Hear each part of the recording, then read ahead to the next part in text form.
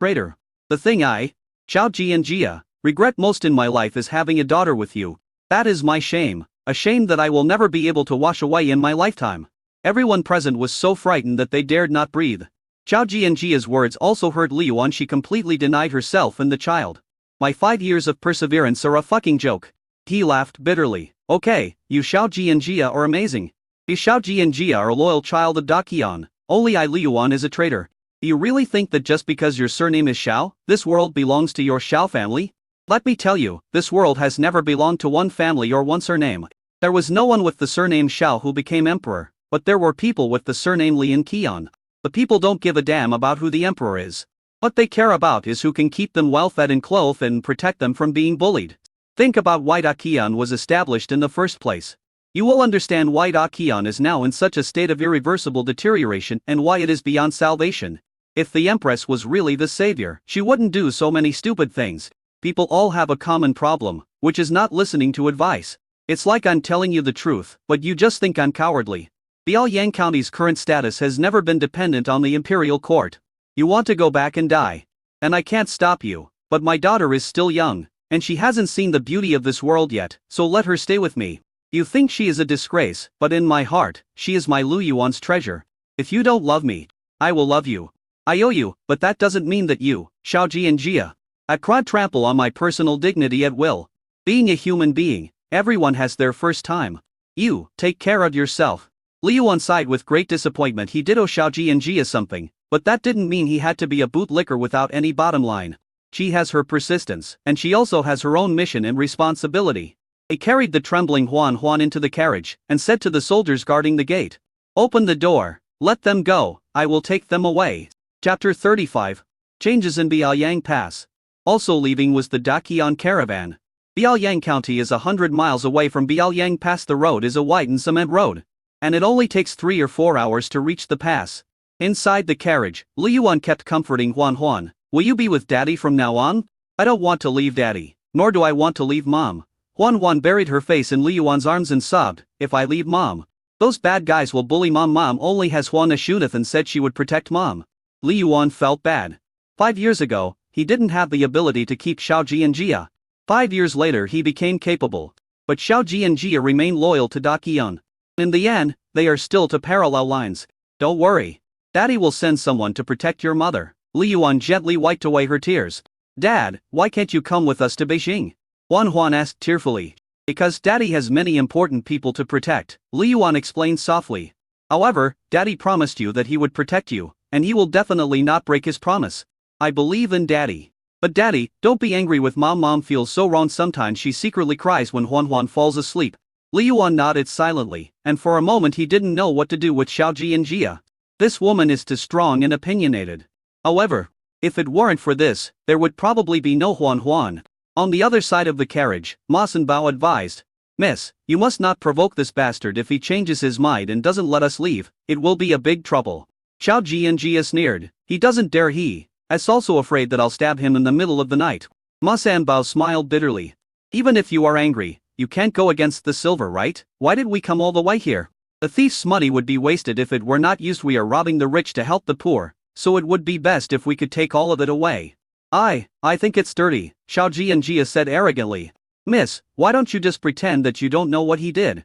Can't we just wait until we've used him up and then find a way to deal with him?" Ma Sanbao was also annoyed. "It's a pity that the late emperor passed away too early. No one taught you the art of being an emperor. If the late emperor were still alive." "Sanbao, I want to ask you something, and you must answer truthfully." Xiao Jianjia interrupted him. "Back then, the bastard Wei Xian was able to cover up everything with one hand. Was it because of my father's connivance? Miss, how could the late emperor condone?" "I want to hear the truth." Xiao Jianjia stared at Ma Sanbao. His father deliberately supporting Wei Xian and taking advantage of the opportunity to expand the eunuch party and check the new party? Is that true or not? You are one of the people my father trusts the most. You must know the truth. Right? Ma Sanbao lowered his head, looking a little flustered. "Miss, why did you suddenly think of this? Yes or no?" Ma Sanbao said in a muffled voice. "Yes." When Xiao Jianjia learned the answer, the tall image of her father in her heart suddenly cracked. She gritted her teeth and said, "Then why didn't you tell me?" "Because I don't want you to think that the late emperor was shady." Ma Sanbao smiled bitterly and said, "The late emperor ascended the throne for 20 years, and he didn't attend court for 15 years.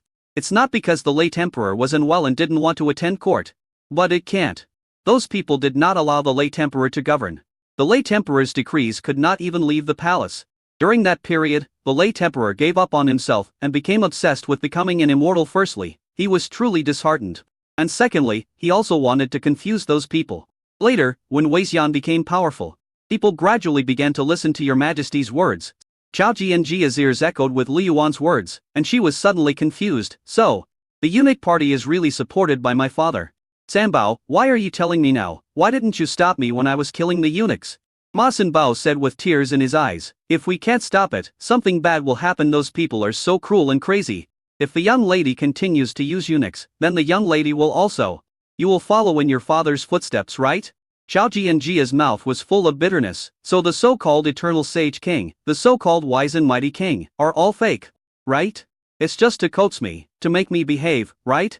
Ma Sanbao knelt down and said, Miss, you must not lose confidence. Because of this you are the hope for the revival of Daqian. Zhao Jianjia shook her head. I will not lose confidence. On the contrary, I am more motivated. My father failed to revive Daqian. I must fulfill his last wish. Ma Sanbao breathed a sigh of relief, and then said with satisfaction, if the late emperor knew that you have grown so fast, he would definitely be very happy. Zhao Jianjia tried hard to calm herself down, and began to think seriously about Liu Yuan's words. As he said, a new party is the driving force behind the collapse of Daqian, but how can he break the impasse? What should I do now that I have no one to help me and no money to pay for my needs? No, not entirely. He still controls the power transmission business. After returning to Beijing, I will also have a private chat with Uncle Prince Duan. After figuring it out, she even had a sense of enlightenment. Does the little princess really have to be left to that bastard? That is the flesh that fell from my body. How can I leave it to him? I have already survived the most difficult 5 years. In the future, we, mother and daughter, will not rely on each other. Zhao Jianjia said this to Ma Sanbao, but also to herself. Thinking of her wavering thoughts in the past few days, she reminded herself that if you rely on mountains, they will fall. If you rely on people, they will leave. Only yourself is the most reliable. The convoy sped all the way and arrived at Biaoyang Pass in 3 hours. However, when the soldiers arrived at the city, the gates were not opened. On the city wall, all the Daqian soldiers were fully armed and ready for battle. Stop, this is Daqian Biaoyang Pass. Retreat immediately, otherwise you will be killed without mercy. A soldier shouted loudly with a loudspeaker in his hand. Chang Wei got out of the car, looked up and cursed. Sun Erlangzi, I am Shang Wei, open the door for me. Sun Erlangzi didn't seem to recognize Shang Wei. Bullshit, our commander-in-chief is fine inside the pass, why would he run outside the pass? Come on, shoot this bastard pretending to be the commander-in-chief to death. The moment he finished speaking, hundreds of arrows shot toward Shang Wei like meteors. Fuck you! Shang Wei's face turned pale with fear and he quickly shrank into the steel carriage. Ding ding ding. For a moment, all the arrows were blocked by the carriage. Liu Yuan in the crowd also realized something was wrong. He made a secret gesture and all the soldiers took out their weapons and prepared to fight. Seeing that the other party had no intention of stopping, Liu Yuan shouted, retreat 100 meters, quickly. Immediately afterwards, 5,000 soldiers and horses quickly retreated to a safe area. Brother Shang, something has happened at Biaoyang Pass. Retreat quickly. When Shang Wei heard Liu Yuan's voice, he was furious and extremely frightened at the same time. He retreated while shouting, Liu Yang. Zuhai, you two sons of bitches, get out here. Chapter 36. A clay chicken and a clay dog. Not only Shang Wei was frightened, the Daqian caravan was also retreating in a hurry. Xiao Ji was also terrified. Just now, an arrow shot through the window and hit the carriage, almost hitting him. General Shang. What's going on? Shang Wei's face was gloomy and his heart had fallen to the bottom. It's all over now after doing this in front of His Majesty. Do I still have a future? Seeing that Shang Wei didn't say anything, Xiao Ji became as anxious as an ant on a hot pan. Fortunately, they retreated quickly, and only some horses were injured, but no one was hurt. In the other carriage, Ma Sanbao was also horrified and said, the people at Biaoyang Pass are crazy, they even dare to shoot Shang Wei. Zhao Jianjia was even more inexplicably anxious. How could she not know what shooting the general meant? She thought of Liu Yuan's words again. Daqian's demise is imminent by then. Warlords will coexist although the imperial court has not perished. Warlords in various places will not obey orders and will fight on their own. She forced herself to stay calm. Don't panic, don't panic, don't panic. When they reached a safe area, Liu Yuan came over with Huan Huan in his arms and said, Jianjia, you take care of Huan Huan, there may be a tough battle to fight next when the time comes. You and the child should go back to Biaoyang County first. I won't leave, Xiao Jianjia asked, what's going on? What else could be going on? Something has happened at Biaoyang Pass, and someone inside is trying to seize power. Liu Yuan put the child down and was about to close the door. Xiao Jianjia stretched out her hand to hold the door, and carried Huan Huan to Ma Sanbao. Uncle Ma, take Huan Huan and retreat. I want to stay. Miss, it's dangerous, Ma Sanbao advised. Let them go to fight. Xiao Jianjia shook her head and wondered how to train soldiers. She also wanted to see how powerful the Biaoyang guards were that could defeat 100,000 barbarian cavalry with only 30,000 men. Liu Yuan frowned. You can stay, but stay at the rear honestly if you interfere with the battle. I won't care who you are and will scold you. After saying that, he turned and left. Xiao Jianjia gritted her teeth and said, Liu Yuan, I'm not a burden. As she said that, she followed. Ma Sanbao hugged Huan Huan tightly and said, My dear, why are your parents both so stubborn? On the city wall, Yu Yang slapped Sun Erlangzi on the head. Are you a fucking idiot? You can't let anyone shoot a sneak attack. What the fuck are you yelling about? Isn't it telling that dog officer pretending to be the general that we are going to shoot him? Sun Erlangzi shrank his neck and said, General Liu, I know I was wrong. Yu Yang couldn't help but kick him again. It was such a good opportunity just now, but he resisted the urge to order an attack. Was he just waiting for Shang Wei to show up? As a result, a good opportunity was missed. I stepped forward and said, General Liu, the most urgent thing is not to blame Sun Erlangzi, but to find a way to kill the bastard who pretended to be General Shand. Liu Yang nodded, but he was extremely annoyed in his heart. It's all this idiot's fault. There are so many Biaoyang County guards below. What should I do next? Over the years, Biaoyang Pass has received a lot of benefits from Biaoyang County, and they know that the Biaoyang County Guard is powerful. Each of them is an elite soldier capable of fighting 10 enemies at once. They are well fed and well equipped, and it is difficult to defeat them without a force several times their size. They only have a few thousand men at most, and there are also caravans among them. Even if the Biaoyang guards can fight, they will not be able to move freely with so many burdens. If we don't take them down now, when will we? I calmly analyzed. If we wait for them to run back and mobilize our troops, do you think we will still have a chance to survive? Liu Yang also nodded. You are right. We must not miss this opportunity. We must win this battle no matter what. But these prisoners, we will have the capital to negotiate with Liu Yuan. By then, all the weapons in Biaoyang County will be ours. Having said that, the greed in his eyes could no longer be concealed. General Liu is wise.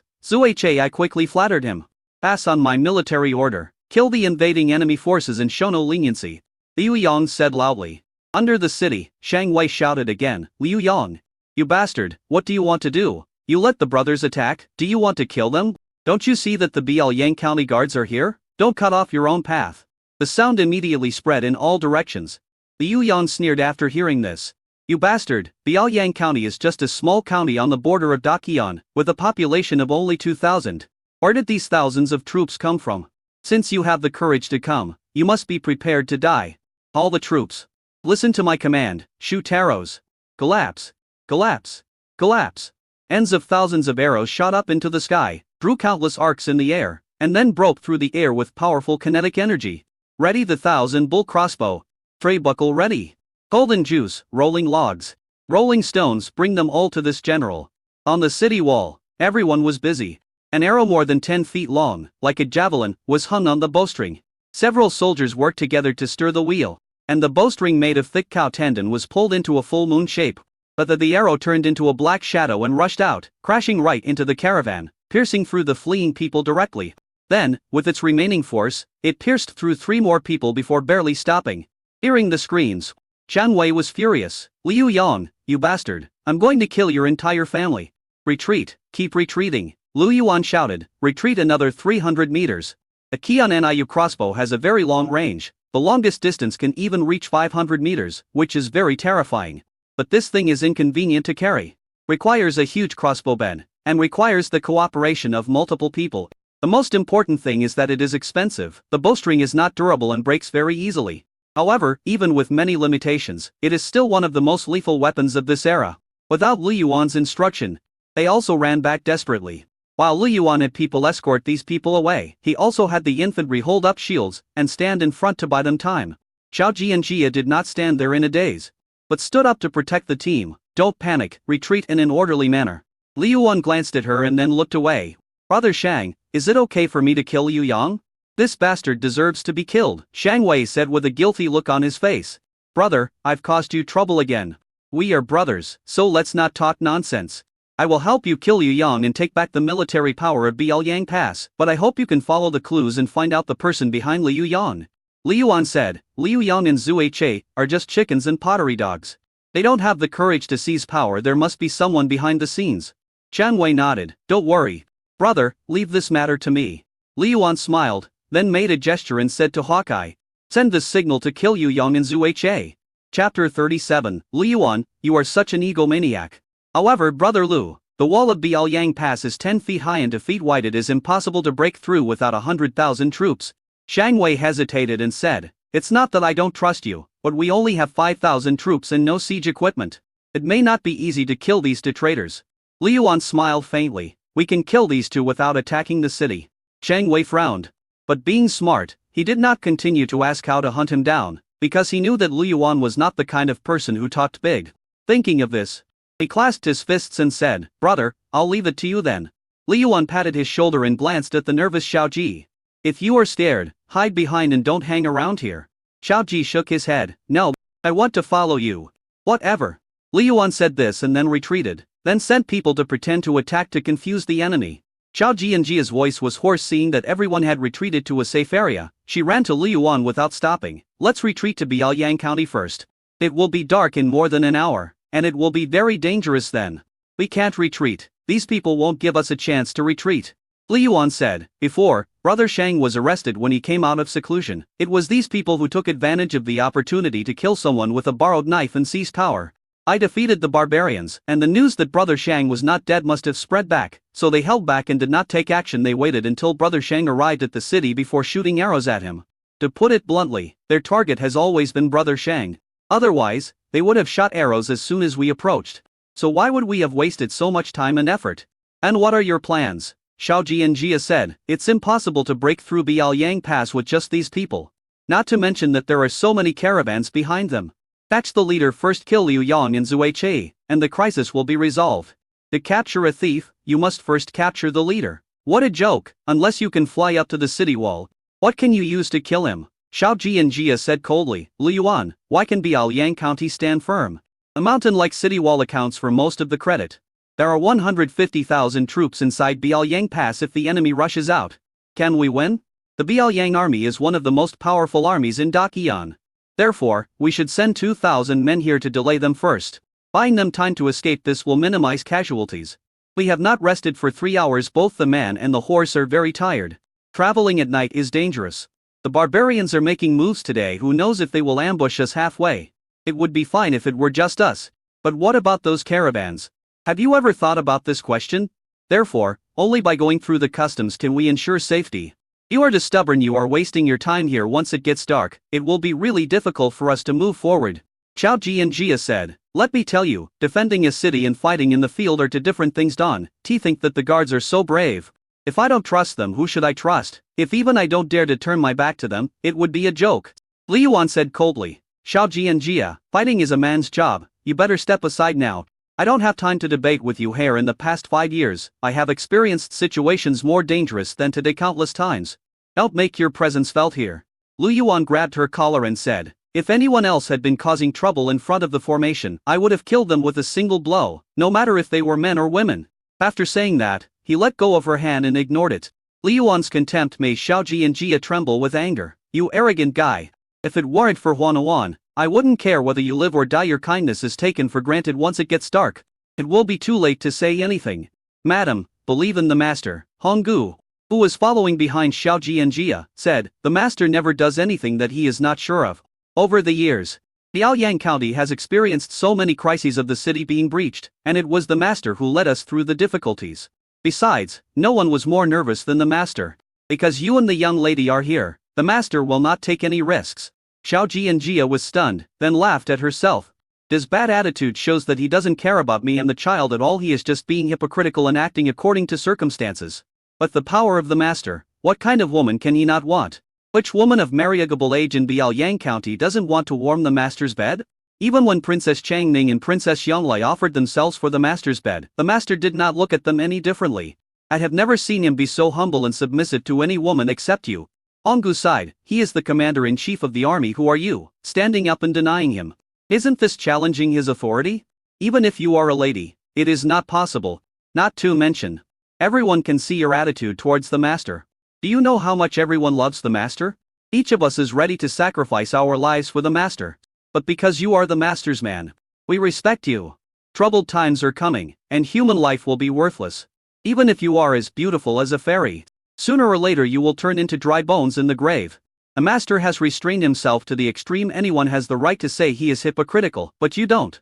Zhao Jianjia frowned. He is just stubborn and self-willed. It's unreasonable. Honggu snorted and didn't want to communicate with her anymore. At this time, Hawkeye hurriedly conveyed Li Yuan's order, and then several fireworks rushed into the sky and exploded. Master, the message has been sent out. Hawkeye walked quickly up to Li Yuan and said. Li Yuan nodded, then took out his cigarette. Next, let's just watch the show. On the other side, on the city wall of Biaoliang Pass, Liu Yan nervously observed the battlefield. Seeing the guards retreating, he punched the battlement. Damn it. They're trying to escape. Zuhai said, General, they are carrying thousands of people from the merchant caravan. So they can't run far. Let us go out and chase them. I just saw a man with a telescope. Who? Liu Yuan, Zuhai said excitedly. I am sure that person is Liu Yuan. He is in the crowd. Liu Yang's eyes widened and he grabbed his hand. Are you sure it's Liu Yuan? Yes, it's him. As long as we catch Liu Yuan, everything in Biaoliang County will be ours. By then, we will have the money, the land, and the people. Liu Yang's breathing became rapid. What are you waiting for? Pass on my order. Charge. As soon as he finished speaking, several people came running over. General, it's bad. A traitor wants to open the city gate to bring in the rebels. Liu Yang was furious at first. And overjoyed. I knew that Shang Wei would have a trick up his sleeve. I'll take this opportunity to root them out. Chapter 38. Farewell. Xu Peng, what the hell are you still standing there for? Why don't you lead the way? Liu Yang pointed at the captain who was the leader of the group and cursed. Xu Peng had originally looked nervous, but now he was extremely indifferent. He looked at Liu Yang as if he was looking at a dead person. Zui Chexin's heart suddenly rose to his throat. No. The word okay was still stuck in his throat when Xu Peng suddenly drew his sword with a flash of cold light. Liu Yang's huge head fell to the ground. Blood spurted out from the carotid artery in his neck, staining Zui Chei's face red. Zui Chei let out a strange cry, turned around and wanted to run, but the people around Xu Peng also moved, blocking his way. One of them drew his sword. Only a second chant was heard. Zui Chei fell straight to the ground, and his head separated from his body and rolled to the ground. The sudden change shocked everyone. Xu Peng, what do you want to do? Xu Peng, you are so brave that you dare to kill General Liu. This is a heinous crime that will punish all 9 generations of your clan. The soldiers around started cursing. Xu Peng sneered, kicked Liu Yang's headless body which was still twitching, and picked up the head which was still opening and closing its mouth on the ground. Even the eyeballs moved a bit. It seemed that after being beheaded, he did not lose interest immediately. Xu Peng held up Liu Yang's head and said loudly, Others, the traitor Liu Yang has surrendered. Xu Peng is under the order of General Shang to kill the 2 bandit leaders. If you don't surrender, I will kill you without mercy. Stop immediately, do not attack anymore. We have all gathered at Biaoliang Pass to defend our country, not to work for the traitors. Aren't Liu Yang and Zui Chei forcing us just for their own selfish desires? Now General Shang is outside the pass. But the brothers in Biaoliang County, do you really want to work for these 2 traitors? Hurry up and stop fighting, otherwise, you will all be traitors. The soldiers who were still shouting and cursing stopped what they were doing and looked at Liu Yang and Zui Chei with complicated expressions. How could they not know that the person below was Shang Wei? Xu Peng added. In fact, General Shang went out of the border this time, just to lure out these 2 traitors. Before leaving, the general said that if the 2 thieves surrendered, the others would be forgiven. This sentence became the last straw that broke the camel's back. I won't fight anymore. I won't work for the rebels. Sun Erlang Zi was the first to drop the weapon in his hand. Ding! Ding! Immediately afterwards, one by one, they put down their weapons. The people who were originally fighting fiercely stopped one after another. At this time, Shang Wei, who was observing through a telescope, also came to Liu Yuan and said, Brother, they seem to have stopped. Liu Yuan smiled faintly. It seems that it succeeded. What success? Shang Wei was stunned. Immediately, a voice came from Biaoliang Pass, General Shang. I am Xu Peng. We have killed the leaders of the mutiny. Liu Yang and Zui Chei, please give us your instructions. General Shang. Master, Liu Yang and Zui Chei seem to have been killed. Ji Irma hurried over and said. Liu Yuan put down the telescope in his hand and said to Shang Wei, It was indeed a success. Liu Yang and Zui Chei have both been killed. Shang Wei's face was filled with shock. It succeeded just like that? Zhao Ji and Jia frowned even more. Could this be a strategy of seduction? I have met these two men before, and I can recognize their dead heads. Li Yuan said to Ji Yirmai, tell him to open the city gate, not only the gate of the city gate, but also the gate inside the city gate. Ji Yirma also turned around and conveyed the message. Chang Wei also recognized Liu Yang and Zui Che, looked at Lu Yuan deeply, and said with a bow, brother, I don't need to thank you for your kindness. Chang Wei will remember everything he owes you. As he said this, he glanced secretly at Xiao Ji and Jia again, then mounted his horse and rushed to the city wall to knock on the gate. With this shout, the two city gates really opened. As Ji Yirma led his men into the city, the tension and tit-for-tat had just now disappeared. Li Yuan smiled and said to Xiao Ji and Jia, look, I told you that you can enter the city, I didn't lie to you. Xiao Ji and Jia looked at Li Yuan's boastful look and wanted to bite him. Li Yuan, you have really long arms, you even have people inside Biaoyang Pass, then Zhu Peng and Sun Erlangzi are your people, right? Don't say it out loud, so that no one will be embarrassed. And walked over to hug Huan Huan, my girl, don't be afraid, it's all over. Xiao Ji and Jia stamped her feet in anger. You bastard, you great traitor, don't think I will easily forgive you just because you resolved the chaos at Biaoyang Pass.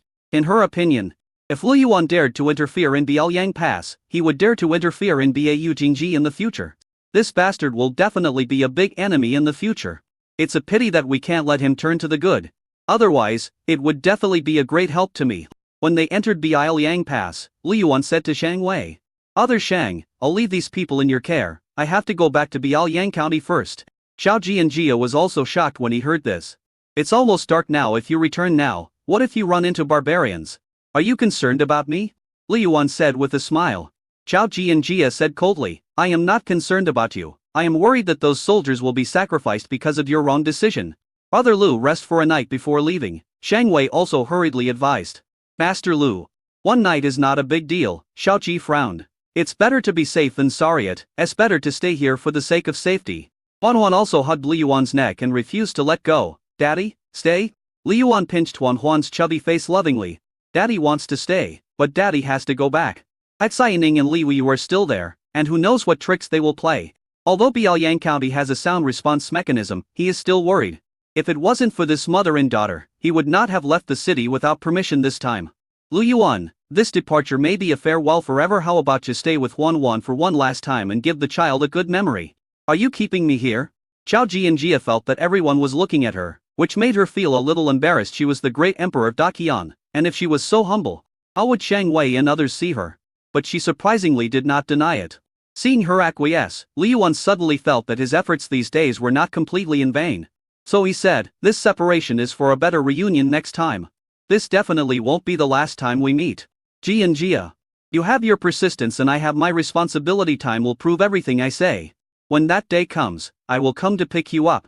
If you don't come, I will tie you up and bring you here. Li Yuan kissed Huan Huan reluctantly, and did not force the child to stay with him. A good boy. Do you remember what Daddy told you? Remember, Huan Huan realized that Daddy would not go with her. So she pretended to be strong and held back her tears. She patted her chest like a little adult and said, Dad, don't worry. When you are not around, I will protect Mom for you. Chapter 39 Xia Ning's request. He pinched Huan Huan's nose lovingly. Daddy believes in you. He handed the child to Ma San Bao and whispered in his ear, Uncle Ma, if you have any difficulties that you can't overcome, send someone to King Shui Street Tianjie, Yihutan to find a fortune teller named Blind Shen. No matter what difficulties you encounter, he will help you. Li Yuan, you don't make it public. If Ji and Jia asks you, don't tell her you know her temper. Li Yuan winked at him, then said to Xiao Ji, little Gigi, say hello to Prince Duan for me. After saying that, Li Yuan thought about everyone and bowed. We will meet again in the future. Shang Wei sighed. See you later.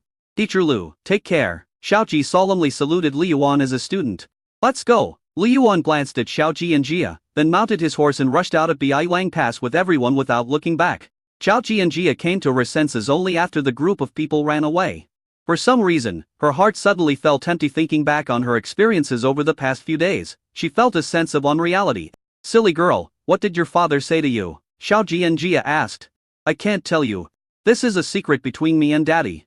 San Bao, what did that dog man say to you? Your Majesty. Li Yuan asked me to let this old slave take good care of you, said Ma San Bao. That's all. I dare not deceive your Majesty. Xiao Ji and Jia nodded, then turned to look at Shang Wei and Xiao Ji. The two swallowed hard. Blop. Blop. They all knelt on the ground. Your Majesty, I am guilty. Please punish me. Imperial sister, I am guilty, please punish me. Xiao Jianjia sneered, don't worry, no one can escape the punishment that should be given. On the other hand, Li Yuan rushed back to Biaoyang County in darkness, and nothing bad happened on the way. When he returned home, either Huan Huan nor Xiao Jianjia was there, and he felt an indescribable emptiness inside. The mattress still smelt of Xiao Jianjia. Master, it's time to take a bath. Honggu looked at Li Yuan lying on the bed, and walked over bravely, only to find that Li Yuan had fallen asleep due to exhaustion. She sighed, and seeing Li Yuan still clutching the mattress tightly while sleeping, she couldn't help feeling envious and sad. It's just giving birth to a baby. I can do that too. Honggu stared at Li Yuan for a while. She didn't know where she got the courage from, but she moved closer, her heart jumping into her throat. Then, she looked around, and just as she breathed a sigh of relief, she heard a woman's laughter from behind her. Sister Honggu, I saw everything.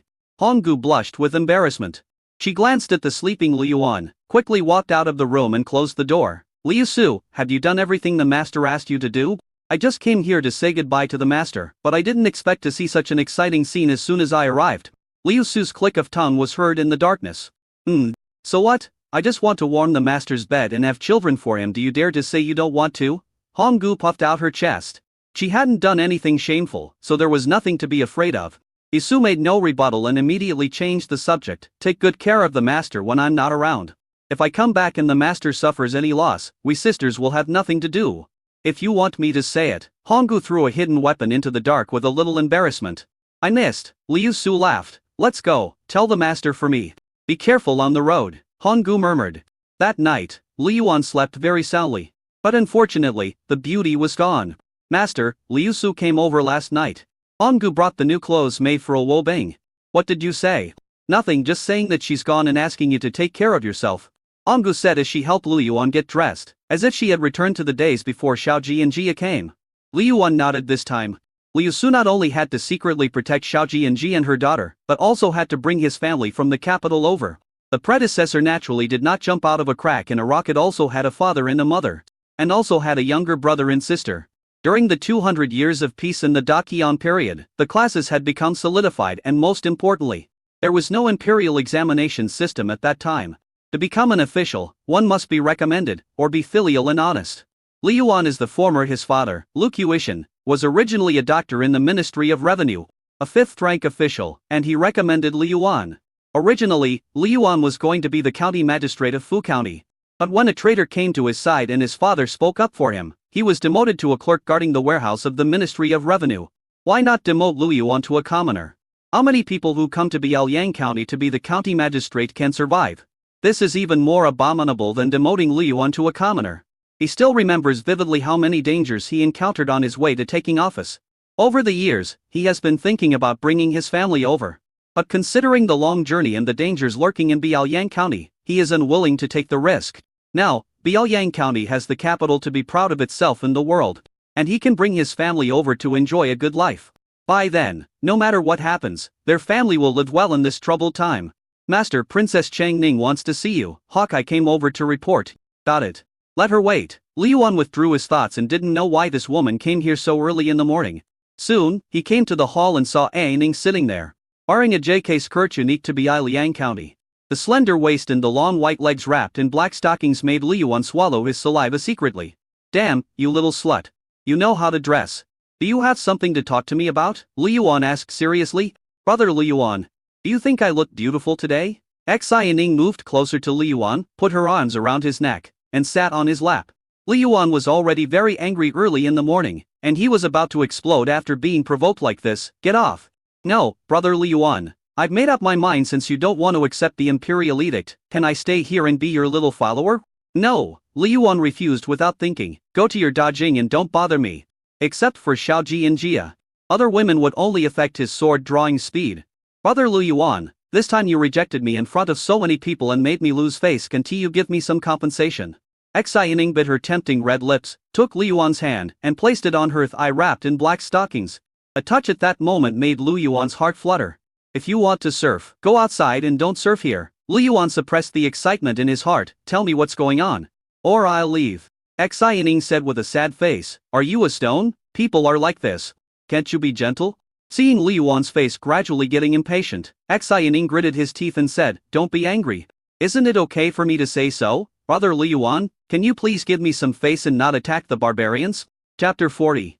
Express your stance, the second city. There is no room for negotiation on this matter. Liyuan pushed Xianing away. The barbarians must be destroyed. My Biaoyang County must take over the barbarian territory. I am not afraid to tell you that Biaoyang County must expand, and the barbarian habitat will be the second city. Xianing fell flat on her butt and almost cried out in pain. However, she didn't have time to feel wrong because Liyuan's words made her confused. You want to build a second city? Liyuan looked down at her from a high position. From this angle, he could take in the entire scenery. So what? Brother Liyuan, if I let the barbarians move away, can you not beat them? Xianing simply knelt on the ground with his upper body pressed on Liyuan's legs, and the pomelo was directly crushed into a pomelo cake. The barbarians have surrendered to Da Jing. Liyuan didn't buy her nonsense. Brother Liyuan is indeed a man of great insight. Xianing looked at Liyuan with admiration. How about, if Brother Liyuan marries me, I will make the barbarians submit to Biaoyang County. Is that okay? You wish. Liyuan stood up and said, I'm going to make this clear today. No matter whether it's Da Jing or Diaxia, if they dare to accept the barbarians, they will be enemies of Biaoyang County. If you take away my free labor, don't blame me, Liyuan. Just arrest people from both countries. You're too overbearing. Xianing was furious, but then she added, but what can I do if I like you so much? You masochist. Liyuan cursed with a smile. Remember, I have to warn you, otherwise, the consequences will not be something you, Da Jing, can bear. Although Liyuan was smiling, Xianing really didn't dare to accept any more barbarians. Ashan is a precedent. Unless Da Jing raises an army of 300,000, he will never be able to take Biaoyang County. How stingy. Xianing stood up. A grieved lie. Are you a man with a heart made of stone? That woman looked at you with a frown? And I obeyed you in everything, but you didn't even look at me. If you wanna follow me, it's not impossible. Leave Da Jing and become my maid.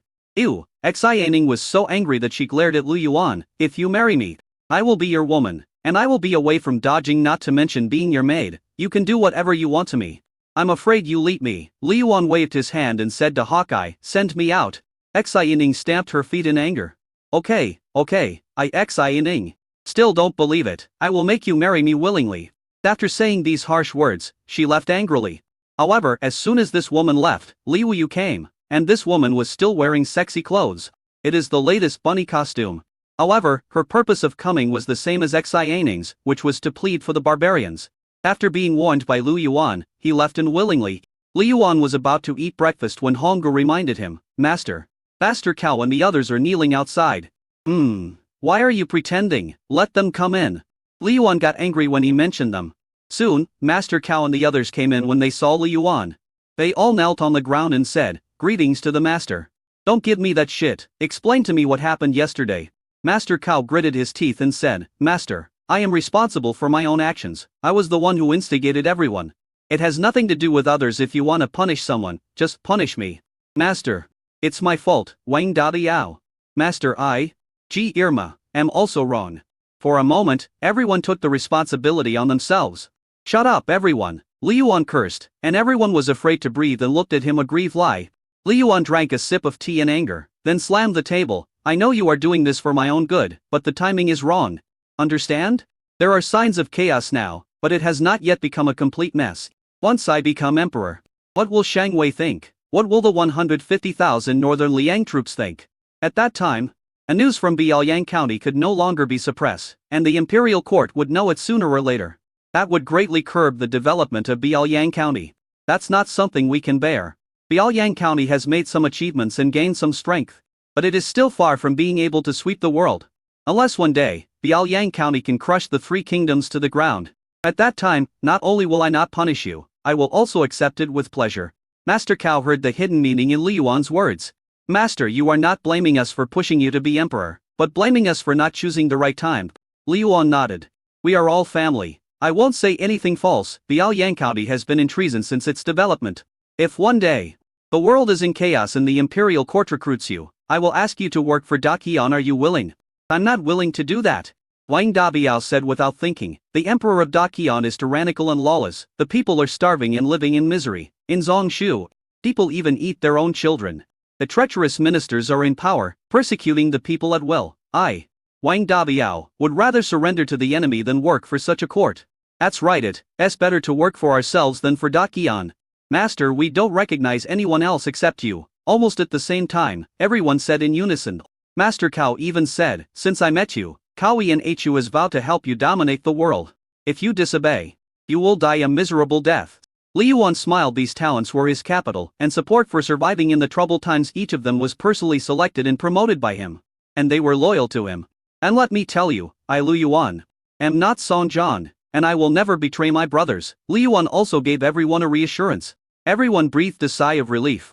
Water margin sold very well in the Three Kingdoms period because the world in water margin was almost a replica of this world and it was too realistic. Even the darkness of this world exceeds that described in water margin. But the people of Biaoyang County hated Song Jian for selling out his friends for fame and fortune. Master is wise. Long live the master. Everyone cheered. Ongo also smiled from the bottom of her heart. She stared at Li Yuan intently, thinking, only this man can be so lovable. Li Yuan pressed his hand and said, next I want to talk about two things. The first thing is to use military force against the barbarians and completely take down the barbarian gathering place. The second thing is that after taking over the barbarian gathering place, I plan to build a second city. There is a severe drought in Zongshu, and millions of people are displaced. This is a good opportunity for Biaoyang County to grow and develop. We must seize this opportunity and increase the population of Biaoyang County. No matter what era, human resources are the top resources. Biaoyang County, with a population of just over 1 million, needs more people. It was also Xiao Ji and Jia who reminded him that instead of letting the people of Zongshu flock to Biaichanji, it would be better to let Liu Su let people to Biaoyang County. As long as you give the victims something to eat, they will work hard for you. If Liu Yuan were given a population of 5 million, he would dare to dominate the world. Chapter 41 Night Attack. Everyone present was extremely surprised and asked, Master, are we going to build a second city? Isn't it too fast? Can't we continue expanding outside the old city? And Iudaj said. Li Yuan pressed his hand again and made a gesture, and Hotya brought over a map. Li Yuan pointed at the map and said, the barbarian gathering place is only 50 miles away from us, but there is a vast plain in the middle, which is excellent farmland if it is reclaimed. It can feed at least 200,000 to 300,000 more people. In the future, food will come first, population will come second, and land will come third. We also need to continue to stockpile more food. Therefore, after the barbarians were exterminated, the barbarian gathering place was built into a second city, which could not only accommodate the newly joined people, but also serve as a bridgehead to better collect and accommodate resources. Moreover, without the barbarians causing trouble, it will be more convenient for merchants from all over the world to come to Biaoyang County to do business in the future. After listening to Li Yuan's analysis, everyone was eager to try and expand their territory. Who wouldn't like that? When Li Yuan rises up in the future, they will surely follow him and ascend to heaven. Master, I am willing to ask for your order to attack the barbarians, Wang Dabiao said anxiously. Master, if I can't defeat the barbarians, I, Ji Ermao, will come to you with my head. Zhang Liujin is willing to lead the Moreo soldiers to attack the barbarians. Looking at the excited crowd, Li Yuan nodded secretly and began to deploy groups. A lion uses all its strength to fight a rabbit, so he directly sent out 20,000 of the 30,000 troops. I'll give you 1 day to prepare and rest, and then attack at night, Li Yuan said. Before that, keep the news secret tomorrow morning. I hope you will return victorious. All the soldiers knelt on one knee. Yes, master. Everyone, get off. Soon, it was night, and Biaoyang County also implemented a curfew, but in order to promote business. It was 9 p.m. in winter and 11 p.m. in summer. When summer and winter were meeting, everyone was still fast asleep when they heard the orderly footsteps and the sound of horses coming from outside. Many people were awakened from their sleep. Some opened the windows and saw the guards leaving the city in an orderly manner. Could it be that the barbarians are here to harass us again? Damn it, I have to kill these bastards this time. Old woman, go wake up the boys at home. If a fight breaks out, we can go up to the city wall and move supplies, said an old man in his clothes. Some even dressed up and stood at the door waiting, and when they saw a soldier passing by, they asked, Sir, is the battle about to begin? Wang Dabiao happened to pass by and replied, Old man, this is a night training, not a battle. Go back and have a good rest. Hearing this, the old man breathed a sigh of relief. So it was a night training. I thought it was another sneak attack by the barbarians. In recent years, the guards have also conducted night training every few days, and everyone is used to it. Let's go back, the guards are having night training. Upon hearing this, the surrounding neighbors closed their doors and returned home. Wang Dabiao had a smile on his face. The soldiers and civilians of Biaoyang County were united. So how could they not win? Li Yuan did not rest either, but stood at the city gate, watching every soldier passing through the city gate. Brothers, I will wait here for your triumphant return. Protect yourself and your comrades. Every time a team passed by, Li Yuan would remind them. This move warmed the hearts of every guard. Master, go back and have some rest. After everyone had left and the city gates were closed again, Master Cao reminded. No, I'm going to wait here for them to go home. Li Yuan took out a cigarette and slowly went up to the city wall. Master Cao also hurriedly followed. Akai also went for the night attack, so only Honggu was left to guard Li Yuan. Li Yuan sat at the desk, picked up the pen, and began to write quickly. Master, are you writing Young County Magistrate A Yuan again? Asked Master Cao. No, I'm starting a new book. What new book? Romance of the Three Kingdoms. Li Yuan smiled and then began to write the modified Romance of the Three Kingdoms. But it be the story of A Yuan and the Empress of the Three Kingdoms? Master Cao thought with some anticipation. Honggu held her chin with her hand and looked at Li Yuan intently. In the room on the city wall, one person was writing furiously. One was in a daze, and one was holding the latest chapter of County Magistrate A Yuan in his hand and reading it with great interest. At this time, the barbarians gathered. Wu Sun and Yesun knelt beside the dragon bed. Looking at his dying father, Wu Sun burst into tears. Dad, you will definitely get better. Wu Sun held his father's hand tightly. The golden tent was warm as spring, but his father's hand was like ice in winter, without a trace of warmth. Tiyuan shook his head weakly. There's no hope. I'm afraid I won't make it through the night. He glanced at the other people in the tent with difficulty. Diachia, Da Jing gave a reply. Li Yuan rejected their request and will continue to attack the barbarians. I'm afraid there will be some action in the next few days. Yesun gritted his teeth and said, at worst, I'll just fight them. Yes, fight them. The crowd was filled with indignation. Once upon a time, they stood out from the crowd. But today, facing the Biaoyang County Guard, he felt an indescribable grievance. The human shook his head. Li Yuan's situation is already determined. Even Diaxia and Dajing have to treat it with caution. A wolf cavalry guards have been badly injured and their strength has been greatly reduced. They need to be more cautious when facing the Biaoyang guards. Or, take a detour and leave. Otherwise, vote for Biaoyang County. Everyone was silent. They were barbarians. For 200 years, the Three Kingdoms had been unable to do anything to them. But now he is afraid of the small guards. Dad, our people have already reported the news. As long as we can hold on for a few months, we will definitely get reinforcements, Wu Sun said. If we want to hold out until rescue, we must first pretend to surrender. When the Huang tribe army arrives, we will counterattack, Tiyuman said, coughing violently. Yesun kept patting his back to help him calm down.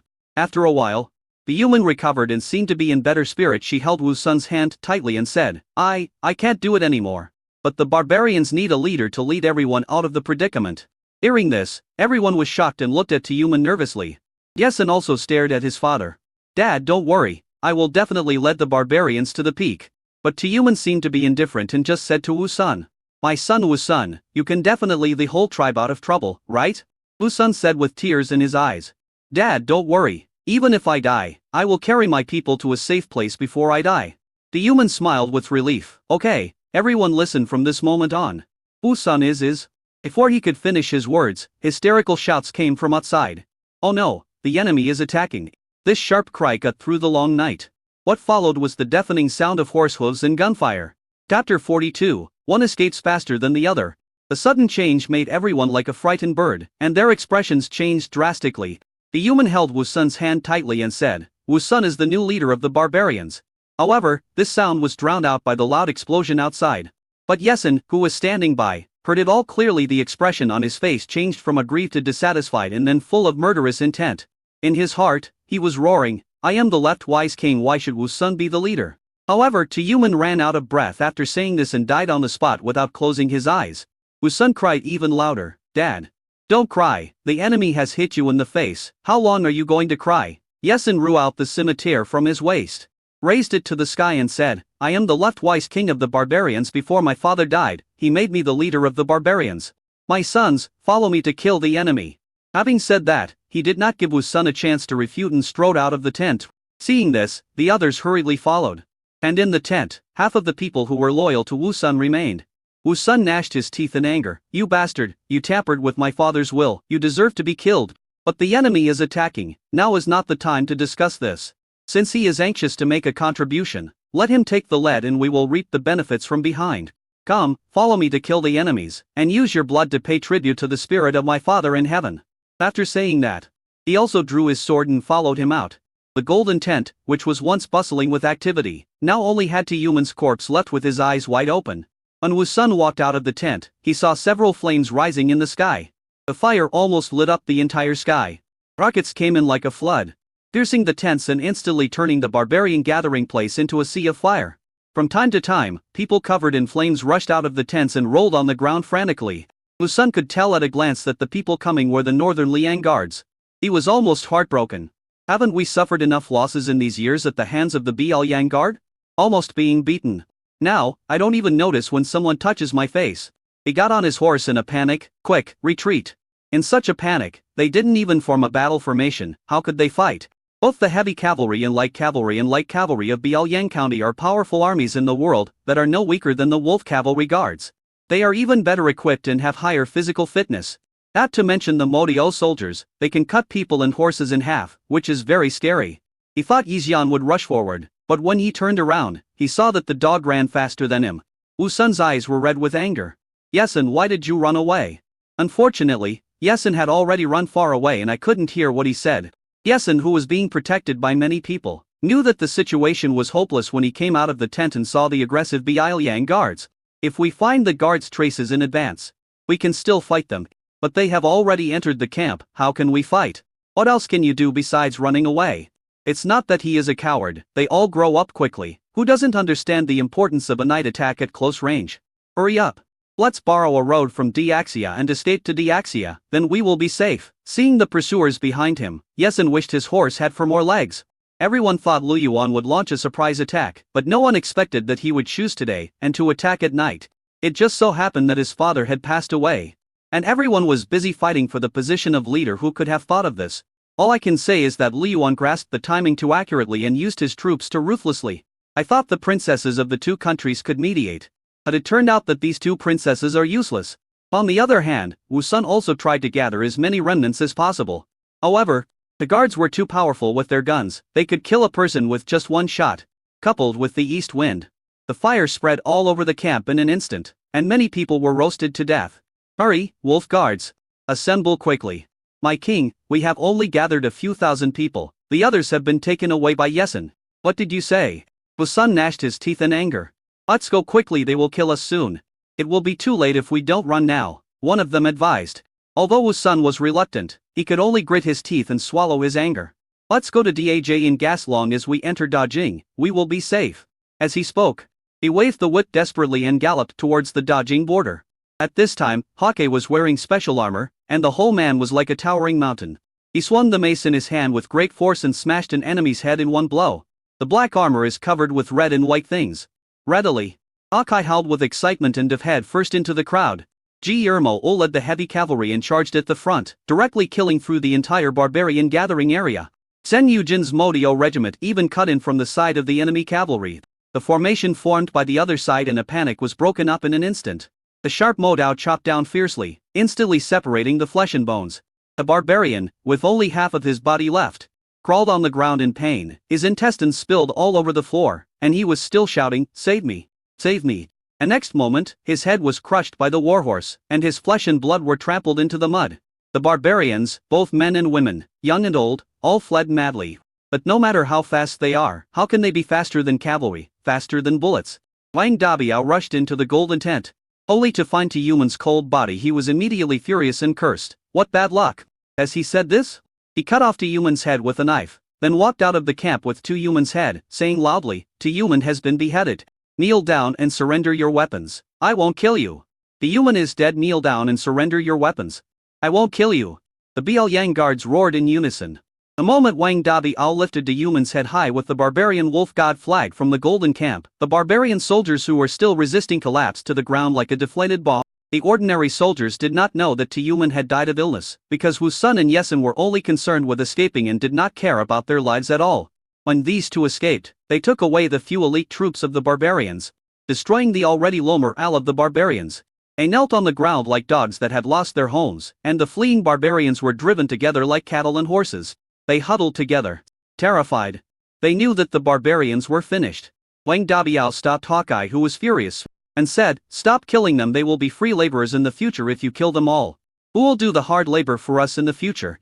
Hawkeye put down the mace in his hand and said, "Wusun, One ran to Diaxia Pass, and the other ran to Dajing Pass, Wang Dabiao said unhappily. These two grandsons ran too fast.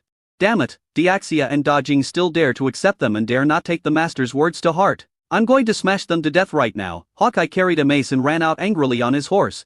Chapter 43, A man who knows the times is a hero. However, Hawkeye was stopped by Ji Irma, before he could run far. Irma, why are you stopping me? Don't be in a hurry, count the prisoners first and let the brothers rest, Ji Irma said. Yesun and Wusun can't escape if Diaxia and Dajing really dare to accept these people. They will be against us, they don't have the courage. Hawkeye snorted in dissatisfaction, took off his armor, took out the dried meat he carried with him, and began to eat it in silence. Ji Irma ordered everyone to rest on the spot. The battle was fought so fast and so smoothly, sweeping all the way, it felt like a dream. However, they won by taking advantage of the surprise attack, and night attack is one of the best tactics to defeat the larger force with a smaller one. On the other side, outside the Diaxia Pass, Yesun shouted loudly, General Chen, I am Yesun. Open this city gate and let me in. Yesun led tens of thousands of troops to Diaxia Pass. The sound of horse hooves had already alarmed the Diaxia Pass general, Chen Yuan. Yesun, why are you here with so many people at Diaxia Pass at this late hour instead of resting in the tent? He was furious. Are you here to wake me up to pee? General Chen, stop joking and open the door quickly. I'm here to seek refuge in Diaxia, Yesun said anxiously. Chen Yuan frowned. How can someone come to seek refuge so late at night? Do you think I'm a fool? Seeing that Chen Yuan didn't believe him, Yixian said, I'm not kidding. Let us in quickly. General, why do I feel like Yesun was driven out by someone? The deputy general reminded. Chen Yuan stroked his beard and said, it's possible. I guess there was an internal conflict among the barbarians. Tiyuman is seriously ill. Maybe this guy couldn't win over Wusun. General, you are wise, the deputy general hurriedly flattered him. General Chen, if you don't open the door, I will go to Dajing for help. Yesun was also angry. Brother Yesun, don't be anxious it's late at night without special circumstances. The city gate must not be opened if something goes wrong. Chen Yuan will lose 10 heads, Chen Yuan said. Unless you have a letter from the princess, this gate cannot be opened. Yesun was so angry, where could he get the letter? Then I'm leaving. Goodbye. Chen Yuan, I'm telling you the truth, the BL Yang guards attacked Long Ting at night. If you let me in now, it would be like helping someone in need. I owe you my life. Once I get through this, I will never let you go. Yes, and threatened. Oh, so you are here to seek shelter. Chen Yuan laughed. But he was shocked in his heart. Isn't BL Yang County's action too fast? Judging from Yesun's hasty escape, it is likely that the barbarian Ragan court has been destroyed. Strong, so strong. This combat power is even greater than before. Just tell me whether you want to open the door or not. Yesun lost his patience. General, we can't open the door. The princess said that if we accept the barbarians, BL Yang County will definitely retaliate, the deputy general reminded. But I be afraid of revenge from BL Yang County? Chen Yuan said unhappily. But we have done a lot of business with Liyuan. Have you forgotten that we get a lot of dividends every year? What good will it do us if we offend Liyuan? The deputy general kept persuading him. Besides, BL Yang County has always remained neutral and has not taken sides with anyone. There is no need for us to be hostile to it, right? Don't be hard on money. Chen Yuan was persuaded if it were in the past, the barbarians' surrender would have been a great achievement.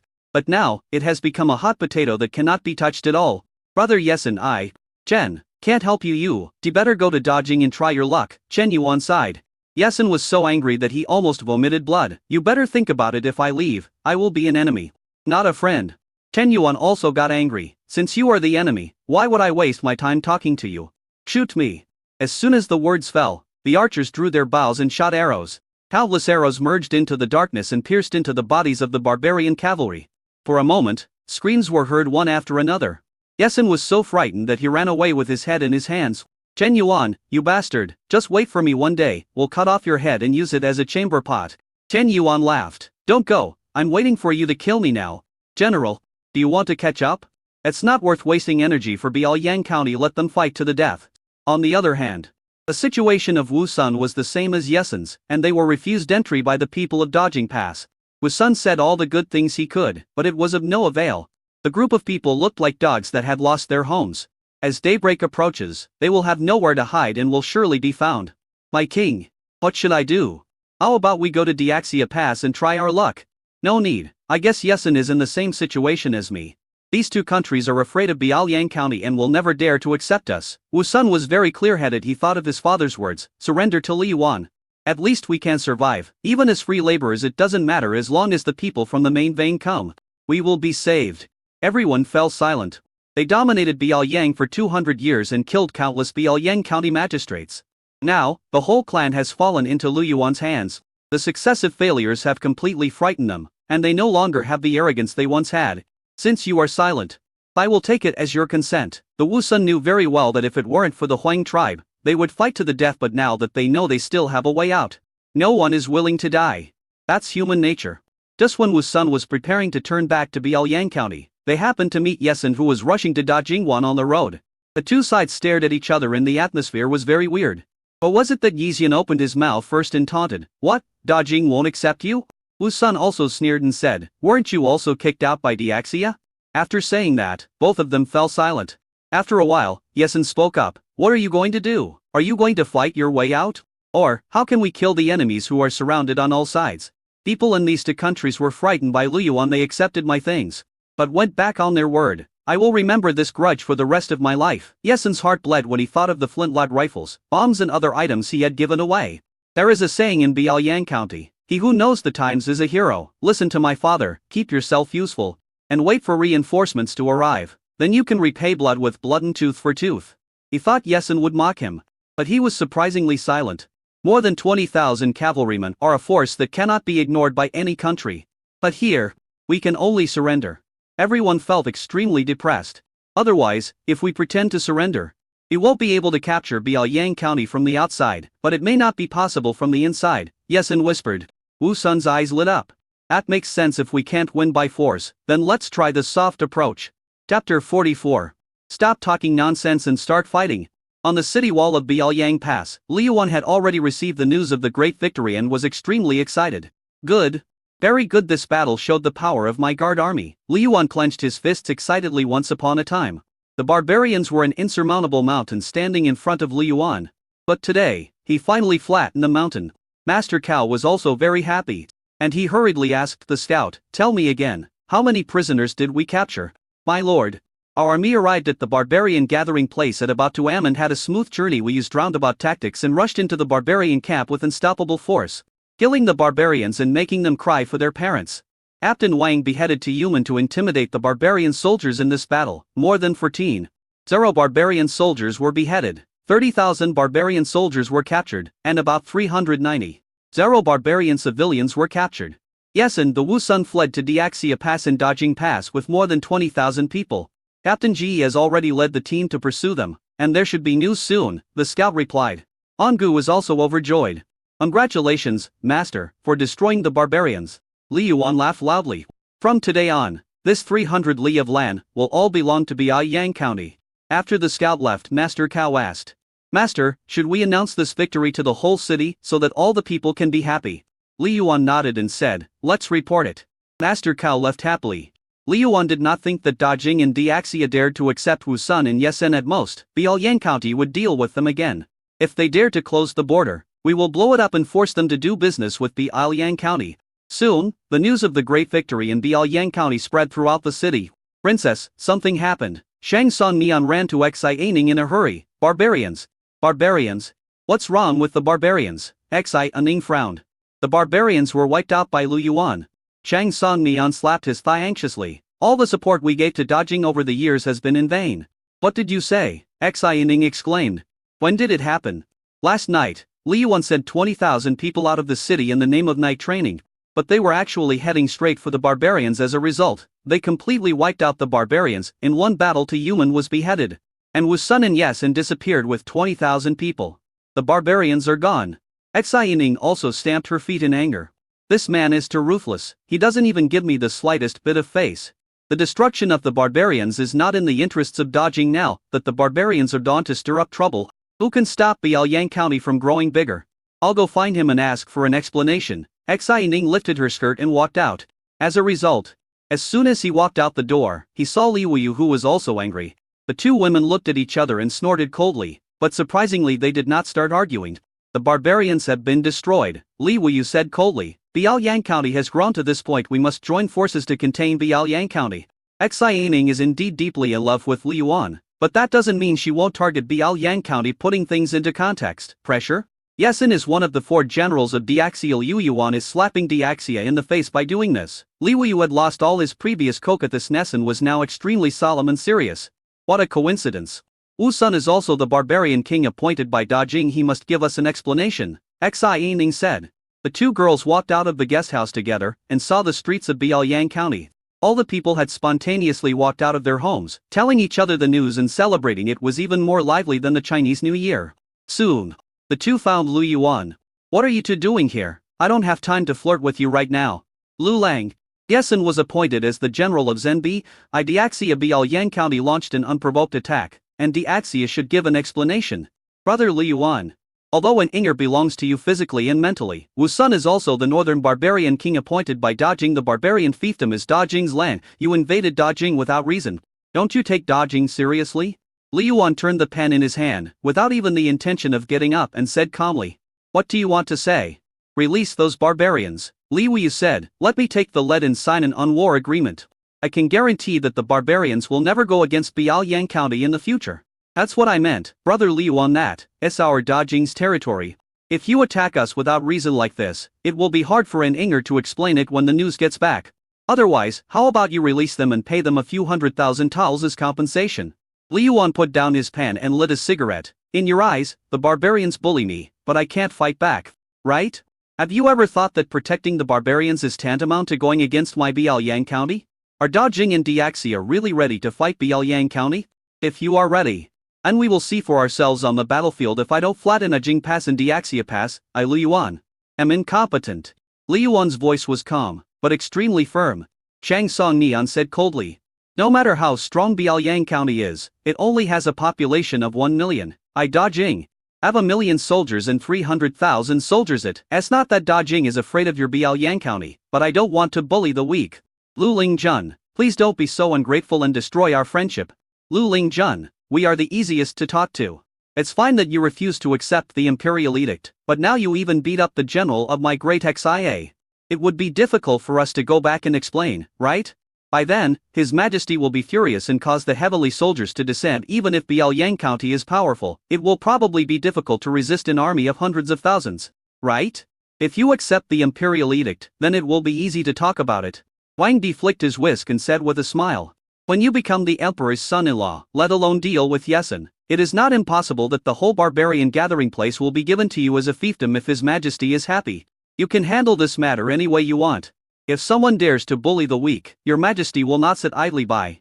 This old eunuch is much more experienced than Shang Song Nian. Soft but firm at the same time. If Li Yuan was a little softer, he would really agree. If you want to be my father-in-law, Emperor Rex Ia is not qualified yet. Li Yuan exhaled of smoke. Stop talking nonsense, let's start fighting. I am waiting for you to send troops here. If you don't come, I will come to your door and ask for an explanation. After these words were spoken, Xi Yining fell silent and Li Wuyu was dumbfounded. Chang Sung Nian was so angry that his eyes widened, and even Wang Di was speechless. Hard. It's so hard. Li Yuan's toughness made them a little overwhelmed. This guy doesn't even leave himself any way out. Even though Wang Di had a good temper, he became angry at this moment. He said coldly, Lu Lingjun, you have to think about it carefully when the time comes. The 2 countries will attack from both sides, and Biaoyang County will suffer. Is this what you want? Li Yuan was so annoyed that he pulled out a pistol from under the table and pointed it directly at Wang Di's head and shot him immediately. Bang! A bloody hole appeared directly on Wang Di's forehead. The bullet rotated and blew a big hole in the back of his head. Red and white brain matter splattered all over Li Wuyu's face. Li Wuyu's legs went limp with fear at that moment. Chapter 45, Kill them all. Her legs went limp and she fell to her knees. The blood between her nose made her tremble all over. Wang Di fell to the ground and died with his eyes open. The smiling man did not put down his gun, but pointed it at Shang Song Nian. Shang Song Nian was almost scared to death. He swallowed hard. Master Lu, we can talk it out. We are just having a friendly negotiation. Why are you so angry? Damn it, I'm almost fed up with this old Biden. He speaks in a sarcastic tone. The people I hate most in my life are hermaphrodites. Now that I have killed him, I feel much better. Li Yuan sneered. You guys want to force me to fight, right? I'm afraid you won't dare to come, so I'll kill a few more of you and see whether you send troops or not. Xi Yining was also scared to death. She never expected that Li Yuan would shoot without any warning. That was Wang Di, the chief eunuch beside Emperor Xi and the hidden minister of the inner court of Great Xi. How dare he do that? This is truly trampling on the face of the Emperor of Deaxia. Isn't he worried at all? Brother Liu Yuan, calm down. We don't mean to force you. Xi Yining was really afraid that Liu Yuan would kill them all. As soon as she finished speaking, Liu Yuan pulled the trigger. Bang! Another gunshot was heard. Shang Song Neon's head exploded. Xi Yining's face was also splattered with blood. Xi Yining screamed and fell to his knees in fear. Until his death, Shang Song Neon never thought that Liu Yuan would dare to shoot again. Tell me, how dare you threaten me on my territory? Did you eat too much brain gold? Liu Yuan blew away the smoke from the muzzle of the gun. They spent tens of millions of taels to do business with Biaoyang County, and it seems that you don't want to do business now. Well, from today on, I'd like to trouble you to princesses to condescend to stay here and be my maids. When the two countries' courts send people to redeem you, we will release you. In the past, Liu Yuan had to swallow his anger, but now, he no longer needs to. Biaoyang County is becoming stronger and stronger, and the two countries will inevitably curb Biaoyang County's development, so we should use our fists to subdue them and beat them until they dare not make any more noise. Xi Yining's whole body was shaking, and her voice was filled with tears. Brother Liu Yuan, an Inger was wrong, please don't scare an Inger, okay? Liu Yu crawled to Liu Yuan on his knees, wiped the blood off his face with a handkerchief, forced to smile, and began to massage Liu Yuan's feet. Lulang, well done. This bastard who speaks so arrogantly deserves to be killed. Even if you don't take action, I will still teach you a lesson. Thank you, Mr. Liu, for teaching me a lesson. As arrogant as she was just now, she is as humble now. Liu Yuan smiled faintly. I believe in winning people over with virtue, and I hate forcing others. If you feel wronged, you can just speak up. I'm a very easy person to talk to. No one forced me. I did everything voluntarily. Tears welled up in Liu Yu's eyes, but she still had a smile on her face. You're sensible. Liu Yuan pinched Liu Yu's smooth face. Don't wear this kind of clothes in the future. Wear a bunny girl. Which one do I like? And you? Liu Yuan glanced at Xi Yining. Jia Kai is fine, but I like meat stockings. Xi Yining kept nodding, like a chick pecking at rice. Okay, and Inger will remember it. Xi Yuan, take these two people away and give them some discipline. Liu Yuan waved his hand. Xi Yuan had long been annoyed by these two things forcing the princess, and now she was very happy. Yes, master. Just as Xi Yuan was about to drag the two women away, a soldier hurried in to report. Master, the scouts reported that the remnants of the barbarian army are advancing towards us. If you don't take the road to heaven, you will break into hell. Liu Yuan retracted his foot and walked out quickly. All troops, be on alert. Be ready to fight at any time. Immediately afterwards, all the soldiers began to move, and in an instant, the city wall was full of people. Xi Yining and Liu Yu looked at each other and followed out nervously. Soon, smoke and dust billowed in front of the city wall. The sound of horses' hooves rumbled, and the earth seemed to be shaking. But soon, the other party stopped.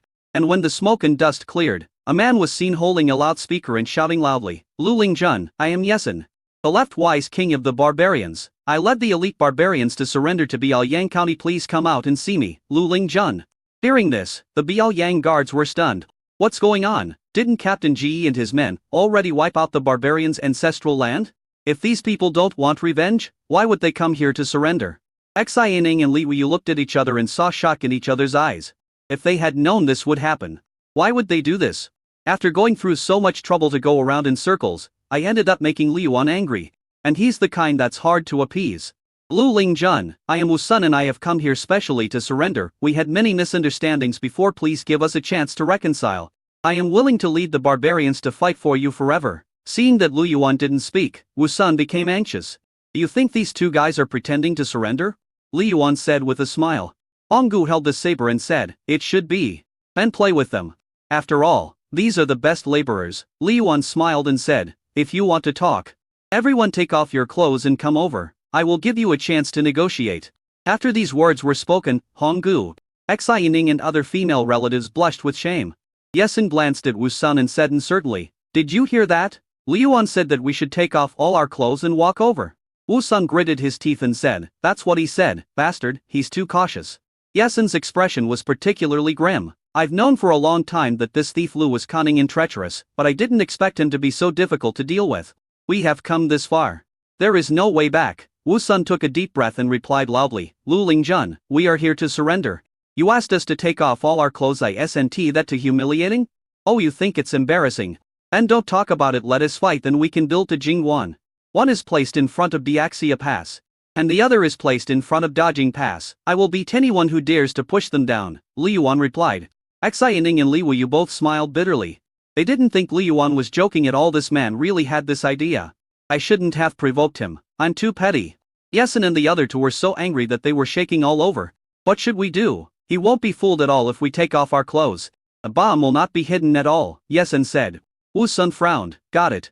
Fight the thunder bomb in the hair. As long as Li Yuan is killed, Biaoyang County will fall without a fight. That's the only way. Yesin said helplessly, then agree to him. Wu Sun nodded, and then said, okay, let's take off our clothes. Immediately afterwards, Wu Sun really ordered everyone to take off all their clothes. Everyone was naked and shivering in the cold wind. Wu Sun shivered and said, Lu Lingjun, I have taken off all my clothes. Can you come over now? Li Yuan touched his chin and said, not yet, you have to cut my hair too. Chapter 46, Queuing into the City.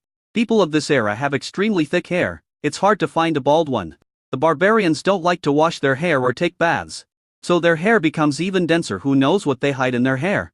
I have lost a lot of grenades, and if one of them explodes next to me, I will be in danger of being killed. The reason why Mr. Lu is where he is today is because of his survival. You bastard.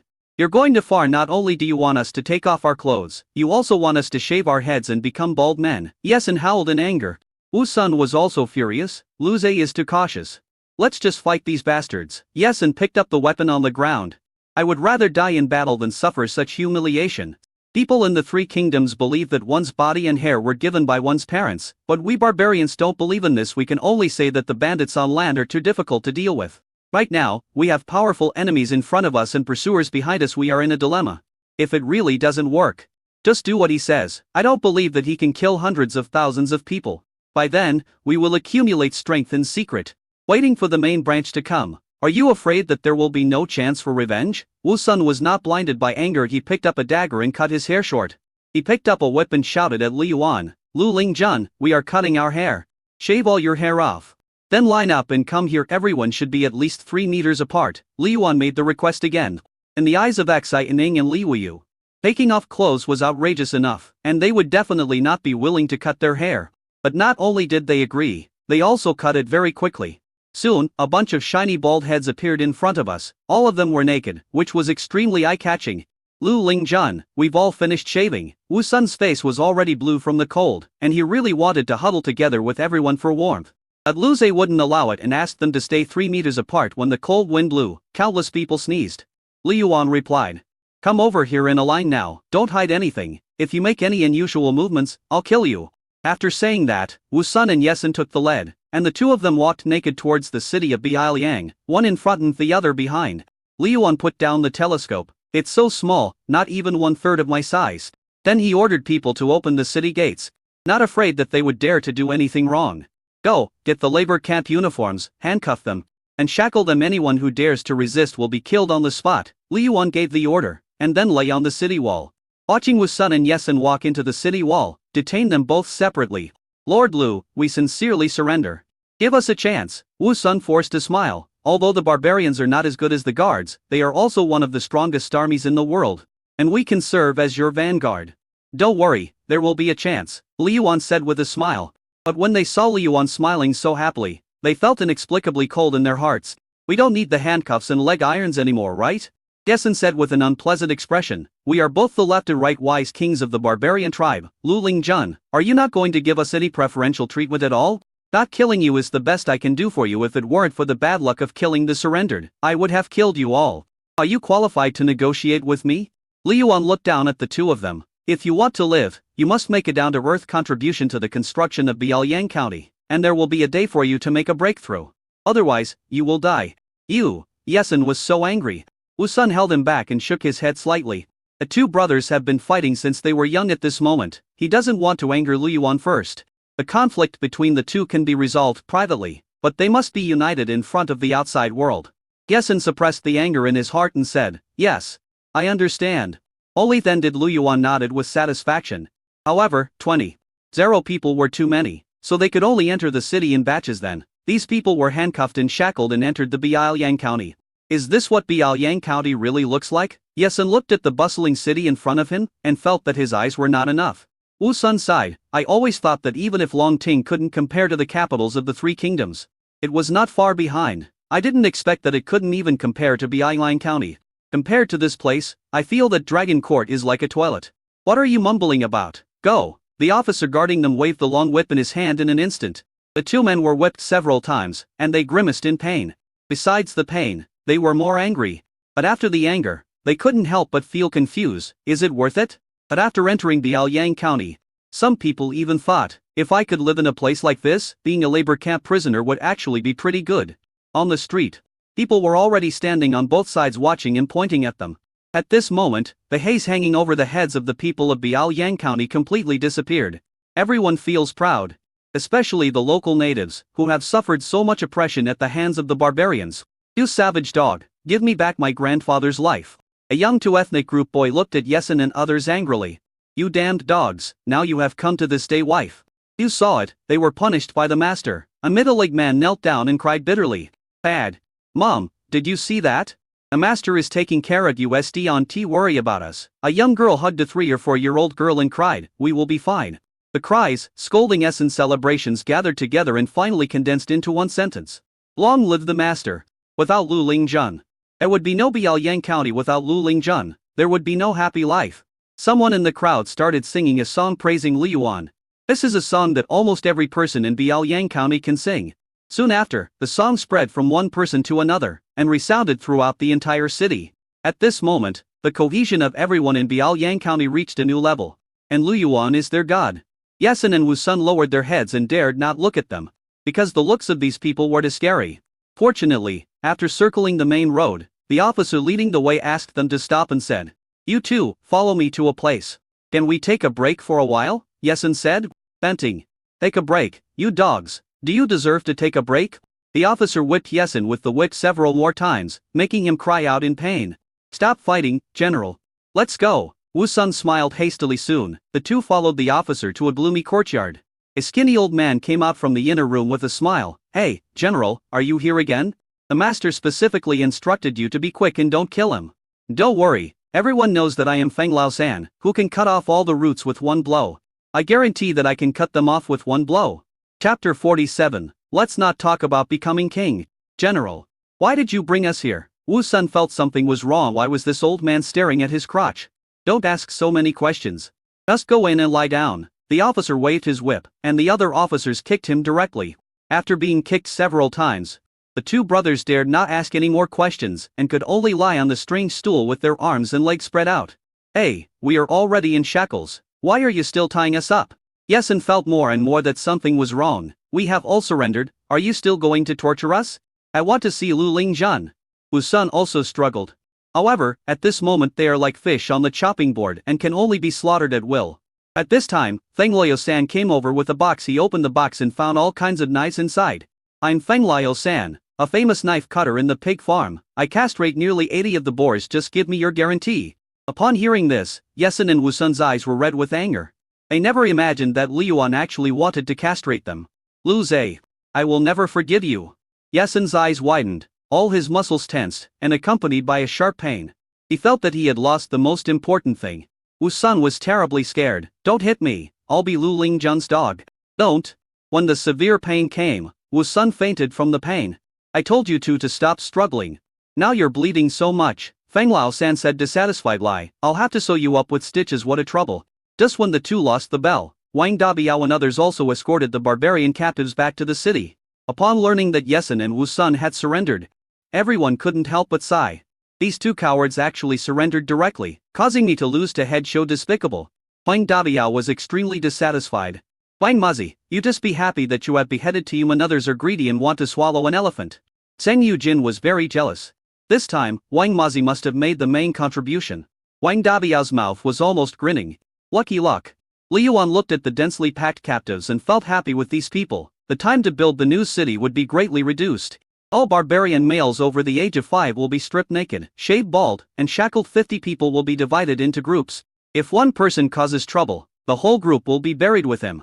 All children under the age of 5, regardless of whether they are boys or girls, are sent to welfare homes.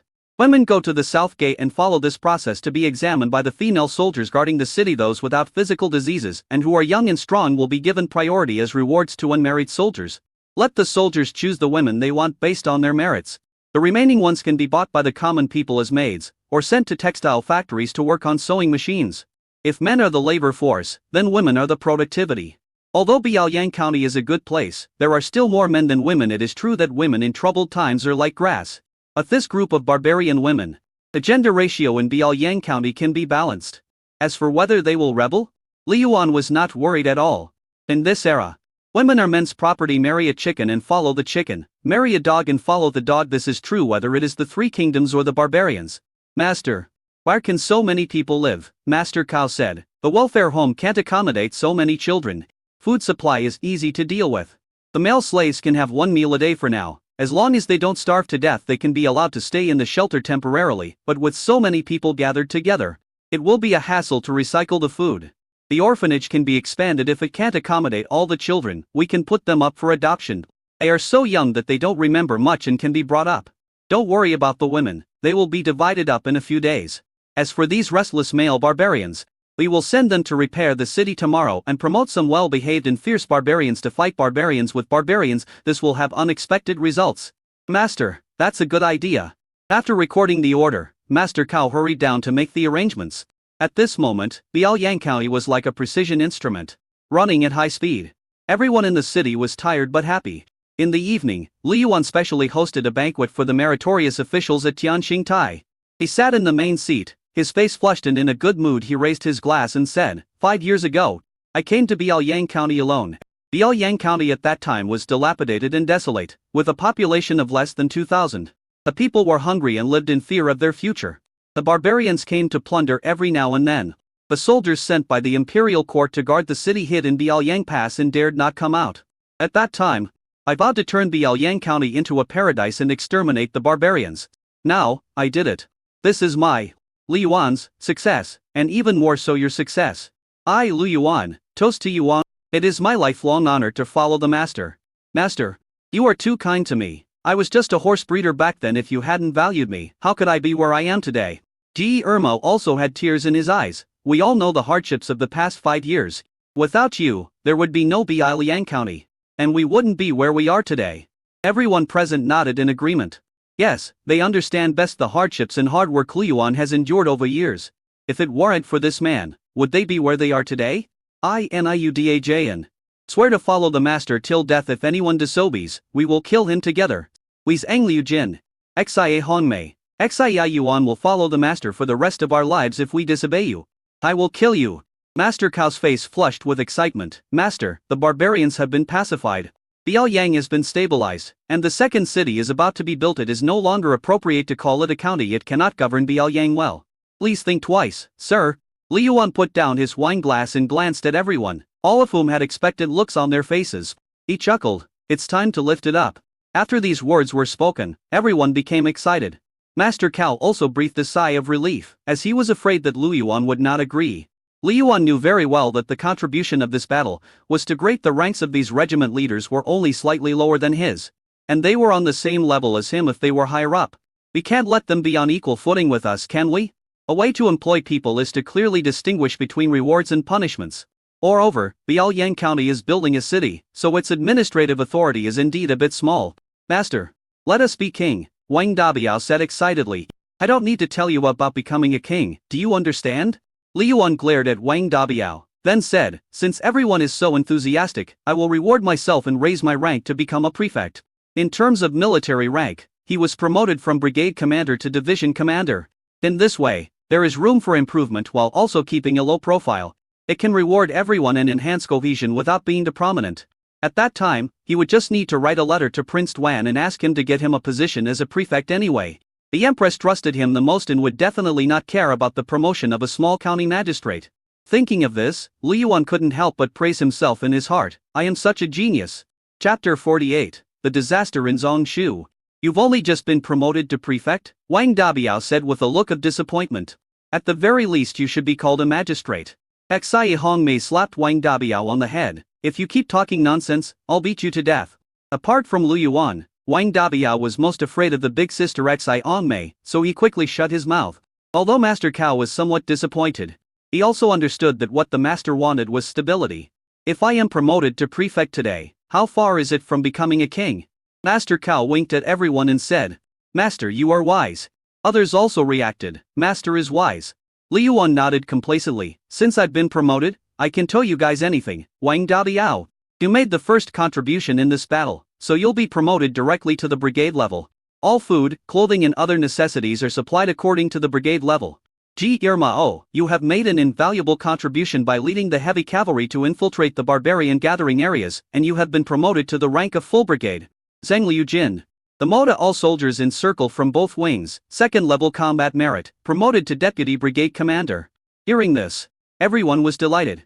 Even Honggu's medical corps was promoted from battalion level to deputy regiment level. The heads of various departments in Biaoyang County have all been promoted to varying degrees. After rewarding the meritorious officials, Li Yuan said, "Count the contributions of the people below, and let the organization department make a comprehensive evaluation. Those who deserve promotions should be promoted, and those who deserve rewards should be rewarded. Don't be stingy. Select the heroes and role models of this battle, inform the three armed forces, and collectively learn the spirit of the heroes and role models." "Yes, master," everyone shouted in unison. Master Cao corrected him, "Why call him master? Call him Master Fuzi Yuan instead." Everyone smiled knowingly. "Yes, Master Fuzen." Li Yuan waved his hand and said, "It doesn't matter what it's called. But now that Biaoyang County has completely gotten back on track, the name does need to be changed. A Minister of Internal Affairs can call me Fuzi Yuan or Master. In the military system, you can call me Division Commander or Chief. This must be strictly enforced. The separation of the military and politics must be implemented." Everyone nodded. Biaoyang County has always had the concept of separation of military and politics, but at that time the county was poor and weak, and one person wished he could be divided into three people. Now that we have a strong army and abundant talents, it is time to implement this policy thoroughly. From today on, Biaoyang County will be promoted to Biaoyang Prefecture, and the second city will be called Taishan County, Li Yuan said. "Okay, Mount Tai is the first of the 5 mountains in water margin. It's a good name," Master Cao quickly flattered him. Others praised it even more exaggerated, making Li Yuan blush. He was just too lazy to think about it. He pressed his hand and said with all his strength, "Keep a low profile, it's just Taishan County. When the time comes, we can put together the 5 mountains. You guys should keep working hard." Everyone understood what Li Yuan meant and shouted excitedly. At the same time, Zongshu border. After traveling day and night, Chao Jianji and his party finally arrived in Zongshu. This is the provincial capital closest to Biaoyang, and also the most prosperous in central China. But at this moment, people's livelihood is declining. Agitation is desolate, the land is cracked due to drought, and even the lakes are almost dry. A skinny wild dog got a bony head from somewhere and quietly lay under a bark dead tree, licking it. Xiao Jianjia had become numb from seeing scenes like this along the way. He even saved several children who were almost thrown into the pot from a group of desperate victims. If there weren't so many people around him, he would have been torn to pieces by the angry victims. "Their Majesty, let's find a place to rest it. It's still hot here. Our horses are too tired to move." Ma Sanbao held a round fan in his hand and kept fanning Wan Huan. "It's winter in Biaoyang, why is it still so hot here?" Xiao Jianjia was also sweating profusely. "No, we have to return to the capital as soon as possible, otherwise, it will be troublesome when the disaster victims go north. I remember that in the summer, didn't we find a way to deliver a batch of supplies to Zongshu?" Ma Sanbao asked in confusion. "Why is the situation in Zongshu still so bad?" "Perhaps there are too few supplies," Xiao Jianjia said. "Zongshu has a population of more than 3 million. The money and food can only last for half a month at most. However, Zongshu is rich, so it shouldn't be to this extent." "Royal sister, Zongshu is indeed rich and has built a large granary, but it has been consumed over the years. The victims rushed into the provincial capital, and even cooked and ate the governor's entire family," Xiao Ji said with a bitter face. Xiao Jianjia frowned. "When did it happen?" "I heard about it not long ago when I passed through Biaoyang County." Xiao Ji smiled bitterly and said, "I heard from those people that there is a Maitreya sect in Zongshu that promotes Mahayana Buddhism and is said to be able to save all living beings and make people become Buddhas. To put it bluntly, this is an anti-religion. Where are the state soldiers? Aren't they going to suppress the Maitreya sect? Some died. Some fled. Even if we are not short of food, we are short of water." Xiao Ji took a deep breath. "We can survive for a month without food, but it is difficult to survive for 3 days without water." This time, the drought affected not only Zongshu, but almost the entire central region. In the words of Master Lu, this drought will probably continue by then. The land will be barren for thousands of miles, and no matter how much food the court has, it will not be enough. Furthermore, the people were forced into a desperate situation, so they killed the landlords, robbed the food, and then killed the officials. and rose up in rebellion. In the past, upon hearing such words, Xiao Jianjia's first thought would be to send troops to suppress it. But now, she couldn't say such words. If you are forced to this point, would you still be afraid of the officials? If you fight hard, you may be able to survive, but if you wait for the court to rescue you will die. This is a catastrophe. If we are not careful, Daqian will collapse. The scene before him seemed to confirm what Lu Yuan said. Those people in the court are just here to eat for free. The situation in Zongshu is so serious, and they still tell me that it can be controlled? Right? Xiaoji shrank his neck. Father has never been to Zongshu, he can only listen to the reports from his servants. However, in recent years, he has been using the income from the palace to subsidize Zongshu. However, the loopholes here are too big, and the income is not enough to cover the expenditure. So, I have to thank him. Xiaoji kept shaking his head. Sister, that's not what I meant. The most urgent thing right now is how to solve the problem. The water problem is easy to solve as long as they leave Zongshu, they can always get some water to drink. But the food problem is not easy to solve. There are millions of people. Even if each person eats 3 dalels of rice a day, it will still require 10,000 shi a day. 10,000 stones? This number made Xiao Jianjia feel particularly powerless. She has no money and no food now. Where can she get 10,000 shi of grain? Can Prince Wan's mansion get these grains? Xiao Jianjia asked. Xiaoji smiled bitterly. If I could get it, why would my sister have to worry about it? Not to mention using silver. Even if I had silver, it would be difficult to buy so much rice. Chapter 49, In Danger. What I want is a solution to the problem. Not for you to throw the problem to me. Xiao Jianjia said angrily. The court has supported you for so long, can't you even think of a solution? Xiaoji was scolded so much that he didn't dare to look up. After a while, he said weakly, maybe someone has a solution. Who is it? Don't keep us in suspense. Xiao Jianjia frowned. Ma Xinbao also looked at Xiaoji. If I were to ask who can resolve the catastrophe in Zongshu, apart from Master Lu, I really can't think of anyone else, Xiaoji said. Ma Xinbao snorted coldly. My lord, I think you have been brainwashed by Lu Yuan. I admit that Lu Yuan has some skills. But without food and water, can he create something out of thin air? Xiao Jianjia also sighed in disappointment. Biaoyang County had many wonders. But food and water could not be created out of nothing. Unless the food in Biaoyang County can feed millions of people for several years. But Lu Yuan is too selfish, and even if he has it, he won't give it away. It's not possible out of thin air. But Master Lu said that if these disaster victims have nowhere to go, they can be guided to Biaoyang County. While saying this, Xiaoji was also secretly observing Xiao Jianjia. Xiao Jianjia said coldly, why do we, the people of Daqian, need a traitor like him to save us? Does he really think I don't know what he is thinking? Isn't it just to take these people in and use them for your own benefit? Sister, Master Lu didn't mean that. He just felt pity for these disaster victims. Xiaoji didn't dare to admit it. Just think, other prefectures don't accept these disaster victims if they travel thousands of miles to the capital and find that the court can't provide food for relief. How desperate they will be.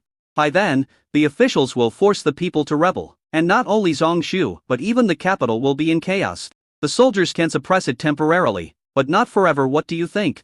You knew that Lu Yuan was a rebel. Yet you stayed so close to him and are now speaking for him. If you couldn't contact him, I would have punished you severely. Xiao Jianjia was so angry. Xiaoji lowered his head and said, Sister, let me tell you something you may not like to hear. If we had not done business with Master Lu over the years, the court would have ceased to function long ago. Even the current situation cannot be maintained. My last name is also Xiao. How could I possibly harm you and myself? Besides, given your relationship with Master Lu, he will never harm you. He loves Huan so much. If he knew your identity, he would definitely help you in return. If Master Lu is willing to come forward, he will definitely. Shut up, Xiao Jianjia angrily slapped Xiaoji on the head. Even if I die, I won't ask for help from a traitor. Xiaoji covered his head and said a grave lie. If you don't want this 500,000 tiles of gold, I will send it back. What gold? It's the gold that Master Lu gave you. Asshole, I told you not to. Who told you to bring it here secretly? And I'll send it back. No, Ma Sanbao said hurriedly. Don't send it back. Seeing the gold recovered, Ma Sanbao was immediately excited, and he hurriedly advised. Your Majesty, the rebellious silver will not be wasted if it is not used. If we use the money that the traitor Lu has plundered from the people to revive Daqian, isn't that taking from the people and giving back to the people? Your Majesty, please think twice. Xiao Jianjia wanted to refuse firmly, but what Ma Sanbao said was not without reason. But, Your Majesty, think about it. When the time comes, you will turn the tide and overcome the crisis. Then you can deal with the thief Lu. He has been sold out and is still counting money for us. Ma Sanbao whispered. Xiao Ji and Jia felt unhappy and glanced at Huan who was sleeping soundly. Don't say these things in front of the children next time. She didn't want Huan to think that she was plotting against his father. Ma Sanbao was delighted. Yes, Your Majesty. Xiao Ji also said. The gold is in the back, and it is being carefully guarded. My sister can use it at any time. Xiao Ji and Jia was immediately confident now that she had the money. You have a good relationship with those merchants, so find a way to buy food from them. The higher the price, the better. If you accomplish this, I will let you atone for your sins. Yes, sister. Rape? I'm here. A cold female voice came from outside the carriage. Guide the victims to Beijing and tell them that the court will provide relief to them and give them a chance to survive. Yes, Your Majesty. Rape's surname is Xiao. He is the leader of the secret guards and an orphan adopted by Emperor Shenzong. Because Emperor Shenzong liked to eat grapes, he named him Grape. She is also Xiao Ji and Jia's strongest supporter and most reliable friend. Soon, the convoy passed through Zongshu. Almost 9 out of 10 houses in Zongshu City were empty, and most of the people left behind were widows, the elderly and the weak who were unable to walk. They lay on the ground dying, letting flies crawl over them, with dazed looks on their faces, just waiting for the King of Hell to take them away. Your Majesty, don't save them. There are too many. We can't save them all. Ma Sanbao advised. This is where the Maitreya sect is. Once they find us, we will be in danger with so much money and food. When Li Yuan sent them there, he prepared a lot of food, including various canned fruits and canned meats along the way. Xiao Ji and Jia almost used up all the dry food. If this continues, they will starve. If there is any sin, it is all my fault. The people are not at fault. God, please open your eyes and make it rain. Xiao Ji and Jia stared at the cloudless sky, feeling indescribably ashamed. The dog man was right. He was really a tyrant. Such tragic circumstances in the world could not relieve her from the shame in her heart, even if she wrote 100 confessions of guilt. Royal sister, let's go quickly. It's not safe here. Xiao Ji saw many people staring at this side furtively through the car window. He felt very uneasy. There were many businessmen in the team originally, but they all left the team at this moment just to avoid Zongshu City. To be precise, it is to avoid Maitreya Buddhism. Xiao Ji and Jia sighed, forced herself to cheer up, and prepared to give the order to leave, but at this time, a group of disaster victims knelt in the middle of the road and quickly blocked the way. Not only the front, but also the back road was blocked. These people knelt on the ground and begged, "Kind nobleman, please give us a bite of food. We haven't had a full meal for many days. Please give us something to eat." One of the women was holding a dying child in her arms. "Please give the child a sip of water. She is about to die, please." Xiao Ji and Jia hesitated, because she saw many people coming from not far away, almost blocking all the roads. Xiao Ji's scalp was tingling. "Quick, let them all get out of the way. We must leave here immediately, quick." The guards around them also hurriedly drew their swords and shouted at them, "Get out of here now. If you don't get out, don't blame me for being merciless. You obviously have. Why don't you give us a sip? Just now I saw them giving food, water, and meat to those people outside the city." As soon as these words came out, everyone's eyes flashed with madness, and they all started to riot. "Give us all the food and water." Chapter 50. No escape. "Oh, no, these disaster victims are rioting," Xiao Ji exclaimed. Ma Sanbao was so frightened that he hugged Huan tightly in his arms and shouted, "Run!" Xiao Ji and Jia was also extremely anxious as she looked at the victims rushing in. "Chant again! Chant again!" The guard drew his knife and shouted, "Whoever dares to take another step forward will be killed." However, the deterrent did not work, as the dead bodies were prime meat for the victims. "I want to eat meat and drink water. I want to live. Why can't you? Rich and unkind people, give us poor people a way to survive?" These people were so hungry that the shining knife could no longer scare them. "Kill a way out and let them go first." Xiao Podeo let out a low chuckle and rushed forward on his horse. "Rape, don't hurt their lives." Xiao Ji and Jia regretted that she shouldn't have entered the city, and she shouldn't have been so kind outside the city. When Xiao Podeo heard this, he gritted his teeth and his original chopping moves turned into slapping. Hundreds of guards were also very brave. These victims had been hungry for too long and had no strength at all. They were knocked down in a few moves and a path was cleared quickly. "Go!" Xiao Podeo shouted. The convoy turned around and rushed out of the city. However, more and more victims rushed to the scene after hearing the news, numbering in the thousands. The crowd was so crowded that everyone was immediately put in a passive position. Xiao Podeo gritted her teeth and said, "If I can't drive him away, then I'll kill him. Only blood can intimidate these people, otherwise, they will all die here today." The sharp blade cut the victim's skin, and the ground was immediately covered with blood. Some people fell to the ground, but were immediately pounced upon by the thirsty victims. Those people sucked the blood from the wounds frantically, and some people were sucked to death. This scene made Xiao Podeo's scalp tingle. Xiao Ji and Jia clenched her fists in the carriage. "It's all my fault. It's all my fault. Ma San Bao covered Huan Huan's eyes and said, "Don't be afraid, little ancestor. It will be over soon." But the killing continues. These people are like crazy, fearless and tireless. In particular, someone pushed over a carriage, and the dry food and canned food in the carriage were scattered on the ground. At that moment, all the victims were excited. Food, that's food, I can eat meat. Mine, all mine. When Xiaoji saw this, an idea suddenly occurred to him. Quick, throw all the food on the carriage down as bait. Xiaoji and Jia couldn't bear to continue killing them, they just wanted to survive and had not committed any crime. Rape, listen to Xiaoji and throw all the food down, Xiaoji and Jia shouted. Xiao Puteo said nothing. He took some people and got on the carriage. He threw the food on both sides of the road and said, "Here, all of it." Those people rushed forward frantically. For a moment, no one cared about the convoy. "Speed up and rush out," Xiao Ji and Jia ordered. Soon, the convoy broke out of the crowd. Xiao Ji and Jia looked at the disaster victims fighting behind the car and her eyes dimmed. They didn't have to die. Thus when Xiao Ji and Jia thought she could leave the city smoothly, the city gate was closed. A group of people gathered at the city gate at some point. These people were dressed in white and had bald heads that were dazzling in the sun. "A heaven is unjust, Maitreya comes to the world. I am the Maitreya who will change the world." These people shouted incomprehensible slogans and looked at Xiao Puteo and others who were rushing towards them without any fear. "Oh no, they are from Maitreya," Xiaoji secretly cried out, his heart trembling. "Royal sister, something has happened, these people are from Maitreya. Once they are captured by the Maitreya sect, the consequences will be disastrous." He regretted it so much. If he had known this would happen, he would have persuaded Xiaoji and Jia no matter what. Ma Sanbao was also scared and pale. "Don't be afraid, little ancestor. Even if Sanbao dies, he will protect your safety." Xiaoji and Jia's face turned even paler, because he saw more and more people from the Maitreya sect. These people gathered from all directions and surrounded them in an instant. The most important thing is that these people are not as skinny as the disaster victims. Instead, they all have rosy faces. She didn't say anything, but took out the dagger hidden on her body. She had originally used it to guard against Liyuan. Now she was ready for a life and death fight. She is indeed a woman, but after the disaster 5 years ago, she wanted to practice martial arts with Xiao Puteo. "I can't say how powerful I am, but just 100 people can't get in. Sanbao, Xiaoji, no matter what happens, take Huan Huan and escape, and go find that bastard." Xiaoji and Jia felt that this might be retribution. She thought she had done a good job as an emperor. But reality slapped her in the face. Her incompetence caused the deaths of so many people, so it is normal for her to suffer such a disaster. As for why Ma Sanbao was not allowed to take Huan Huan to the capital, it was because after her death, Liyuan was Huan Huan's greatest support. Although that bastard is ambitious, he is kind to Huan Huan from the bottom of his heart. If you leave Huan Huan to him, the child won't suffer. "Your Majesty, nothing will happen. The secret guards will be here soon, and we will be safe then," Ma Sanbao said in a trembling voice. "It's too late."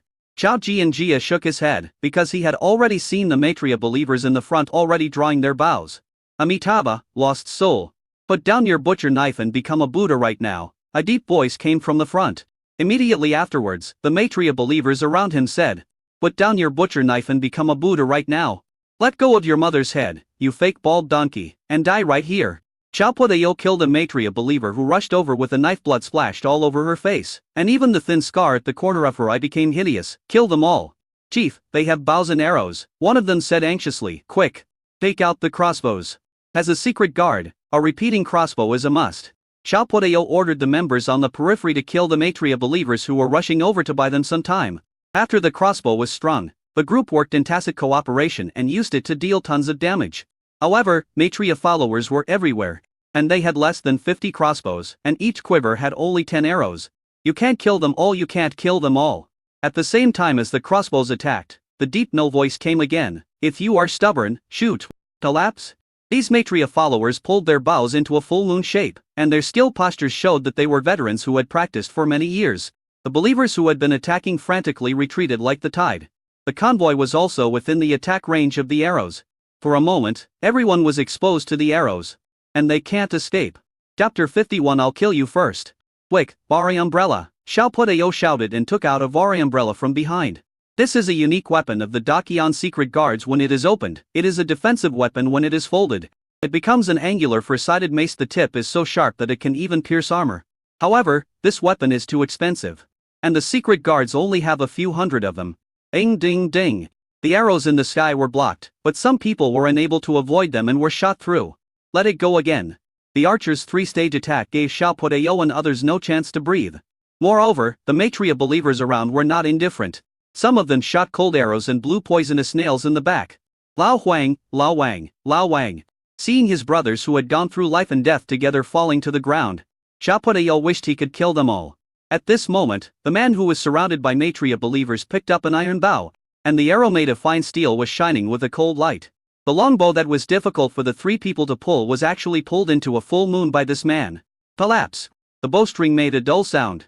A black shadow shot out. It hit Xiao Podeo's thigh right on target.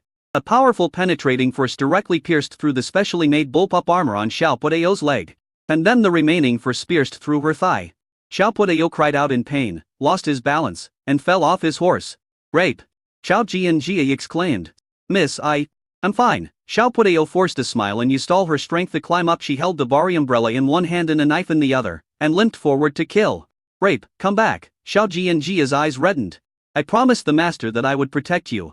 Rape gritted his teeth and pulled out the arrow from his leg. Everyone was moved. This woman's tenacity and perseverance surpassed 99% of the men in the world. I like this woman. If she doesn't die, I'll take her in and make her my Buddha. The man not far away stroked his chin and laughed, then continued to give orders. Keep shooting. People kept being shot and falling in a pool of blood.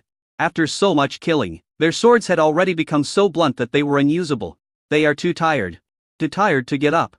Those Maitreya followers looked at them as if they saw food. Yes, food. Originally large convoy now had only a dozen people left guarding outside Xiao Jianjia's car. Moreover, each of them was exhausted and injured. The feeling of despair spread.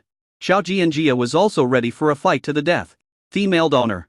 Buddha admires your courage. Put down your knife and Buddha is willing to save you. At this time, the other party stopped shooting arrows. And a young man in a lotus monk robe said, as long as you put down your butcher knife, Buddha is willing to forgive you. Xiao Podeo spat out a mouthful of blood foam and carried the knife with the curled blade on her shoulder. Save your mother. What do you hate most in my life is bald donkeys. I'm telling you, let us out of the city. Otherwise you will die. Female donor. Please stop dreaming, the young monk sneered. Zongshu City is the place where my Maitreya sect spreads its teachings. Apart from my Maitreya sect, there is no one else here. So you deserve to die. Xiao Podeo said angrily. If my guess is correct, you are the guards of Zongshu, and the man named Maitreya Buddha should be the governor of Zongshu, right? When these words were spoken, everyone in the carriage was shocked. Xiao Jianjia's pupils suddenly trembled. How is this possible? Didn't the magistrate's family get eaten by Maitreya? Ma Sanbao lowered his head and thought for a while. Grape would not shoot without a target. These people are skilled in using bows and arrows, and it is obvious at a glance that they are not ordinary people. If these people don't eat human flesh, they must have a physical source to survive so well during this disaster. Perhaps the only one who can obtain large amounts of food is the governor of Zongshu. Maitreya has so many people, they are well trained and have the shadow of officers and soldiers, so Grape should be right. The court is still here, how dare he? Xiao Jianjia punched the carriage, and the steel-made carriage broke her fist. If the officials force the people to rebel, will the officials not dare to rebel, sister? These people are powerful and influential. Once troubled times come, they will be able to gather a group of troops in the first place. Pastor Lu said that as long as peasant uprisings are not nationwide, they can be suppressed. What is really scary is people who betray their own people. Xiao Ji smiled bitterly and said, it seems reasonable that the prefect of Zongshu used the excuse of being eaten by the victims and then transformed himself into the Maitreya sect leader to secretly plot against the world. He deserves to die. Yes, but we have to escape first.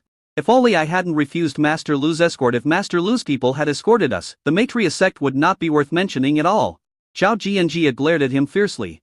You worship him so much, you will become his dog in the future. Xiao Ji did not refute in his opinion. He had no way to escape this time and would definitely die. Royal sister, before I die, I am not afraid to tell you that if Master Lu really wants to rebel, no one can stop him. You shouldn't take him as a rebel. Master Lu loves you so much and loves Huan Huan so much. How could he do anything bad to Da Qian? You are wrong, really wrong, Xiao Ji said, ignoring Xiao Jianjia's murderous look. Xiao Jianjia was extremely angry, but Xiao Ji's words were like a knife that broke through her inner defenses. Yeah, why is she so stubborn? But it's too late to say anything now. She may never have the chance to see that bastard again in her life. At this time, the young monk sneered and said, what prefect? I don't know what you are talking about, female donor. It is your honor that the Bumi appreciates you. If you continue to be stubborn, you will not be facing the Buddha, but a Sora. I'm also reminding you that my people will be here soon. If you don't get out of my way, I'll kill you first. Xiao Puao looked arrogant, as if he really had someone to rely on. As soon as these words were spoken, all the Maitreya believers burst into laughter. I am dying of laughter, all the people here are ours. Where is the person he is talking about? This woman is quite exciting. I wonder if after the Buddha has saved us, he can also help us. With your 1-inch nail, you still want to convert this wild woman? These people speak dirty words that are unbearable to hear. Xiao Puao's heart sank. What should she do? There was no way she could scare these people. If they are caught, they will definitely suffer a miserable end. The young monk sneered disapprovingly and took a step forward. Come, I am waiting here for you to kill me. All the Maitreya followers burst into laughter again. Kill him, why don't you kill him? Xiao Puao clenched her fists tightly. But to do, just when she was in despair, the venerable suddenly shook all over and a bloody hole suddenly appeared on his head. Immediately afterwards, he fell straight to the ground. With a large amount of blood gushing out from the back of his head, the sudden scene brought the laughter around to an abrupt halt. All the believers were deceived. Zhao Jianjia's eyes widened. What's going on? Chapter 52, Meet the Madam. Venerable. What's wrong with you? Get up quickly. Help the venerable up, quickly. The Maitreya people were panicked.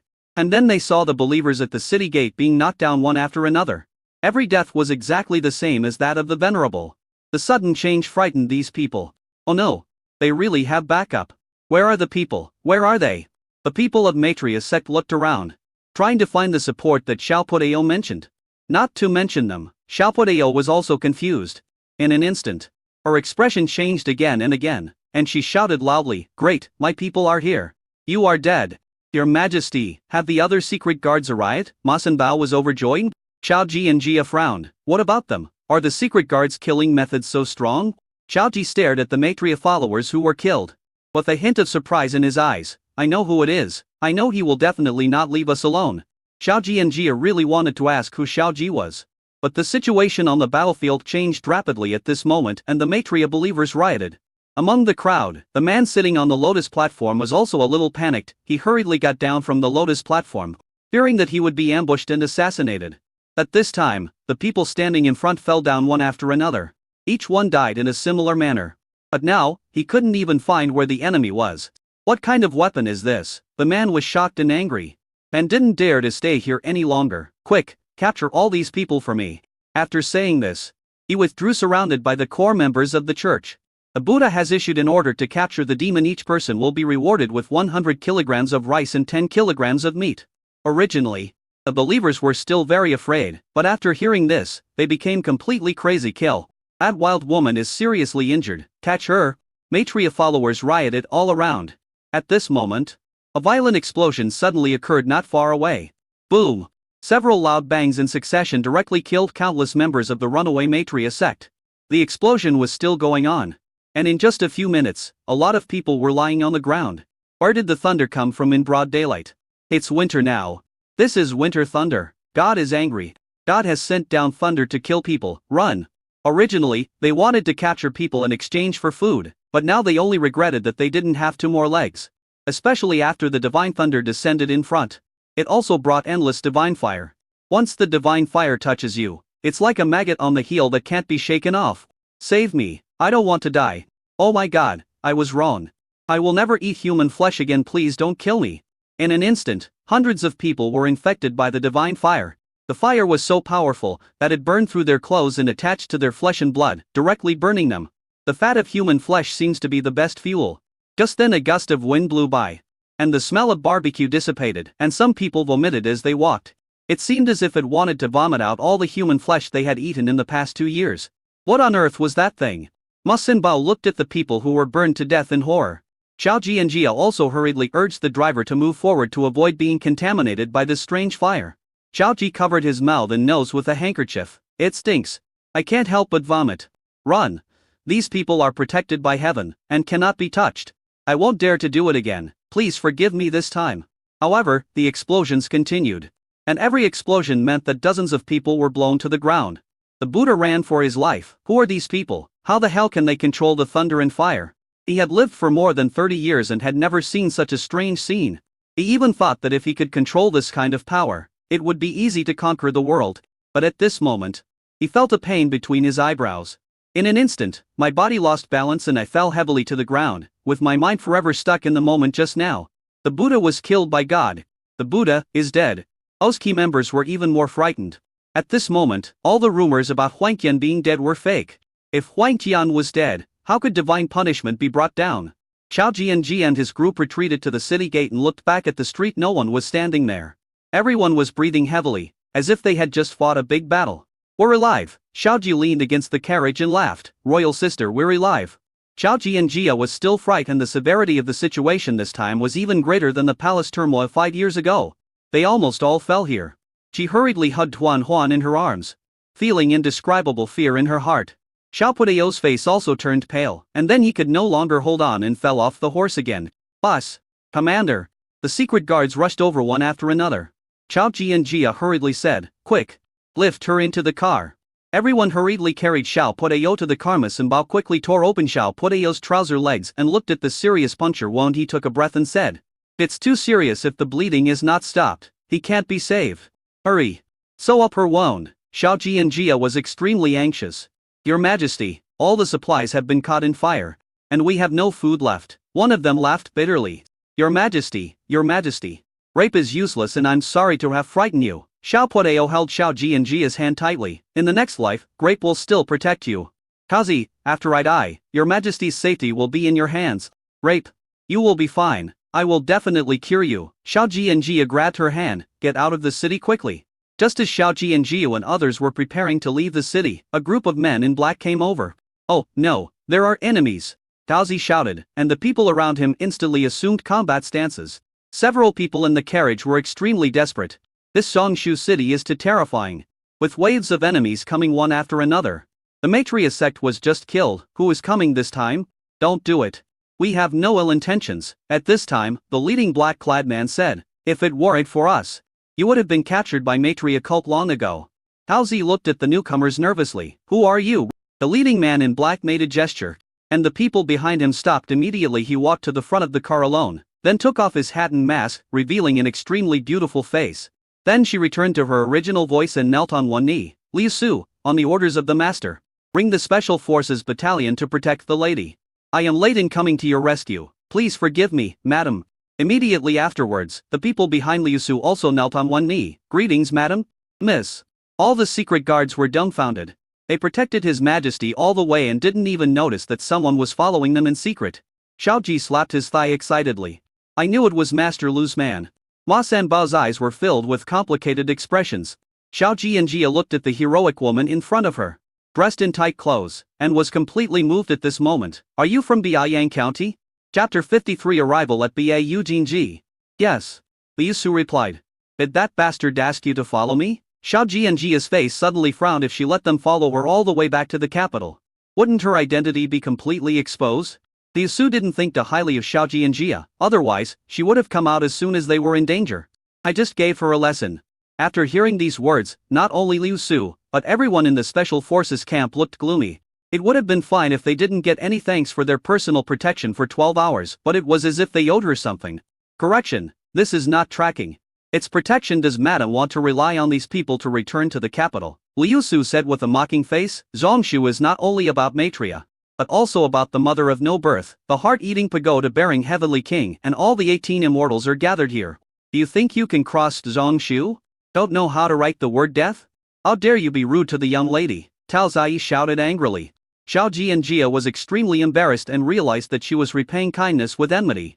So she said, "That's not what I meant. I am very grateful that you came to rescue me, but someone here is injured. Can you treat him? I will reward you handsomely."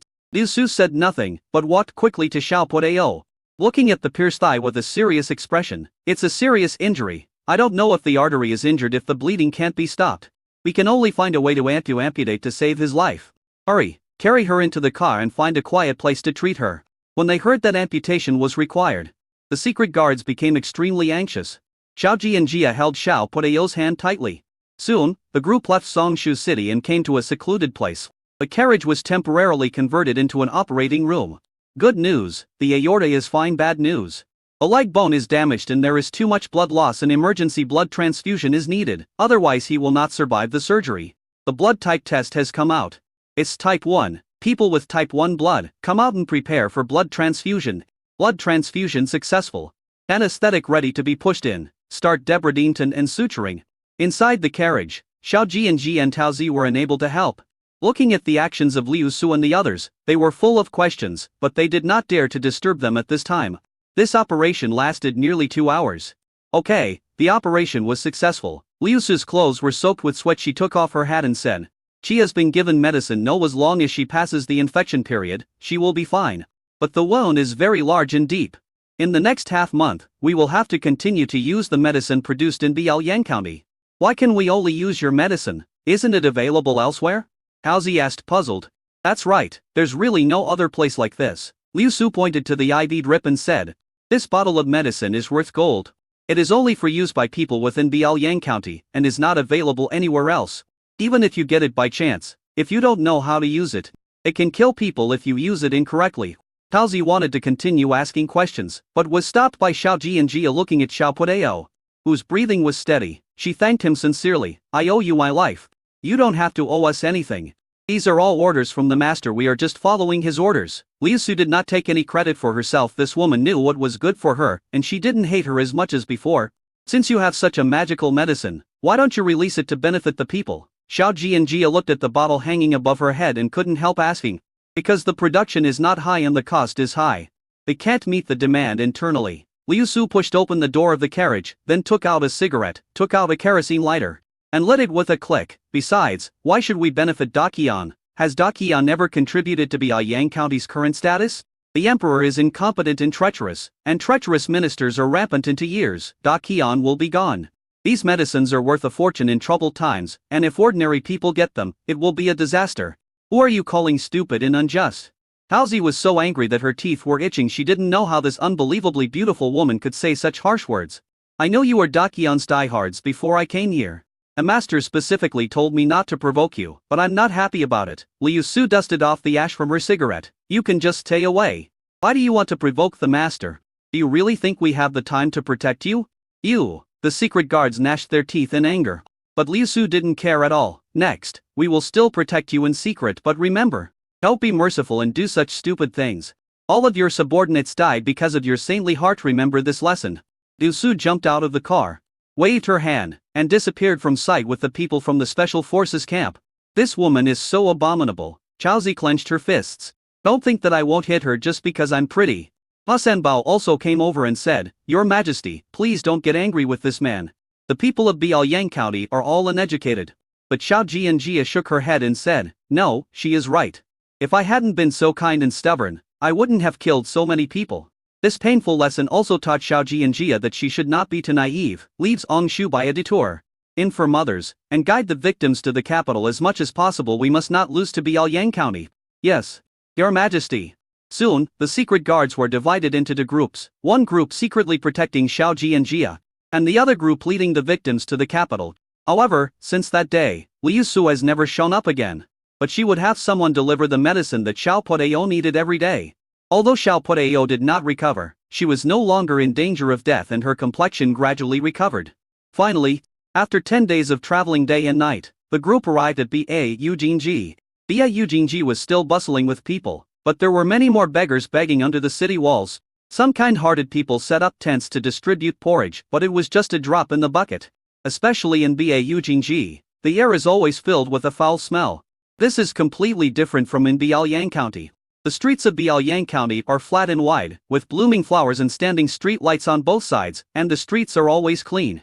This is the place where the Daqian people are headed. There is garbage and sewage everywhere, and some people even eat on the street.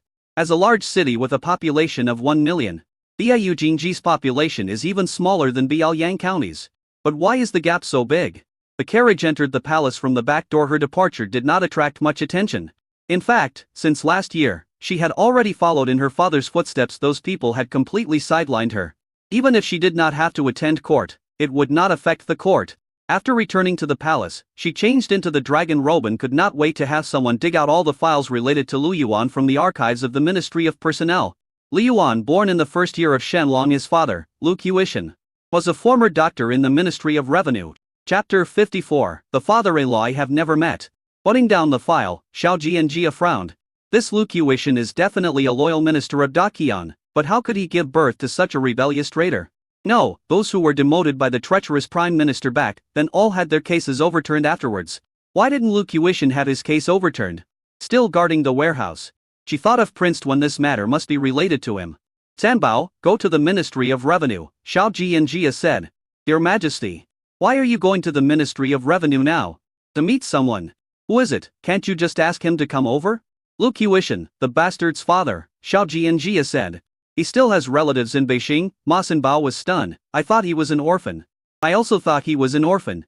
If I hadn't read this file, he would have almost hidden it from me. Xiao Jianjia snorted coldly. Let's go.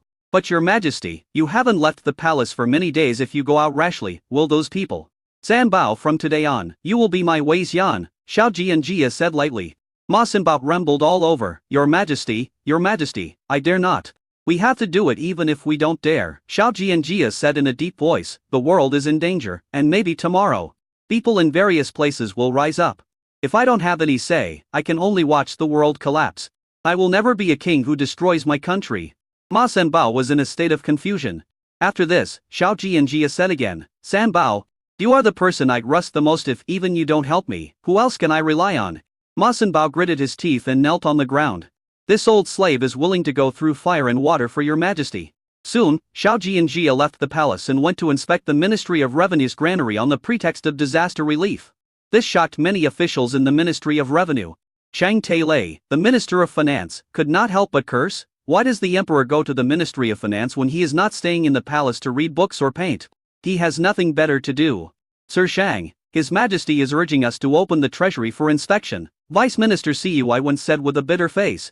No one else can stop us, please come out and persuade them.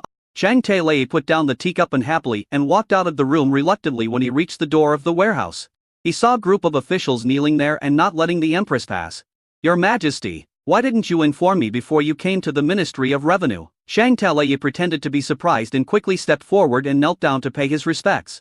Xiao Jianjia said coldly, do I need to let you know where I'm going? Hurry up and open the treasury. I want to check this year's autumn taxes.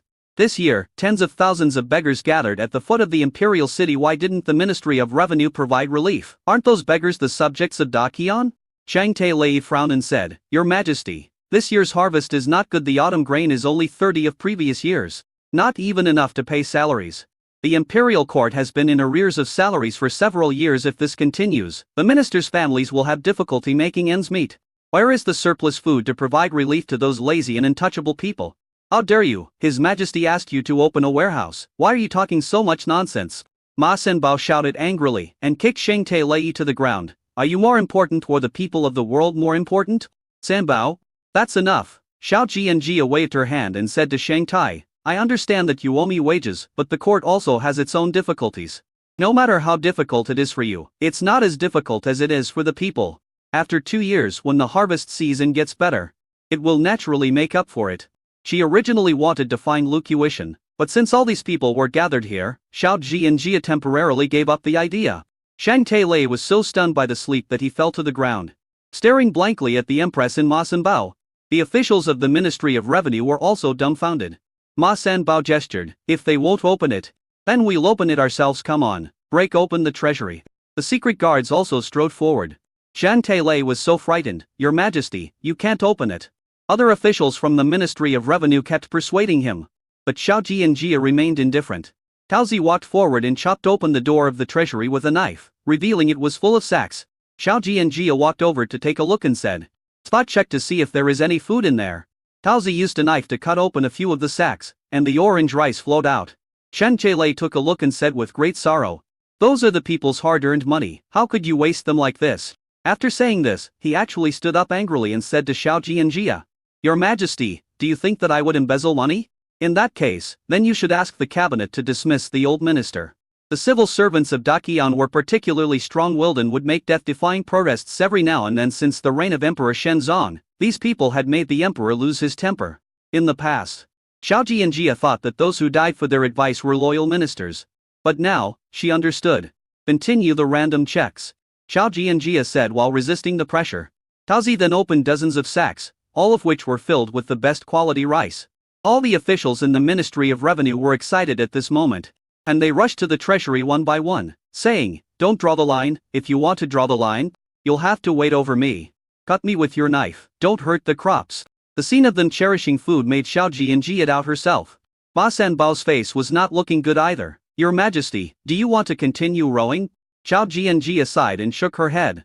Since we have food, let's have people move it from the treasury to provide relief to the victims. Xiaoji has already contacted a group of grain merchants when a large number of victims arrive in Beijing. There must be a way to bring so much food. The reason why she went straight to the Ministry of Revenue was to scare the enemy and also to test the waters.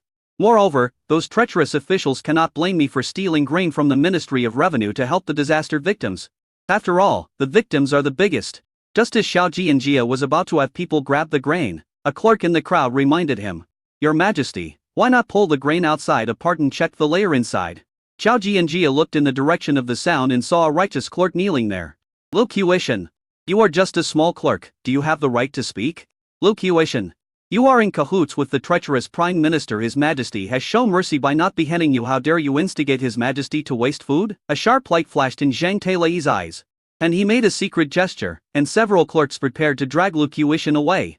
Xiao Jianjia looked at the middle-aged man. Although he was dressed in the uniform of a police official, he had an extraordinary aura. The white hair on his temples made him look particularly old. But those eyes were bright and sharp, and they looked at Zhang Tailei and others with disdain. Li Yuan is 70 similar to him. Is this the father-in-law whom I have never met? All of you stop right there. Xiao Jianjia walked quickly towards Lu Qiushan, and then said to Tao Zi, pull out the outermost rice bags and check the ones inside. Hearing this, Zhang Tailei almost jumped up. Your Majesty, no. Tao Zi's movements worked even faster in the blink of an eye. She opened the outermost bag of rice and inserted a knife into it. This time the knife seemed to be stuck in the mud and scratched violently. Crash! The lot of sand and mud slipped out of the sacks. Chapter 55, Promoting Lu Qiushan. Seeing this scene, Xiao Jianjia's eyes were frosty. Everyone in the Ministry of Revenue was dumbfounded. Zhang Tailei's eyes were red with anger. Who replaced the grain in the Ministry of Revenue? Lu Qiushan, was it you? You bastard. Lu Qiushan laughed out loud. I am just a clerk guarding the warehouse. How can I replace all this grain with sand? But it be that the people in the Ministry of Revenue are all dead, allowing Lu to exchange grain for sand? The laughter was full of joy and disdain. Xiao Jianjia was so angry that she was shaking all over. Is this the Ministry of Revenue's treasury? Is this how you deceived me? The officials of the Ministry of Revenue all secretly groaned and hated Lu Qiushan to the core. Zhang Tailei knelt down and cried bitterly, pointing at Lu Qiushan and saying, Your Majesty, these autumn grains were inspected before being put into the warehouse. It must be Lu Qiushan's doing. Your Majesty, please investigate. Sanbao, what is your crime of neglecting your duties? Stealing and deceiving the emperor, Xiao Jianjia asked in a cold voice. Your Majesty. Death penalty. All these traitors must be suppressed. Have the secret guards torture them severely until they find out the whereabouts of the food. Your Majesty. All of them? Not a single one left behind, Xiao Jianjia said angrily. Yes. Your Majesty. Ma Sanbao gritted his teeth. Come here, arrest all these people. For a moment, the entire Ministry of Revenue cried out, Your Majesty, this isn't just. Your Majesty, we have been working diligently day and night, please understand. In the past, Xiao Jianjia would definitely be soft-hearted, but at this moment, her heart was as hard as iron. The warehouse of the Ministry of Revenue is the National Treasury. She took the knife from Tao Zi's hand and cut open a dozen more sacks without exception. They were all filled with mud and sand. She looked at Lu Qiushan with red eyes. Since you knew it was full of mud and sand, why didn't you report it? Lu Qiushan sighed. I am just a low-ranking clerk. Who would believe what I say? I am afraid that as soon as I walk out of the Ministry of Revenue, my whole family will be beheaded. And why do you dare to tell the truth now? Xiao Jianjia asked. It pains me to see these people deceiving the emperor. Emperor Shenzong has been very kind to me, and I cannot bear to see your Majesty being kept in the dark. Lu Qiushan smiled bitterly and shook his head, but I don't know where the grain has gone. I looked through the files today. You were once a doctor in the Ministry of Revenue. You also have a son who is now a county magistrate in Biaoliang County, right? Lu Qiushan was extremely surprised. Yes. My son has been in Biaoliang County for 5 years. Xiao Jianjia looked at Lu Qiushan meaningfully. Do you know how he is doing in Biaoliang County? I don't know. I only know that since 50 years ago, all officials in Biaoliang County have lived for less than 3 months, but my son has lived for 5 years. He does. That's some ability. But I think you are more capable. You have endured humiliation for many years in the Ministry of Revenue and finally seized the opportunity to repay the Emperor's grace. You are a good person and an even better official, Xiao Jianjia said. Lu Qiushan's eyes were slightly red, and he bowed and said, Your Majesty, please forgive me for my humiliation. Lu Qiushan, I have decided to calm you down from today on. You are the Minister of Revenue. Can I trust you? Lu Qiushan never expected that the surprise would come so quickly. Your Majesty, I will die for you. Zhao Jianjia held up her hands. Hurry up. Thank you, Your Majesty, Lu Qiushan said excitedly. My father was right, you are indeed a loyal minister who is worthy of your trust. Zhao Jianjia smiled. I will definitely compensate you for what you have lost over the years. Your Majesty, you are too kind as a minister. It is my duty to share the worries of my king. I am just glad that Da Qian has a wise king like Your Majesty. I believe that in the near future, Your Majesty will be able to revive Da Qian. Okay. Enough small talk. The Ministry of Revenue has undergone such a big change. I have left some people here for you to use. You should be able to withstand the pressure. Right? I will do my best, Minister. Okay. Guard the country's purse for me, then count the existing grain in the treasury and give it all to me to help the victims. I will allocate 500,000 tawals of silver to you. With only one request, that you keep all the disaster victims under my control. Lu Qiushan was extremely surprised and felt that the Emperor's grace was great. His perseverance over the years had not been in vain. Your Majesty, I bow to you and thank you. Seeing him kneeling down again, Zhao Jianjia felt a little embarrassed. If that bastard saw this scene, she wondered what he would think. He would definitely be shocked, right? After encouraging Lu Qiushan again, Zhao Jianjia left the Ministry of Revenue. Your Majesty, are you planning to use Lu Qiushan to contain Li Yuan? Ma Sinbao asked in a low voice. Zhao Jianjia didn't know how to answer for a moment. Is this considered taking advantage of Lu Yuan's weakness? Isn't that a bit mean? Lu Qiushan is a loyal minister and has nothing to do with Lu Yuan, Zhao Jianjia said with some lack of confidence. If Lu Qiushan knew what Lu Yuan did, he would definitely persuade him to give up the dark and join the light. Your Majesty, you must be careful and vigilant, Ma Sinbao advised. Who else can I use now? Zhao Jianjia laughed at herself. If I hadn't gone to Biaoliang this time, I wouldn't have known that Prince Wan was hiding it from me. Sanbao? What is loyalty and what is treachery? Although Li Yuan was accused of treason, he really had not done anything to offend Da Qian. You say he is not a traitor. But everything he did is enough for me to kill him 10 times. Ma Sinbao also smiled bitterly. Perhaps this is the ordeal that Your Majesty needs to go through. I, an old servant, cannot make the decision for Your Majesty. On the other side, in the Da Qian cabinet, when Prime Minister Yang Ji learned that the Empress had emptied the entire Ministry of Revenue, his eyes also shone. Who instigated Your Majesty to conduct random inspections of the Ministry of Revenue warehouses? I don't know, but the most likely person should be Lu Qiushan. I just don't know how he contacted His Majesty. These idiots don't know how to do things better. Now that they have been caught by His Majesty, it's not easy to get out of this mess, Deputy Minister Yan Gao said with a dark face. In the past 2 years, His Majesty has become more and more reckless, and Prince Wan has also made some moves. They suspect that Prince Wan has ulterior motives. The other 3 elders all sneered. Yes, I think Prince Wan is behind this. Yang Ji put down the memorial in his hand and said, then let's investigate Prince Wan. He has been plundering the people's wealth over the years. Collect evidence and nail him to death. Then call back a few princes, and His Majesty will behave himself. For them, it doesn't matter who the emperor is. The most important thing is whether this emperor can safeguard the interests of the new party. The reason why the Empress was supported in the first place was because she was obedient and easy to control. But now it seems that it was not a wise choice.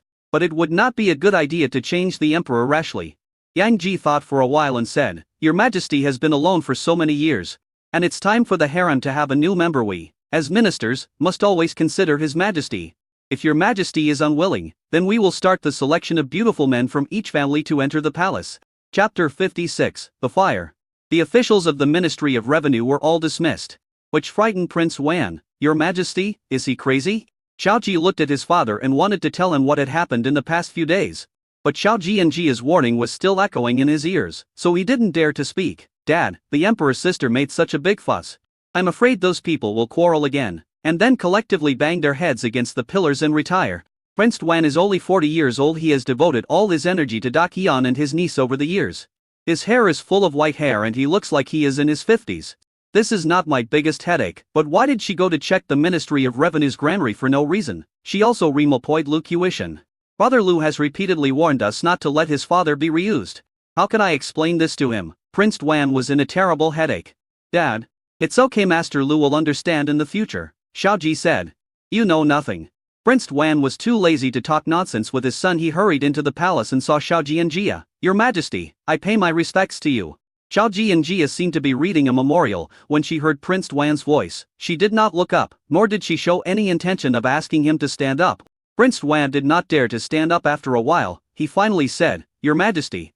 I have something important to report. Uncle Wang, are you here regarding the Ministry of Revenue? Xiao Jianjia glanced at Prince Duan. I am not here because of this matter. In the eyes of Prince Duan, it doesn't matter even if the 6 ministries are empty. Oh, Xiao Jianjia became interested. I thought Uncle Wang was a lobbyist called by Lord Yang. It's been so long, and Lord Yang, has been so long, and Lord Yang hasn't shown up yet. He's really patient. Prince Duan sighed inwardly, because they were so arrogant that they did not take Emperor Xiao Jianjia seriously at all in the end. This trouble would still fall on his head. Lord Yang did not come to me, and I am not his lobbyist. It's just that Your Majesty reappointed Lu Qiushan as the Minister of Revenue. And I think it is inappropriate. What's wrong? Lu Qiushan was in cahoots with the traitors later. His Majesty ascended the throne and issued a general amnesty, which saved Lu Qiushan's life. This is also the reason why Lu Qiushan's case was not overturned. Therefore, Lu Qiushan must not be reused. But I checked the files of that year. Lu Qiushan was against the treacherous Prime Minister, so he was demoted. Moreover, he almost lost half his life. His son was supposed to be an official in Dongwish, but was later transferred to be Ilyang County. Is this what Uncle Wang meant by going along with the crowd? Xiao Jianjia sneered, but did not expose him. Okay. I have my own opinion on this matter. Lu Qiushan, I have decided to use him no matter what anyone says. It's useless. If I don't even have this little power, Uncle Wang should discuss with those people as soon as possible and change the emperor. Prince Duan was stunned, and suddenly felt that the empress on the dragon throne was a little strange. She smiled bitterly and kowtowed hurriedly, saying, Your Majesty. I didn't mean that. Your Majesty is the monarch of Daqian, and no one can replace Your Majesty. Uncle Wang, I have seen your hard work over the years, but Daqian is in a precarious situation right now. There is no way it can improve without drastic measures. Looking around the world, there are few people I can trust. And Uncle Wang, you are truly my most trusted relative, right? I will sacrifice my life for Your Majesty. Xiao Jianjia couldn't help but laugh. If that's the case, then I'll have to trouble Uncle Wang to handle Elder Yang's case for me. Here is a confession from Shang Tailai and others. If Elder Yang asks about it, Uncle Wang can show it to him. Xiao Jianjia threw the confession in front of Prince Duan. Prince Duan picked it up and looked at it, pretending to be angry. How dare they do this? You have seen it. Have you? I must kill Shang Tailai and others 3 days later. I will execute their beheading outside the Meridian Gate. Xiao Jianjia was furious whenever he thought of Zongshu. The officers at the border could not even get their food and salaries, while these corrupt officials had emptied the national treasury. If he didn't kill them, he would not be able to let go of the hatred in his heart. I understand what to do now, Prince Duan said in a deep voice. Shang Tailai should be killed. With this confession, he has the capital to negotiate, and at least he won't be too passive. Watching Prince Duan leave, Xiao Jianjia sighed silently. Your Majesty, I have selected a group of loyal young eunuchs. Here is the list. Please take a look. Ma Sinbao handed over a list. Xiao Jianjia took a quick look and said, From today on, we will set up a Mingwei to secretly train these young eunuchs and eliminate all the spies in the palace. Yes, Your Majesty. On the other side, Lu Qiushan dragged his tired body back whole. Although he was very tired, he was very excited. The Lu family lived in the slums in the north of the city, and had only 2 earthen rooms, which rained when it rained and leaked when it was windy. But he has a virtuous wife, a studious son, and a well-behaved daughter. Although poor, it is warm. Ling Zhi, Daddy brought you your favorite food. Before Lu Qiushan reached the door of his house, he saw that the door was full of people and the air was filled with choking smoke. His pupils shrank slightly, and he shouted, It's old Lu who's back. Mr. Lu, your house is on fire, and your wife and children are still inside. I'm so sorry. At that moment, Lu Qiushan was struck by lightning, and his joy at being reused disappeared completely. He rolled and crawled through the crowd and looked at the burning house. Heartbroken, his mind went blank because the pain was so extreme. He opened his mouth, but could not utter a single sound. Ling Zhi, Xiaoyang, madam? He rushed inside as if he had lost his soul, but was stopped by someone outside. Old Lu, the fire is too big. Come back. Old Lu, the dead cannot be resurrected. Please hold on. Damn new party. I will never forgive you. Lu Qiushan was just reinstated in the morning, and his family suffered a fire in the afternoon. If it wasn't the new party's revenge, who else could it be? It hurts to kill me too. Lu Qiushan clenched his chest tightly. His eyes went dark, and he lost consciousness. When he woke up again, he didn't know what time it was. Lu Qiushan only heard a voice talking in his ear. He opened his eyes and saw a familiar face. Ling Zhi, Xiaoyang. Madam Yu, I am sorry for you. It's my fault. Seeing his family, Lu Qiushan rushed over, hugged them, and burst into tears. As a father, I shouldn't have exposed them. That's why you suffered this misfortune. It's all my fault. Master, we are not dead. Don't be nervous. Su Xiui hurriedly comforted her husband. Lu Lingzhi also took her father's hand and touched her face. Dad, don't you love pinching my face the most? Pinch it and see if it's the same as before? The warmth and touch of his wife in his arms, and the tender face of his daughter, all made Lu Qiuishan dazed. You are not dead. Yes, we are not dead, Su Xiui said with a look of fear. If it weren't for these children saving us, our family would really be separated forever. Chapter 57. Anyone who dares to offend the Lu family will be killed without mercy. Yes, the three of us were fine at home, but he somehow passed out. If it weren't for Sister Liu Su's rescue, we would have been burned to death. Lu Lingzhi also looked scared. His relatives came back to life, and he got what he had lost back. Lu Qiuishan hugged his wife and children tightly in his arms. I'm glad you're all right. But soon, he reacted. Where is that lifesaver? I want to thank her. As he was speaking, Liu Su, who had been silent, stepped forward and knelt on the ground. Liu Su pays respect to the old master. Lu Qiuishan was startled and hurriedly helped her up. Miss, you are our family's savior. How can you kneel down to me? Liu Su smiled and explained. We are here on the orders of the eldest master to take the old man to Biaoliang County to enjoy a good life. Your master is Liu An, your son. Liu Su stood up and said, this is a letter from the master. After receiving Liu Su's letter, Lu Qiuishan finally understood what was going on after reading it. That kid is doing well in Biaoliang? Very good. Biaoliang County is now better than Bau Jingji. The master has been wanting to bring you over to enjoy a good life in recent years. But the time was not right now that Biaoliang County has been built. You can go there and enjoy it with peace of mind. Asshole, he's still a bit filial. Lu Qiuishan laughed, but he shook his head and said, but I can't leave. Why? Su Xiui and the others also frowned. Are we going to stay here and wait for the new party's revenge? If Liu Su hadn't arrived in time this time, we would have died. You go with Miss Liu Su. I will stay in the capital alone, Lu Qiuishan said. Today, His Majesty has purged those corrupt officials in the Ministry of Revenue and promoted me to the position of Minister of Revenue. The late Emperor has shown me great kindness, and His Majesty has also treated me well. I cannot leave His Majesty at this time. Dad, how can you deal with the new party alone? Liang said nervously. Let's go to Biaoliang with Big Brother's protection. We will be safer. They can't chase us thousands of miles away. Liu Su also said, in Biaoliang County? No one can hurt you.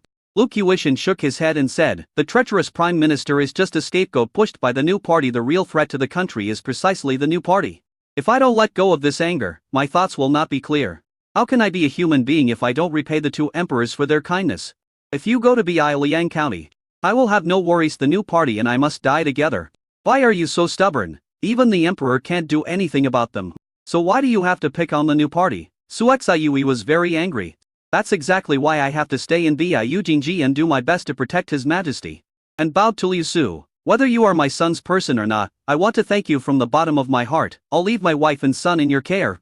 Liu Su was anxious. Grandpa, the eldest master said that Daqian has reached the point of collapse. It won't be long before the country is doomed to fall. By then, Bau Jingji will be a hell on earth. I understand. I know it without that brat telling me. Lu Qiuishan said, please tell him that he has not brought shame to me. Lu Qiuishan, if anything happens to me, being filial to my mother and taking care of my siblings is considered filial piety to me, and I, Lu Qiuishan, will not have given birth to him in vain. Lu Qiuishan, you really want to show off, don't you? 5 years ago, you showed off and lost half your life, and almost killed your whole family. 5 years later, you still want to show off. You won't be happy until your family is broken up? Su Xiui cried in anger. Madam, if I were not this kind of person, would you still marry me? If Lu Qiuishan was like those people, would you still respect me? If I were a member of the new party now, but I have the nerve to teach my children to be upright people? Su Xiui didn't say anything, she just shed tears silently. Xiao Yong, all the men in our Lu family are strong men. Take good care of your mother and sister on the way. When you arrive in Biaoliang, help your elder brother with his worries. Liang knelt on the ground and choked up. Son understands. I have to go from today on. My wife and children, Lu Qiuishan, died in that fire. Lu Qiuishan said as he knelt down and bowed to Liu Su. Frightened, Liu Su hurriedly returned the greeting. Old master, you can't do that.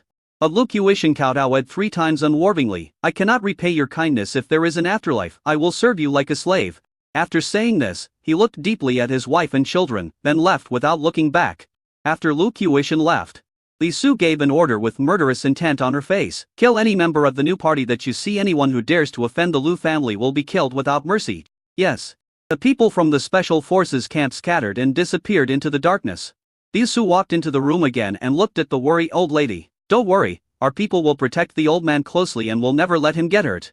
At the same time, Shang family. Shang Tailei was thrown into prison, which completely angered the Shang family. As one of the most powerful families in Daqian, the Shang family had 7 sons, all of who were either granted titles of nobility or high-ranking officials. The power in Daqian cannot be underestimated. Although the old man of the Shang family has retired, he is still a first-rank official, Ranjilu doctor, and has many students all over the world. He called back all the members of his clan and said, I have already found out that Tailei was forced to confess under torture, and the emperor said that he would execute Tailei outside the Meridian Gate in 3 days.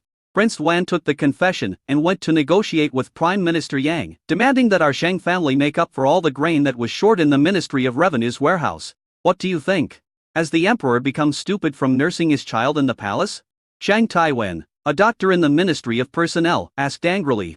Now the emperor has the confession and has arrested people. It is definitely not possible to use force. Shang Tashi, a scholar of Zhongji Hall, said, thus say that all the grain and tax silver should be distributed to the court officials, and let Yang Jilao know even if he is the emperor, he can tow the salary. Right? After these words were spoken, the Shang brothers all praised it as wonderful. This is a good idea. As long as Lord Yang nods, no one else will dare to say anything. Shang Taiwan praised, second brother. You have so many ideas, you are worthy of being a scholar in the cabinet. Chang Tashi smiled and said, the emperor remulpoid Lu Qiushan only because Lu Qiushan had no background and was easy to control. And Lu Qiushan was indeed a tough guy. But in my opinion, this is probably not the emperor's intention but Prince Wan's idea. The old man of the Shang family sneered, he is seeking death. Someone in the cabinet has already proposed to recall several princes. Prince Wan can just wait for death. As soon as the words fell, the old man of the Shang family stopped talking. The Shang family hall, which had been bustling with activity, suddenly became quiet.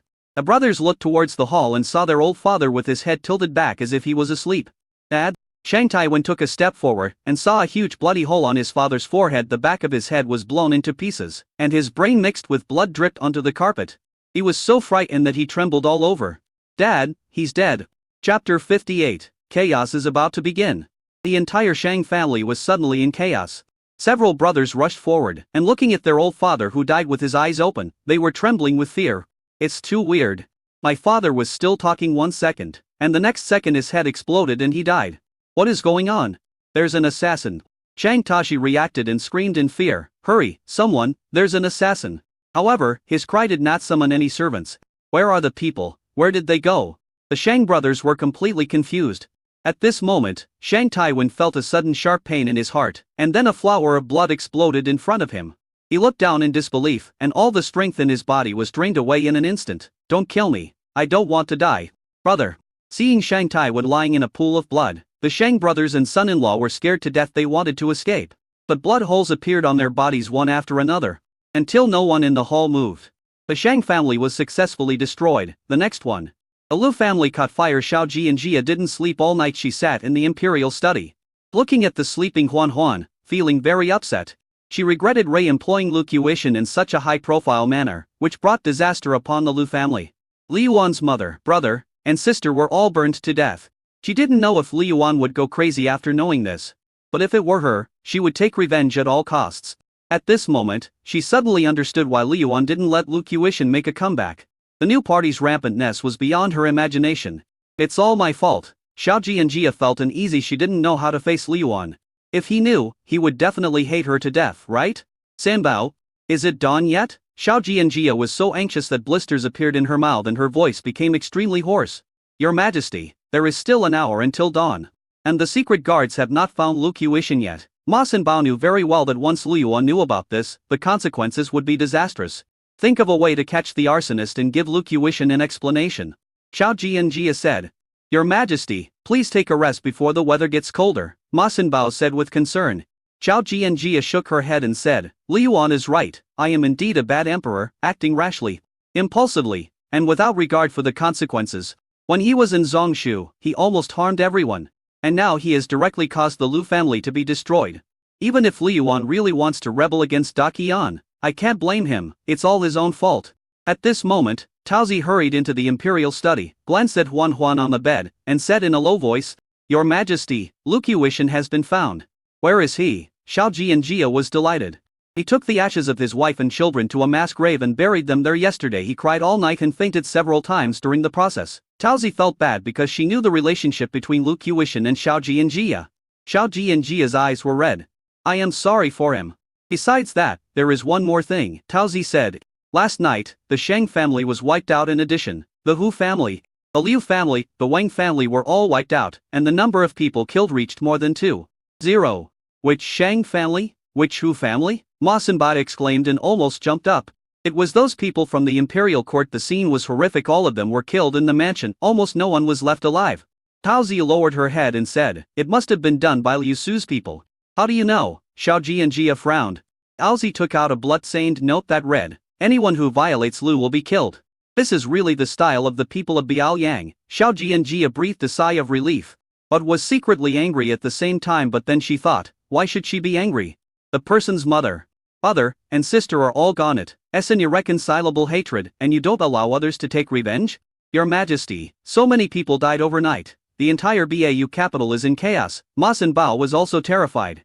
These people are simply too reckless. Don't panic. These dead people are almost all the main force of the new party. Killing them will be more beneficial to us. Xiao Jianjia took a deep breath. Without destruction, there is no construction. With destruction and then construction. But these people around, I will never be able to hold power. Inform Prince Duan and ask him to do everything he can to stabilize these people and prevent them from taking desperate actions. On the other hand, Prince Duan also did not sleep all night. The tragedy that happened in the Lu family made Prince Duan extremely melancholy. If they offend Lu Yuan, these people will be like offending the king of hell. Once this matter reaches Lu Yuan's ears, it is hard to tell how big a mess it will cause. He no longer had the face to call Lu Yuan his brother. Just when Prince Duan was worried, someone in the palace found Prince Duan, explained their purpose, and said to him, the rebels killed more than 2-0 people overnight. Your Majesty has ordered to seal off the capital and search for the rebels with all your strength. Prince Duan also reacted, please rest assured, Your Majesty, I will definitely find the traitor and avenge my colleagues. After sending the people in the palace away, Prince Duan took a deep breath and said, it's cruel. Over 2,000 people were killed overnight. And half of the backbone of the new party was destroyed. This time Bau Yujingji is going to be in complete chaos. However, he had military power and controlled 20 imperial guards in the capital. Otherwise, these people would have eliminated him long ago. His brain raced. And he slammed the table. Seize power. We must take back all the military power in Bau Yujingji today. After saying that, he called Xiao Ji and left in a hurry. At the same time, the news of the Shang family and other families being killed spread, and the entire Bau Kyoto was shaken. Yang Ji forced himself to calm down and hurriedly sent someone to find out the news, but the news he got almost scared him to death. He got an accurate number, 200 deaths, 100 more than the 2,400 he knew. A total of 16 families were wiped out overnight, leaving no one alive. These people are the backbone of the new party. What horrified him the most was that the second assistant Yan Gao, who had been drinking tea with him yesterday, and his family of more than 80 people all died suddenly. Even their mansion was set on fire and they were turned into roasted pigs. He took a piece of paper and looked at what was written on it. Anyone who violates the law will be killed. Excuses, they are all fucking excuses. They are just using Lu Qiushan as an excuse. Quick, pass my order and mobilize the White Tiger Army. Prince Duan wants to seize power. Hurry up. Yang Ji realized that there must be a conspiracy by Prince Duan behind this. And the fire in the Lu family was just a fuse, and the real purpose was just to cover up. How could Yang Ji not see through such a despicable trick? The one who died last night was Yan Gao, so it is very likely that he, the Prime Minister, will die tonight. He sneered. Prince Duan, if you had killed me last night, you would have succeeded, but you are still too cowardly. A cold light flashed in Yang Ji's eyes. First kill Prince Duan, then kill the Empress, help the little princess ascend the throne, and use the Emperor to control the princes. Chapter 59, Are You Grandpa? Bau Yujingji originally had 100 imperial guards guarding the capital. After Emperor Shenzong's sudden death 5 years ago, military power fell into the hands of others. Prince Duan took great pains to regain control of 20 Jaro soldiers, but the remaining 80,000 soldiers were firmly controlled by the new party. In recent years, a new party has been recruiting more imperial guards on the grounds of insufficient troops. Therefore, Prince Duan estimated that they should have nearly 150,000 White Tiger troops. Although he had only 20,000 men under his command, they were all loyal to Daqian. Moreover, they are well equipped and have rigorous training. If we include the troops secretly recruited, there are almost 40,000 people. Because if there are more, we won't be able to support them. He asked Xiaoji to deliver the letter before dawn. Dad, Master Lu's people are in the capital, why don't we ask them for help? Xiaoji said. Speed is of the essence in war. There is no time left. I will take my men to retake the four gates now. If we fail, you will let His Majesty escape from Biao Jingji. Remember, His Majesty cannot be harmed in any way even if you die. Do you understand? Prince Tuan said, pinching his son's shoulders. Xiaojin nodded heavily, his eyes slightly red. Dad, don't worry, I will protect my sister no matter what. You didn't embarrass me. Prince Tuan patted him on the shoulder, smiled with satisfaction, and then shouted, it takes 1,000 days to raise an army and only a moment to deploy it, my men. Follow me to cleanse the world. Xiaoji wiped away his tears and walked quickly towards the palace. At this moment, he finally understood why his father was so nervous when he heard that the imperial sister had appointed Lu Qiushan. Lu Qiushan alone stirred up the entire Biao Jingji. The scene that happened 5 years ago is about to be repeated. He did not dare to delay and quickly entered the palace and met Xiaoji and Jia. Sister, father has already taken people to seize the gate. If we succeed, we will take back the military power. If we fail, we will flee Biao Jingji. Xiaoji and Jia's face changed slightly. She forced herself to calm down and soon understood what Prince Tuan meant. So many people from the new party had died, so they would definitely suspect Prince Tuan. Either you die or I die. Things have reached a point where they can no longer be slackened. At this moment, she no longer had any hope. Gather everyone and defend the imperial city, Xiaoji and Jia said in a deep voice. Ma Sinbao even smiled bitterly. Lu Qiushan alone has caused a great disturbance in Biao Jingji. These father and son are more capable than the other. Xiaoji and Jia shook her head. It has nothing to do with him. I didn't expect the new party to be so bold. Yu Su's reaction was not wrong. She just did what she should do. Soon, everyone in the palace started moving. The palace maids and guards were all terrified. Xiao Pudeo also stayed by Xiaoji and Jia's side despite his still unhealed body. It was getting light. But today in Biao Jingji, the streets were surprisingly quiet. There was no one on the road. However, fierce fighting was taking place at the four gates of Biao Jingji. Quick, catch them, don't let them open the city gate. Prince Tuan fought bloody battles. He knew very well that once the city gate was taken and the White Tiger army came in, it would be all over. Not only will he die, Xiaoji will die, and Xiaoji and Jia will die as well. Your Highness Prince Tuan, the South Gate can no longer withstand the pressure and has been breached by the White Tiger army. Your Highness Prince Tuan, the North Gate has also been opened. There are too many of them. The continuous flow of bad news made Prince Tuan's scalp numb. Quick, send a signal to inform them to leave the palace quick, no matter what. You have to protect them and don't let them rush over. Immediately afterwards, a brilliant firework shot up into the sky, dazzlingly bright. This is also a good thing brought by Biaoyang. Above the Meridian Gate, Xiaoji saw the fireworks rising into the sky, and his face changed drastically. We've lost. Quick, let's get out of the city and go out from the West Gate. Hurry. Xiaoji quickly ran to Xiaoji and Jia and said, Sister, we can't hold on any longer. Let us leave the city. Xiaoji and Jia didn't hesitate for a moment, nor did she make any futile attempts. She got into the carriage carrying Huan Huan. She knew very well that if she stayed, she would die. Moreover, they will be subjected to inhuman humiliation before death. She clenched her fists so tightly that her nails almost dug into her flesh. 5 years ago, she fled like a stray dog. 5 years later, she still has not been able to change the situation. Li Yuan's words echoed in her ears again, as if telling her that he was a tyrant and a king who brought ruin to his country. The only difference this time is that she may never have the chance to come back. Daqian is about to be in complete chaos. The palace gate opened and the imperial guards escorted them out. Just as the guards were about to leave, someone Xiaoji and Jia didn't expect stopped her. Lu Qiushan, why are you here? Xiaoji and Jia was extremely surprised when she saw Lu Qiushan, who was almost shot to death by the imperial guards. Your Majesty, I am late in coming to your rescue. Please forgive me. Lu Qiushan knelt on the ground, but now is not the time to ask about your well-being. We must leave the imperial city immediately. As long as we leave, we will be able to gather a group of loyal and righteous troops again. When the time is right, we will be able to restore order and revive Daqian. Do you know what happened outside? Ma Sinbao asked. My home is in the north of the city. There are soldiers charging over there and a big fire has started in this situation. I really can't think of any other possibility except mutiny. So I hurried over to rescue you. Xiaoji and Jia looked at the man in front of her, feeling deeply moved. I'm sorry, if it weren't for me, your family wouldn't have. It has nothing to do with your Majesty. It's the new party's fault. Only one of me and the new party can survive. In order to protect his family, Lu Qiushan did not tell the truth.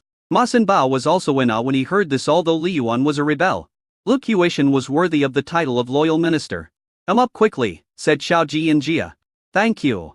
Your Majesty. Lu Qiushan entered the carriage, but did not dare to sit too deep inside. He just sat half of his butt next to the door. Are you Grandpa? As the day gradually brightened, Huan looked at Lu Qiushan in the carriage and kept sizing him up. Wow, you look like Daddy. Xiao Ji and Jia quickly covered Huan's mouth and glared at her. Don't talk nonsense. Ma Sanbao also smiled bitterly. He shouldn't talk about Lu Yuan in front of the child. This little guy was so shrewd that he could actually guess that Lu Qiushan was Lu Yuan's father. Lu Qiushan was also stunned when he heard this. Looking at Huan, he couldn't help but feel a liking for her. He always felt that this little princess was very lovable. Princess, you are embarrassing me. I cannot be your grandfather. Huan's mouth was covered, so she couldn't make any sound. Xiao Ji and Jia said, this girl is more respectful to the elderly and loves the young. Whenever she meets an older person, she calls him or her like this. Lu Qiushan nodded. She is so polite at such a young age. She will definitely be the virtuous princess of Daqian in the future. However, he always felt that the little princess looked very similar to Ling Zh when she was a child, especially her eyebrows and eyes, which were exactly the same. Xiao Ji and Jia smiled and secretly patted Huan on the butt. The little guy was crying out in grievance, Grandpa, my mom hit me. Chapter 60. Escape. Seeing the little girl crying, Lu Qiushan thought of Ling Zhi's childhood and his heart almost melted. However, she was a princess after all, so he did not dare to overstep his authority and could only say softly, Princess, not everyone loves you as much as I do. There are too many bad people out there. It is right to respect the old and love the young, but you must learn to distinguish between good and bad so that you can better protect yourself. Xiao Ji and Jia nodded secretly. Lu Qiushan was indeed different from ordinary people. If it were anyone else, they would definitely treat Huan as an ignorant child and coax him. And he taught Huan how to protect herself. What would happen if he knew that Huan was really his granddaughter? Xiao Ji and Jia's face felt a little hot, but fortunately it was still dim in the carriage and no one noticed the change in her expression. However, when she thought of Lu Qiushan's family members who were burned to death in the fire, her eyes dimmed. Lu Yuan must hate her to death. He would never forgive himself for such a great vengeance. I remember. Huan sniffed, and then said to Lu Qiushan a grieved lie, then Grandpa, can you hug Huan? This, Lu Qiushan looked at Xiao Ji and Jia. Lu King, since this child is destined to be with you, how about you be her teacher from now on? Xiao Ji and Jia said. She had read Lu Qiushan's files a long time ago. He came from a poor family, but was a well-known filial son and a talented man. He was recommended by people from all over the place and was promoted because of his father's appreciation. A loyal and filial person is not necessarily a loyal minister. But a disloyal and unfilial person is definitely not one. I am terrified. You are a famous filial son and talented man. Even my father praises you for your loyalty and filial piety. I believe in you and you will definitely be able to teach Huan well. Xiao Ji and Jia thought to herself, since ancient times, ancestors have loved their grandchildren. But I don't know if he likes his granddaughter? Looking at Huan's lively appearance, Lu Qiushan felt that they were getting along well. Thanks to your majesty for your appreciation. I will do my best to teach the princess. As he said that, he hugged Huan over to him. The little guy smiled immediately, hugged him and kissed him. Trojan, Huan is finally hugged by Grandpa. Lu Qiushan's heart melted completely. His eyes were extremely gentle, and looking at her was like seeing his daughter when she was a child. The grandparents and grandchildren got along really well with each other. They were clearly fleeing for their lives, but they didn't care at all. Ma Sanbao felt jealous. I have worked hard to take care of the little ancestor for so long, raising him with great difficulty. But Lu Qiushan didn't say a word. Lu Yuan took away his majesty, and now his father wants to take the little ancestor away again. Neither the father nor the son are good people. Xiao Ji and Jia felt better about escaping when she saw Lu Qiushan's genuine love for her. But the situation outside is still not optimistic. Just as the west gate was in sight, a group of White Tiger soldiers suddenly appeared, with a number of no less than 5,000. This made Xiao Ji and Jia feel depressed. Xiao Pueo, who was driving the horse, also felt a sinking feeling in his heart and shouted, there are enemies, kill them all. The North City and the South City were both captured by the White Tiger army. Prince Duan surrounded the city on 3 sides and was short of one person, so he specially chose the West Gate as the escape route for Xiao Ji and Jia and others, and used himself as bait to guard the East Gate. But in the end, they could not withstand the powerful influence of the new party and the large number of White Tiger army soldiers. Everyone knew very well that if they were held back by these people, no one present would survive. Xiao Ji, who was escorting on the side, also made a prompt decision. Imperial army soldiers, follow me to charge and escort his majesty away. As he said this, he urged his horse and rushed forward first. Xiao Ji and Jia looked at Xiao Ji's back. In her impression, he seemed to be still the little boy with a big snotty nose who followed behind her. He is timid and even a little cunning. But at this moment, he grew up in an instant and became a man.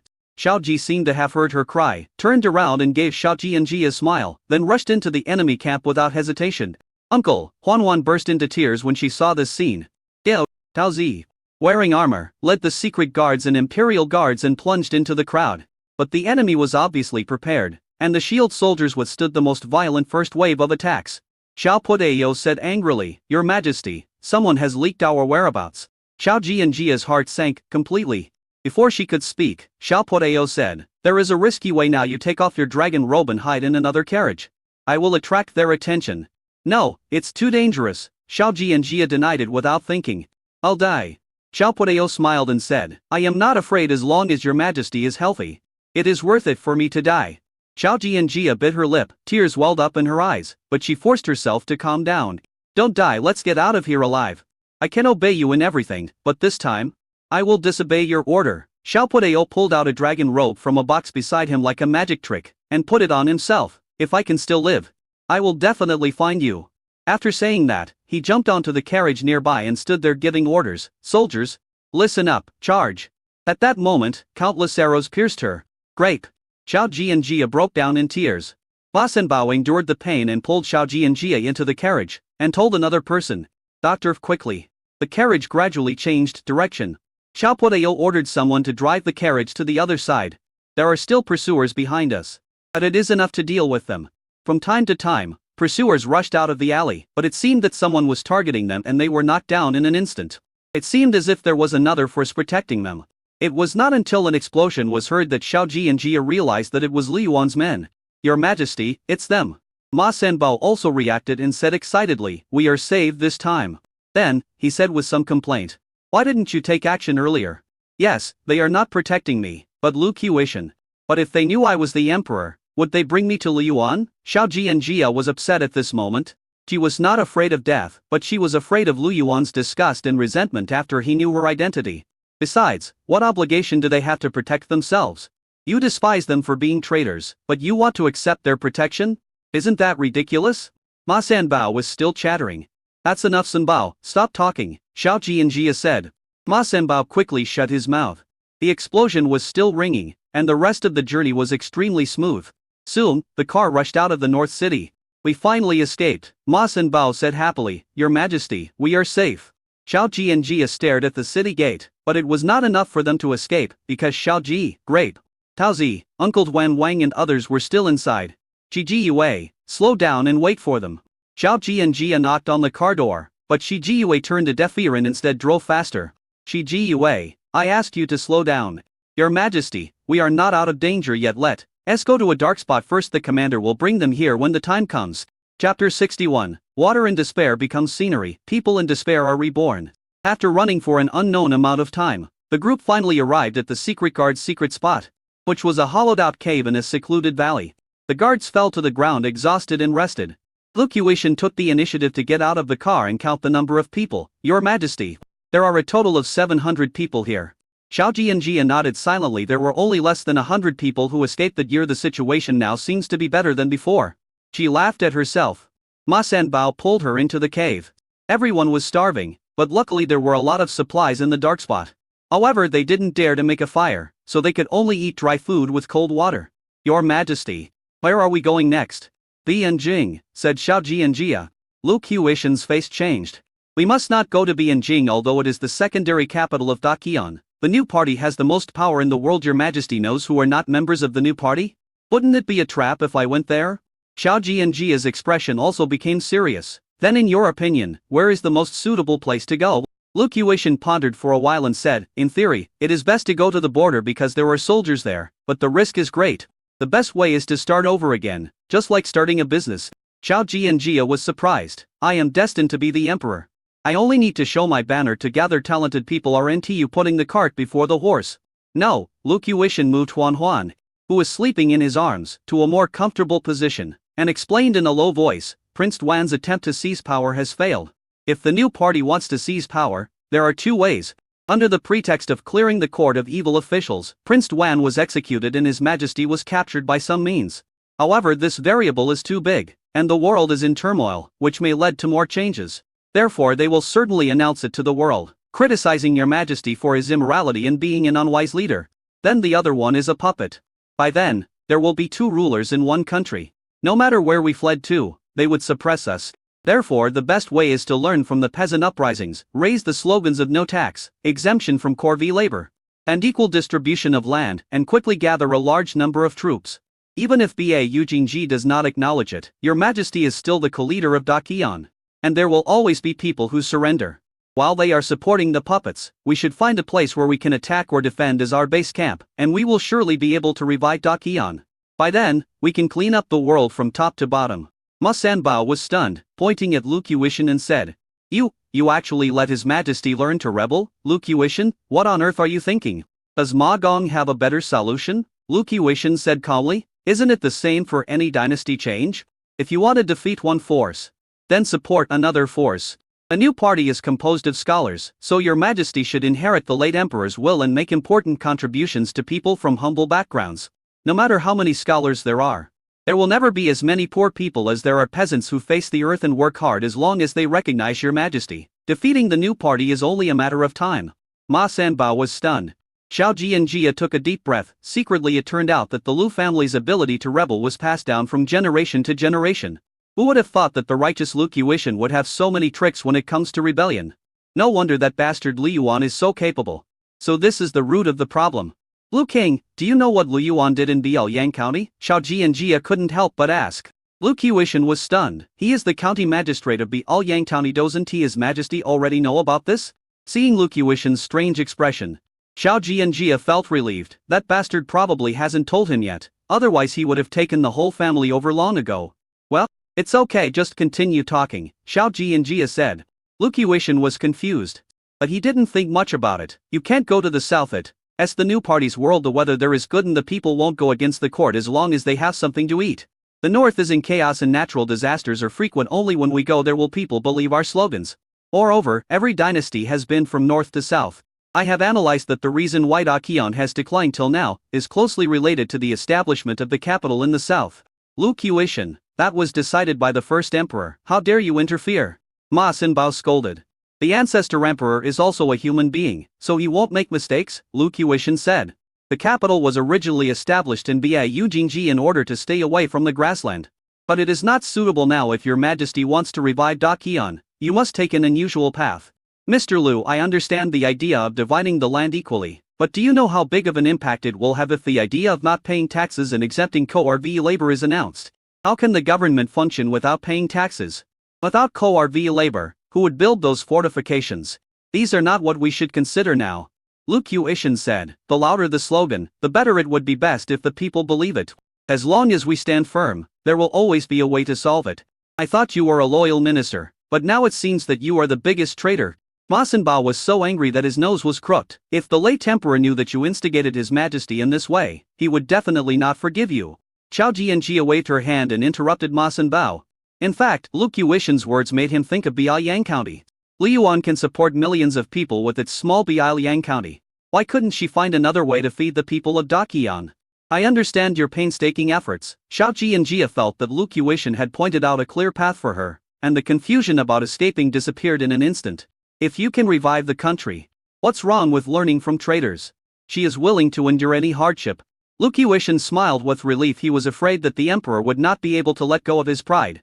And if that happened, Dakian would really have no hope.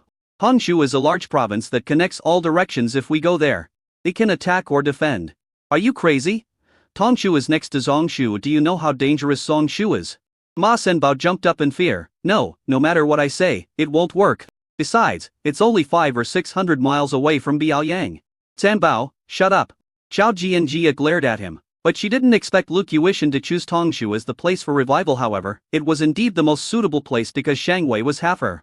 With Biaoyang Pass at our back and Tongshu as our base, we can quell the case in Zongshu and save the people from dire straits. Isn't this exactly what we have been dreaming about day and night? Zongshu has reached the point where people have to exchange their own children for food. I had people lead the people to the capital a few days ago, but there is a lack of water and food. Your Majesty is wrong. It is always the poor people who lack water and food. The rich families will not lack these, Lu Qiushan said calmly. Even your Majesty knows that Zongshu is in chaos, and the new party knows it even better. When water reaches a dead end, it becomes scenery. When people reach a dead end, they are reborn. This sentence made Xiao Jianjia deaf and dumb. She couldn't help but stand up and bowed. I am grateful for your advice. Lu Qiushan was startled, but he didn't dare to move as he was holding the child in his arms. He quickly said, Your Majesty, you are embarrassing me. Lu King's words are better than countless heroic words.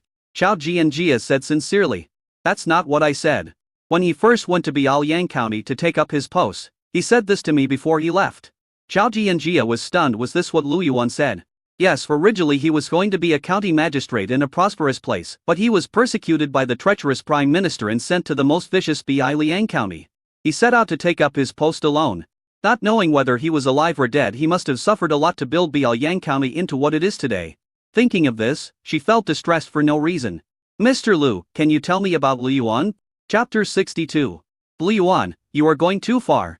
Lu Qiushan was stunned. It was already this time. Wasn't it inappropriate to talk about this? He also didn't want the emperor to discuss Lu Yuan too much at this time. Your Majesty, the life or death of Prince Wen and the others is still unknown. So let's talk about it later. Ma Sanbao kept winking at Xiao Jianjia. Xiao Jianjia also reacted and cursed herself for being so confused. Well, let's talk about it later. After saying that, she thought, there was still a long time to come, and she had plenty of time to learn about that bastard from Lu Qiushan. At this moment, Shi Jiyue ran in from outside in surprise. Your Majesty. They came out, they all escaped. Is it Grape and the others? Yes. The spy came back to report that the commander has arrived 3 miles away. Great, that's great. Xiao Jianjia hurriedly got up and went out to greet them. Lu Qiushan also followed out carrying the little thing. Soon, a group of people were seen approaching. If not Xiao Ji and others, who else could it be? Xiao Ji, Grape, Tao Zi. They're back. Xiao Jianjia forced herself to remain calm, but the moment she saw them, she could no longer suppress her suppressed emotions and stepped forward to hug the bloodstained people. I'm glad you're all right. I'm glad you're back. Your Majesty, we have to go to the next dark spot immediately. When the pursuers come, we won't be able to escape, Xiao Pueo said while enduring the pain from his wound. Xiao Jianjia came back to her senses and nodded. While telling the others to pack up and leave, she scanned the crowd. Where is Uncle Wan? Xiao Ji's eyes dimmed. He held back the White Tiger army in order to buy us time to retreat. Xiao Jianjia was shocked, not daring to say she didn't believe it. Uncle Wang didn't come out? She recalled that she had doubted him before, and she felt indescribable regret and pain in her heart. Looking at Xiao Ji with red eyes, Xiao Jianjia forced herself to remain calm and said, Uncle Wan is a man of great fortune and good health. He will be fine. The people of the new party don't dare to kill him casually. Let us go first. I will ask the secret guards to find out the news about Uncle Wan. At the same time, Biaoyang Prefecture. The county was promoted to a prefecture, and the people of the entire Biaoyang Prefecture were filled with joy. Although the official documents for promotion have not yet come down, Lu Yuan has already changed himself into the latest prefectural red robe, which makes him look particularly cool. Bo Bing carefully changed Lu Yuan into the revised official uniform. Her white and tender hands smoothed the clothes for Lu Yuan. Her beautiful eyes could not help but linger. Master, you are so handsome. Lu Yuan looked at himself in the mirror and couldn't help but whistled. He turned to look at Xi Ying and Li Wuyu. Am I handsome? Father Lu Yuan has always been the most handsome in Ninger's heart. Xi Ying, who was wearing a JK-made outfit and flesh-colored stockings on her feet, said with admiration she had been Lu Yuan's maid for more than half a month and she did not feel uncomfortable at all. Instead, she used all her tricks to seduce Lu Yuan. Lu Lang is the only one in the world who can keep Wuyu awake all night. Li Wuyu was wearing a pink bunny girl costume with black stockings on her feet. Her explosive figure almost broke the clothes. These two women are also stunningly beautiful, but they are still a little less charming than the mature woman Wo Bing. Even though Wo Bing was dressed warmly, even her neck was wrapped tightly, her every frown and smile made Lu Yuan's heart itchy. Master, I wish you a successful start, Wo Bing said with a smile. Lu Yuan nodded. The deaths of Wang Di and Shang Song Nian shocked the two countries of Xie and Jing. Emperor Xi threatened to make Lu Yuan pay the price, and has mobilized 70,000 cavalry to rush to the aid of Diaxia Pass. Combined with the troops at Diaxia Pass, the total number has reached a terrifying 300,000. Emperor Jing even issued an imperial edict, scolding Lu Yuan for being ungrateful and dishonest, and sent 60,000 cavalry to rescue to Dajing Pass. If the two countries' military forces were to join forces, the number would reach a terrifying 600,000. If Lu Yuan had so many troops, would he dare to tell others that he had an army of 2 million? The people of Biaoyang Prefecture were calm, but the barbarians who were sent out to build the new city were terrified. Yesun and Wusun were already able to go out to the fields and do heavy work. The two people who lost their bells were also transferred to Lu Yuan's house to work as laborers. Master, take care. Seeing Liu Yuan coming, the two men hurriedly knelt on the ground. Liu Yuan left without even looking at them. Other Liu Yuan, how about you marry An Inger? An Inger will definitely be able to persuade father to withdraw his troops. In the carriage, Xia Ning was still persuading. Lu Lang, if you join forces with Da Xia, you will definitely be able to dominate the world. The two women knelt on the ground, one rubbing her feet and the other beating her legs. Liu Yuan didn't even have to lower his head, as he could see the entire beautiful scenery. Ongu still held the saber, closed her eyes and rested, ready to intimidate these two vixens at any time. Can you change the line? Liu Yuan was tired of hearing that. Since they dare to cause trouble, we must be mentally prepared. Li Wuyu and Xia Ning looked at each other. They looked down on each other, but during this period of time, they shook hands and made peace and fought together. They also fully understood that Liu Yuan was a man with great self-discipline and strong self-control. Such people, without exception, are ambitious.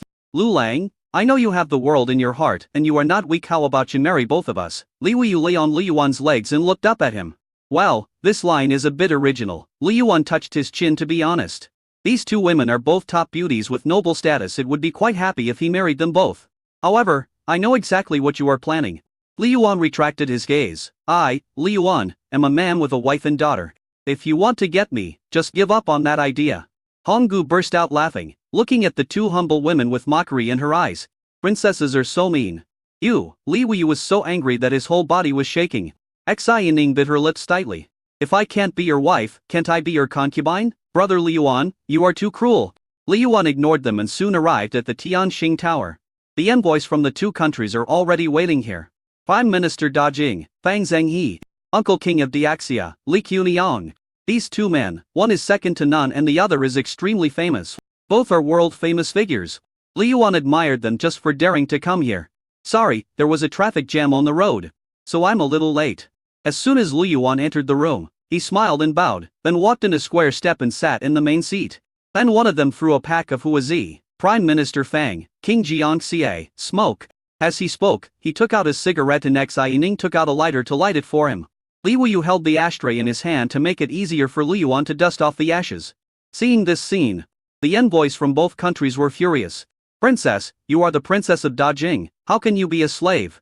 Fang Zhenghe slammed the table. Liu Yuan, you are going too far. Princess, stand up quickly, how dare you kneel down to Liu Yuan? Li Quniang was also very angry. Liu Yuan, how dare you humiliate the princess of Daxia like this? Chapter 63, Kneel down and beg for mercy. You too. You are so old, don't be so angry. Liu Yuan pressed his hand. They both did this willingly. If you don't believe me, just ask. Liu Yuan patted his head and said, you speak first. Feeling the burning pain, Xia Ning frowned. Fang, Prime Minister Fang. This princess volunteered. You don't blame brother Liu Yuan.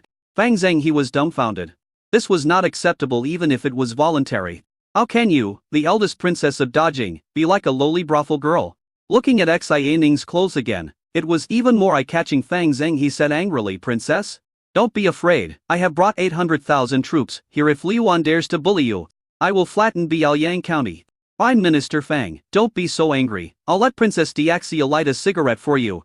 As he said that, he pulled the short tail behind the bunny girl and said, Go, Princess. No, Li Quniang clenched his fists tightly. Liu Yuan, if you are a man, don't use the princess as a threat. Let's fight to the death on the battlefield. Li Wuyu didn't dare to look into her third great-grandfather's eyes, but she took the lighter from Xia Ning's hand and moved it slowly in front of Fang Zhenghe. Fang Xiang, have a cigarette. Fang Zhenghe was dumbfounded again. Li Quniang's teeth were about to break, but he was powerless to do anything. Because the surrounding area is full of northern Liang troops armed with lead ammunition, if there is any unusual movement, they will all die here. Seeing Fang Zheng looking dazed, Li Wuyu opened the cigarette box, lit a cigarette, put it in his mouth, then knelt beside Liu Yuan and raised the ashtray again. It would be easy not to do this, but Xia Yuan was too scary. Simply a devil, and they never wanted to experience it again. Fang Zhenghe stared at the cigarette in his mouth. He was already old, but he didn't expect that he could still ask the eldest princess of Diaxia to light his cigarette. For some reason, he actually felt refreshed.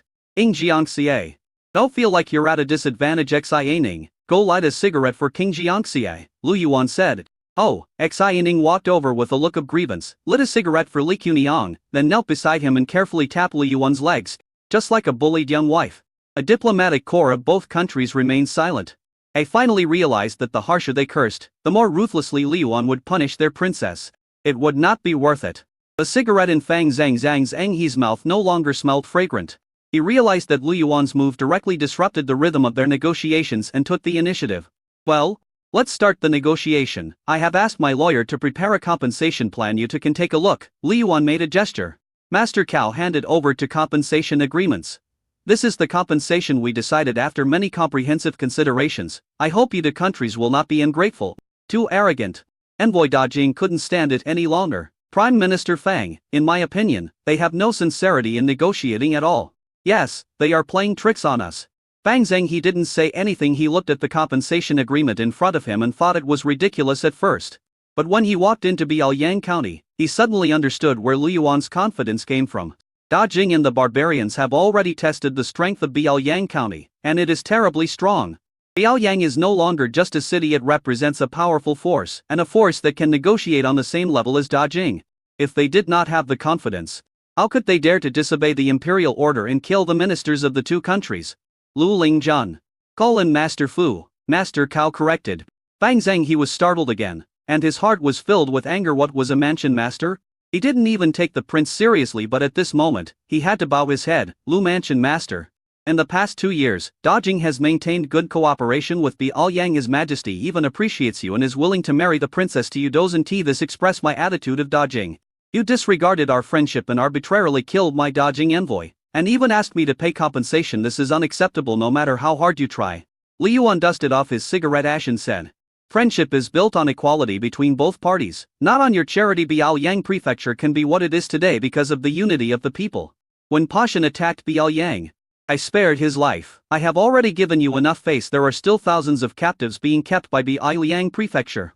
Furthermore, I have already issued a notice that the barbarians are the blood enemies of our Biaoyang. No matter who they are, who dares to harbor and condone them, they will be the enemy of our Biaoyang Prefecture. Not only did you fail to assist me in exterminating the barbarians, you also dared to threaten me by taking advantage of the fact that my Biaoyang guards were out of the city to fight. Isn't this seeking death? Do you really think that Liu Yuan, have a good temper? Liu Yuan, give you face and let you in because I think highly of you. I won't give you face, I will just crush both levels. If you don't believe me, you can try it. After saying that, Liu Yuan stretched out his hand, and Li Weiyu took out a pair of nail clippers like a magic trick and trimmed Liu Yuan's nails in front of everyone. That arrogant attitude made Fang Zheng and Li Quniang very angry. But the more Liu Yuan said this, the more they dared not to respond casually. Aren't the barbarians pretty shameless? Why does no one dare to touch them? Because the cost outweighs the gain. Biaoyang County is not comparable to the barbarians. Moreover, both countries spent a huge amount of money on this international conference. If a war breaks out, all investment will be wasted. This concerns the interests of many businesses and many people. This is also the reason why, even though Liu Yuan killed Shang Songnian, he did not start fighting directly. When has Da Jing ever suffered such humiliation? Lord Liu, I still say the same thing. If you are willing to be my son-in-law of Diaxia, not only will the past be forgiven, but even Biaoyang will become your fiefdom. Li Quniang said, Diaxia is nostalgic and is not willing to start a war. Otherwise, we would not come here to negotiate with you, but would go to find your Daqian emperor. You're using the emperor to pressure me. Liu Yuan smiled faintly. Daqian is in such a mess. How can the emperor care about Biaoyang?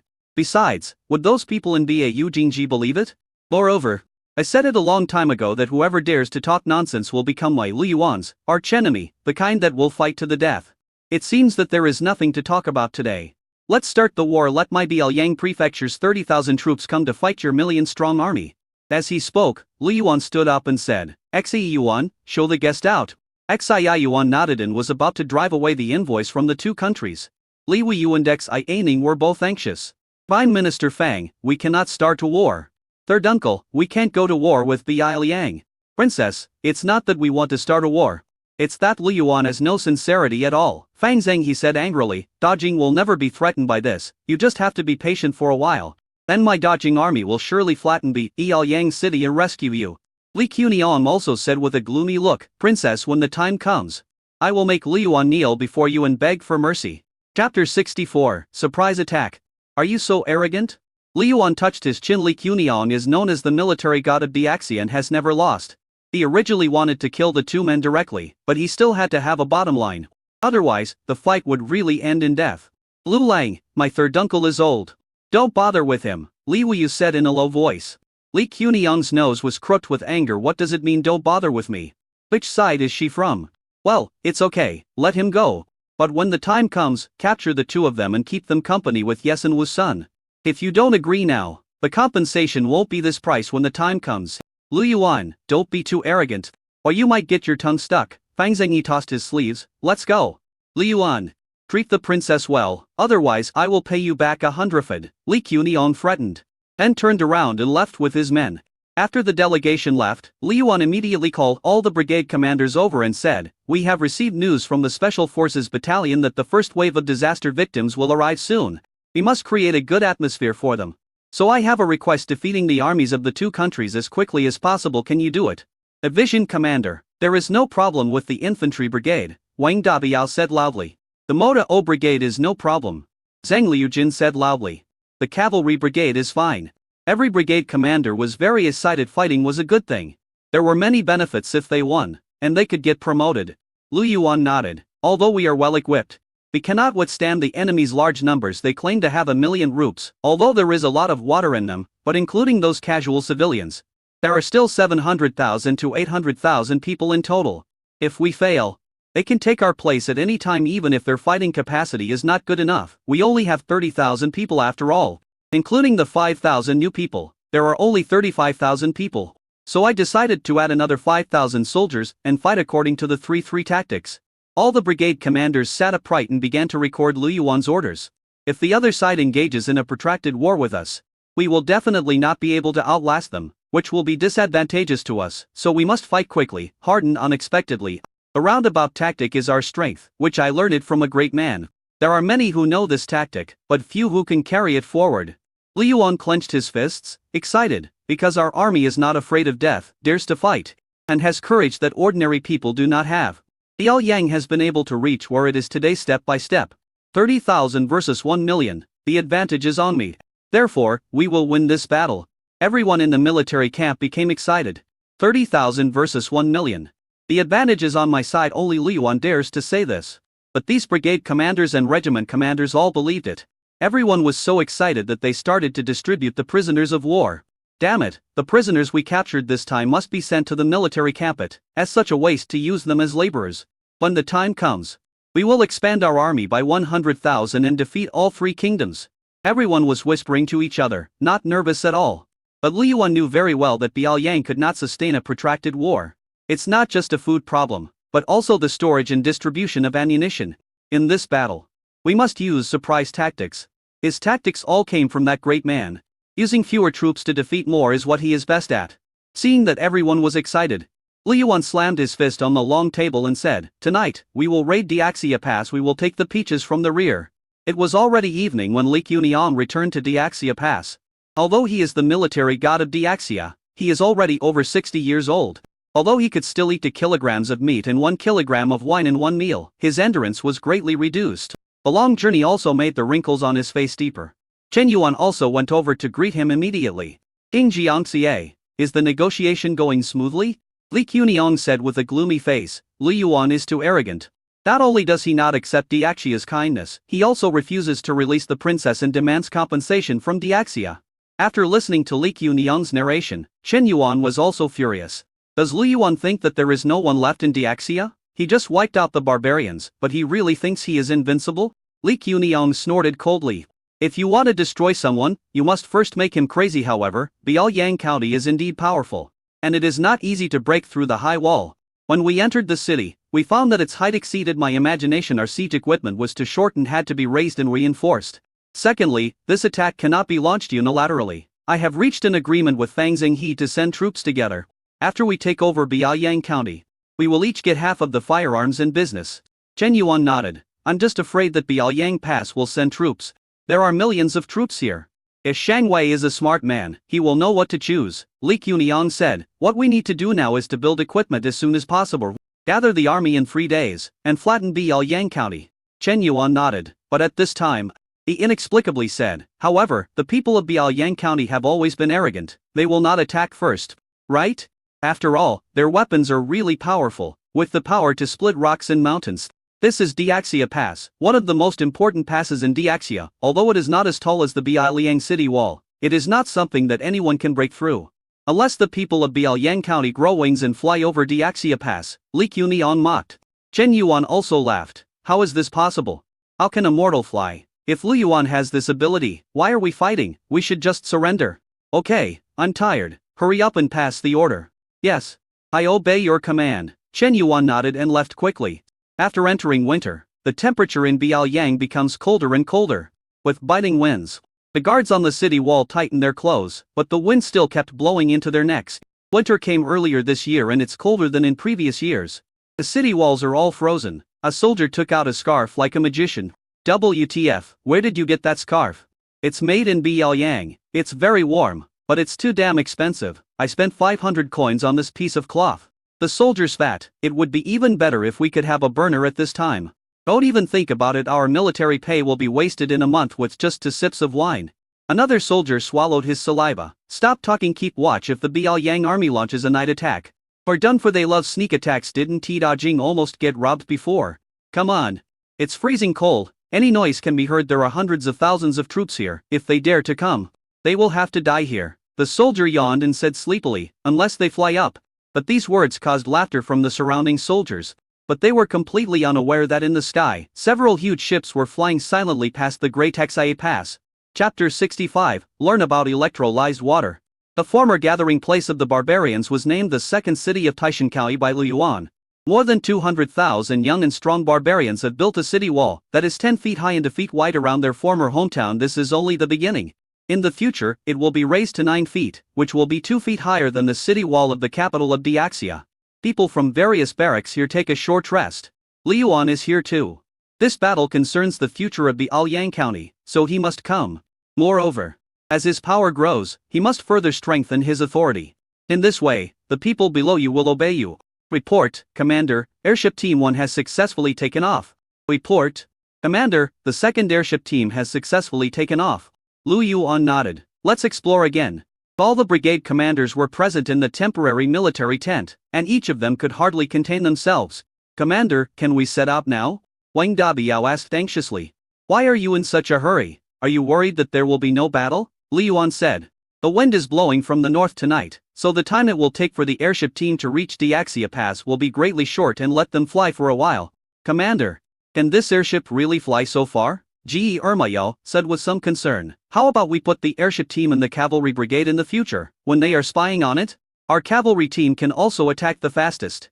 Ge Dai and Shu, you have made a good calculation. The airship team must belong to my infantry battalion. Wang Mazi, stop talking bullshit. For a moment, everyone in the military camp was arguing with each other. Li Yuan slapped the table hard. What a quarrel! After that, everyone hurriedly shut up. Forget about the airship team. I plan to set up an airship brigade. Besides, the airship technology is mature. But it is very dangerous. It is filled with flammable and explosive hydrogen. A spark can detonate it. It must be operated by a special person. Once you get up there and there's an explosion, you'll definitely die, understand? Hearing this, all the brigade commanders shrank their necks in fear. Doesn't that mean we kill 800 enemies but lose 1,000 of our own? The danger is because the gas is unstable. So every soldier who goes up there is determined to die. However, this danger can be resolved in the future. Li Yuan explained how he made his hydrogen boat. Electrolyze water to produce hydrogen and oxygen. Chemistry knowledge learned in junior high school. Biaoliang City has electricity, so how can it not produce hydrogen? But hydrogen is too dangerous, and what is really difficult to deal with is helium, which is too difficult to extract on a large scale. Why not a hot air balloon? The direction is difficult to control, it is too dangerous to take off at night, and the payload is too small. And the flame harbor is too obvious. It's not that it can't be made, it's just that its combat value is not high and it is easy to imitate. Without knowing how to electrolyze water, they cannot extract hydrogen at all, and thus have no way to imitate it. His hydrogen boat was 63 meters long and 6 meters in diameter. Its frame consisted of a longitudinal keel, 24 wooden bridge beams, and a large number of longitudinal and radial tension wires. The frame is covered with a waterproof sheet. Biaoliang County does not have the ability to develop an engine for the time being, but they can use human power to rotate the machine and pedal to provide thrust and control direction. The load capacity reaches an astonishing 7,000 kilograms. There are 10 people on the airship, and there is still more than 1,000 kilograms of remaining carrying capacity. As long as we fly to their rear area and burn all their food supplies, Diaxia Pass will fall without a fight. The simplest one is the incendiary bottle, which is cheap and easy to use. A white phosphorus extracted in Bialyang County is very little and expensive, not enough to make conventional weapons. In addition to flasks, there were bundles of explosives. Tonight we must burn through and blow up the Diaxia Pass. After hearing Li Yuan's words, everyone was in awe. Li Yuan lit up the cigarette and checked the time. It's almost time to set off. I'll be waiting for your triumphant return. Everyone knelt on one knee. We will definitely live up to the expectations of the leader. Li Yuan watched them leave, and the noisy military tent suddenly became quiet. He only left 5,000 men to guard Bialyang Prefecture, and only 1,500 men here. After this battle, we must continue to expand our military. It takes at least 100,000 to feel safe. At the same time, inside the Diaxia Pass, Chen Yuan dragged his tired body back home. His wife said with a distressed look on her face, "Why is King Jiangxi so troublesome when he comes? What do you? A woman, no?" Chen Yuan frowned. "We are going to attack Bialyang City in 3 days. How can we fight without making preparations in advance? If you ask me, why would you want to provoke Bialyang City? Look at the barbarians in Dajing. Haven't they suffered enough? How many times have you dealt with Li Yuan?" Chen Yuan was annoyed. He had also suffered losses from Li Yuan several times. Although not as bad as Po Shan, it was not much better either. Seeing her husband's gloomy expression, the woman realized that she had said something wrong and hurriedly changed the subject. "I'm just worried about you when the time comes to attack the city. You must not be the first to rush up and let them be the vanguard." Chen Yuan nodded. "In 3 days, there will be no Bialyang City Dawn. You like Bialyang perfume very much. I'll bring back a truckload of it. And you can use it however you want." "Thank you, my husband." The woman was so happy. "My husband, you have been tired all day. I will give you a massage." And at this moment, hurried footsteps were heard outside. "General, something bad has happened." This sudden voice interrupted Chen Yuan's interest. "Damn it, are you going to let me rest? What's going on?" The man outside said. "The granary is on fire. It has spread completely and cannot be put out. King Jiangxia has already gone there." "What did you say?" Chen Yuan was stunned for a moment, and then a chill rushed from the soles of his feet to the top of his head. "Isn't it heavily guarded? How could it catch fire?" "They said the fire seemed to have fallen from the sky." Chen Yuan pushed the door open angrily. "Fuck it, if there was fire falling from the sky, why didn't it burn those idiots to death?" He was angry and afraid, because that was all the food for the army. If it was burned, it would be a death sentence. How could he, the commander of Diaxia Pass, have a good ending?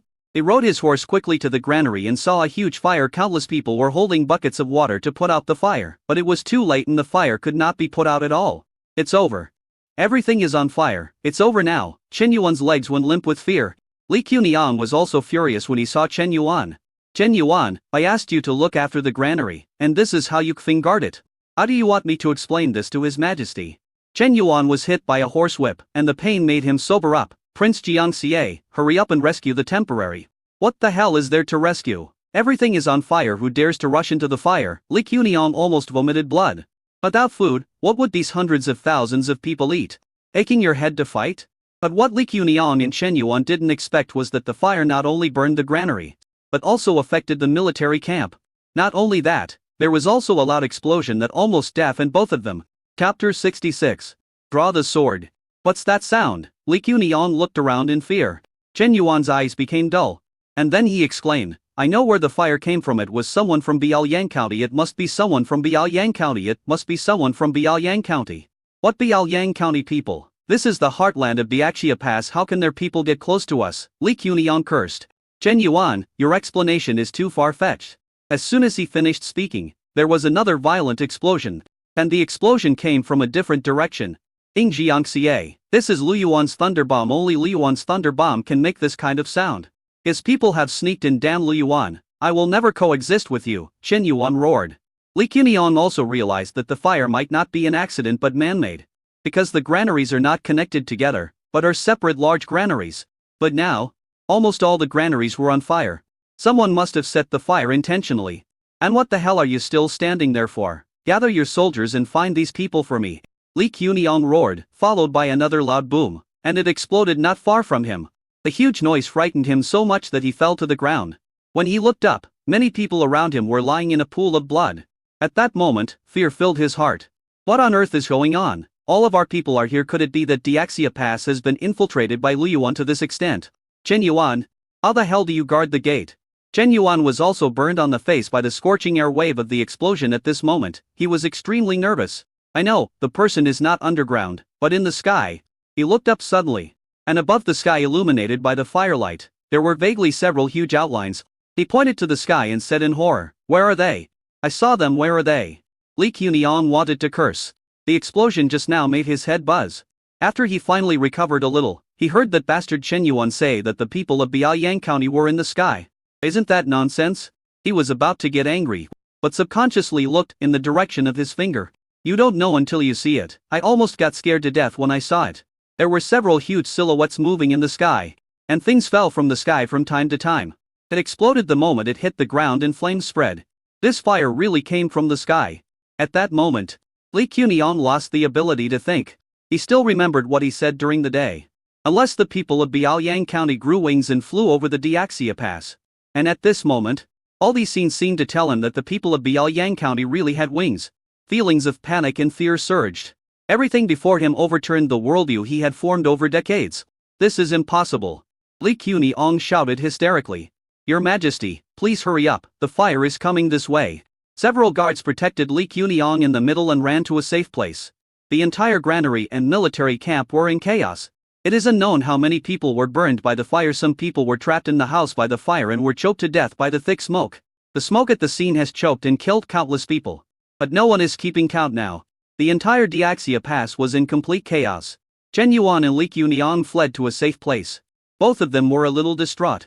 Li Quniang was a military god after all. He forced himself to cheer up and said, "Quick, pass on my orders, stop putting out the fire and gather everyone here.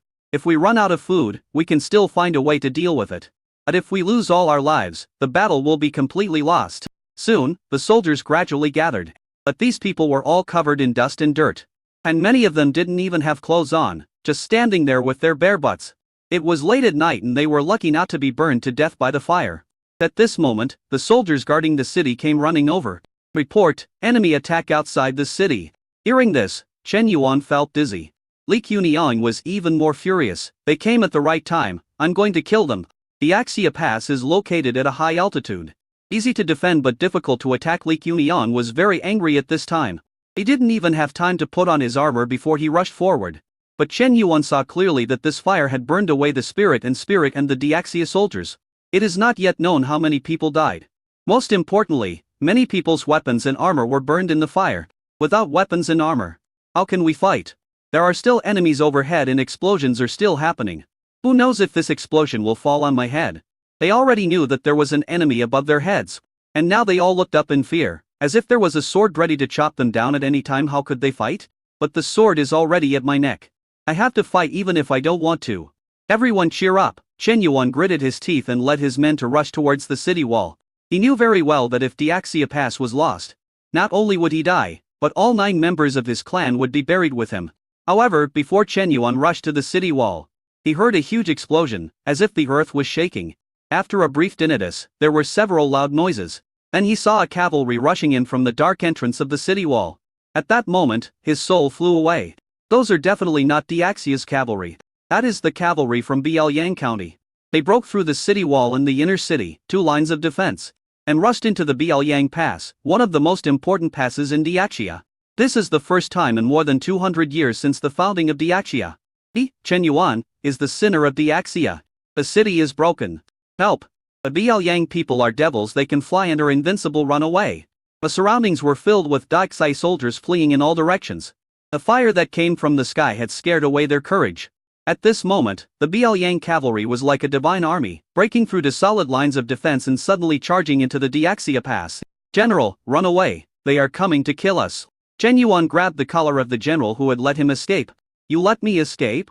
The man said in fear. Where else can we go if we don't run away? Chen Yuan was confused. But he immediately dispelled the confusion in his eyes and said angrily, I am the great Texia's NBI general, Chen Yuan.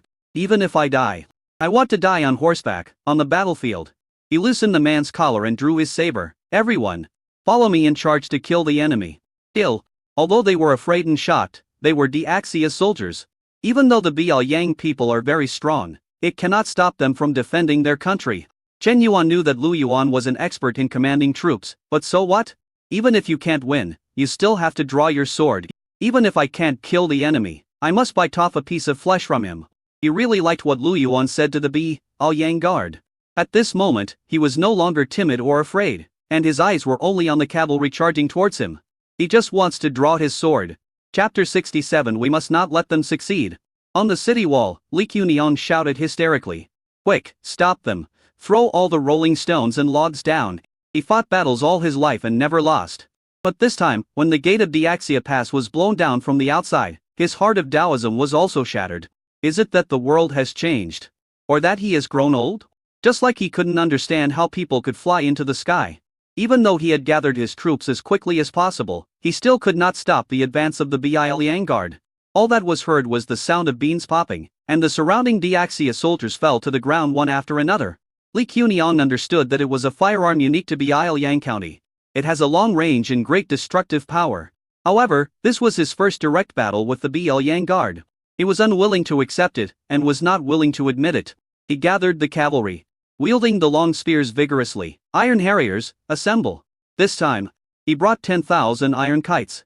The Iron Harriers were Diaxia's ace cavalry and the best cavalry among the three kingdoms.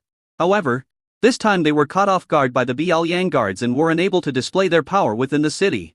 In such a hurry, less than 3,000 people were gathered. Li Quniang urged his warhorse and charged forward courageously. Zhang Liujin led the Modao soldiers to charge in. Looking at the cavalry, he was trembling with excitement. Kill them all. The majestic Modao soldiers wielded the long swords in their hands. The blades were made of fine iron and were extremely sharp. With a clang, sparks flew. The sword cut through the armor with one blow, and the Daoxia soldier was cut in half, and then the remaining force continued to cut into the horse's body. Liang is a valiant country that strives for self-improvement. There will be no truce until the blood is shed. The valiant Liang, show off our might. The battle robe is stained with blood, and I will never regret it even if I die. A Liang guard shouted and sang in unison, their blood boiling. This was the long-cherished wish of 1 million people in Liang Prefecture. This is the result of more than 1,000 days and nights of endless training, and is the result of blood and sweat. That momentum shocked everyone. All the soldiers in Diaxia Pass were frightened. They were afraid and they didn't dare to move forward. Chen Yuan cursed, what the hell are you afraid of? Charge forward. However, the loud singing in front of them made people feel discouraged. They know all too well what oppression is. Liang County survived and developed between the three kingdoms to this day. No one understands this better than them. Today, they are standing up. Say no to everyone. Ji Irma O took the lead and led the heavy cavalry to kill their way through the entire long street. Wang Dabiao was not willing to be outdone, and swept through the city like autumn wind sweeping away fallen leaves. They fought their way up the city wall, and Diaxia soldiers were constantly thrown down from the several-meter-high wall, but their heads broken and bones smashed. The entire Diaxia Pass is in chaos. However, the rhythm of the Liang guard has never been disrupted. Even though Chen Yuan and Li Quniang reluctantly gathered some people to resist, they were still defeated. This fire has burned out all the morale. The sudden attack by the Liang guards was like a sudden blow to the life of this strong man. The two men roared hysterically, trying to gather the chaotic team again, but it was too late. The Iron Harriers, whom Li Quniang regarded as his pride, fled in all directions like weak chickens. They were just too scared. Once upon a time, they laughed at Da Jing and said he was trash. But now, even the Diaxia Pass that they were so proud of has been breached. The panic spreads, and even the warriors will be shaken. The killing continues. On the other side, Dajing Pass. Bang Zheng, he was a light sleeper and was woken up by the thunder outside. He half closed his eyes and asked, is it raining outside? It will probably rain in the next few days. This is good news. Liang's firearms are most afraid of water. Even God is helping us. Sir, it's not raining, the servant said, but the winter thunder in Liang is too outrageous. It has been going on non-stop since just now. Are you hungry? I'll get you some snacks. I sleep less when I get old. Fang Zheng, he waved his hands listening to the thunder. He felt uneasy. He stood up and put on his cloak. He looked in the direction of the thunder. Over there, is that Diaxia Pass? Why does the sky keep striking there? Did I do something that angered the gods and the people? My lord, it's already daybreak over there. How strange, said the servant. At this time, Wang Bai, the commander of Dajing Pass, asked for a meeting. Fang Zheng, he frowned, and suddenly had an ominous premonition in his heart. Let him in. Soon, Wang Bai walked in, with a look of fear on his face. I am here to see Prime Minister Fang. General Wang, what happened? The spies reported that the Northern Liang army raided Diaxia Pass and the city was breached. What did you say? Fang Zheng, he thought he had misheard. Prime Minister Fang, the Diaxia Pass has been breached. You see the red light all over the sky over there? That's because there was a fire at the Diaxia Pass. The spies didn't dare to go deep into it. They only knew that there was a fire there first, and then the Northern Liang army launched a surprise attack, broke through the city gate, and have already rushed in, Wang Bai said bitterly. Fang Zheng he took a deep breath. How is this possible? That's Diaxia Pass. Li Quniang is still there. How could it be breached so easily? I have called everyone to defend the city. Li Yuan is best at surprise attacks and defeating the larger force with a smaller one. He is very likely to come to Dajing Pass to attack the city, Wang Bai said with a wry smile. He dares to fight on to fronts? There is nothing in this world that he dare not do, Wang Bai said. Fang Zheng he was numb, and remembered what Li Yuan said before he left. Let's go up to the city wall and send spies to explore again. The entire Dajing Pass woke up, staring at Han Feng who was guarding the city wall with their eyes wide open. Rolling stones and logs were carried onto the city walls one by one, and the strong smell of gold juice emitted a foul stench. Report, the Biaoyang County Guard has already hoisted the city flag. Report, we found Biaoyang Guards support on the road. Report, the Biaoyang Guards are heading towards Dajing Pass. News came one after another. This made Fang Zheng he nervous. This bastard actually dared to start a war on two fronts. Everyone, cheer up, we must not let the Biaoyang Guards succeed. Fang Zheng he didn't notice the change in his attitude at all. He no longer wanted to flatten Biaoyang County. He only thought about how to defend the city so that it would not be breached by the people of Biaoyang County. Everyone was extremely nervous, especially when they learned that Diaxia Pass had been captured. They became even more fearful. The incident of Pashan was still fresh in their minds, and they had a natural fear of Biaoyang County. Don't underestimate Dajing's strength. However, not only Da Qian enjoyed peace for 200 years, Dajing also enjoyed peace for 200 years. How much combat effectiveness can these 200,000 or 300,000 people exert? Only they themselves know the answer. Hundreds of thousands of people just stared at each other, waiting for the Biaoyang Guard to arrive. Until dawn, they didn't see a single human hair. It was not until the spy came to report that Fang Zheng he realized that he had been fooled. Chapter 68, The Hero. The reinforcements discovered by the spies were actually a feint by the Biaoyang Guards, the purpose of which was to force Dajing Pass to shrink its defense line and prevent them from launching a surprise attack. In other words, they had missed the best opportunity to go around the enemy and lost the chance in vain.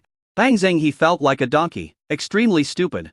He had long been a man who never showed his emotions, but now he said angrily, "You little thief Li Yuan, how dare you play tricks on me like this?" Wang Bai advised, Li Yuan is a treacherous and cunning person, and is good at scheming. It is normal that Fang Xian has never dealt with him and does not understand his character. I believe that the Biaoyang Guard will suffer heavy losses in a major battle. Otherwise, they wouldn't have made such a big show of pretending to attack the city. Even if they take over Diaxia Pass, they will need time to digest it.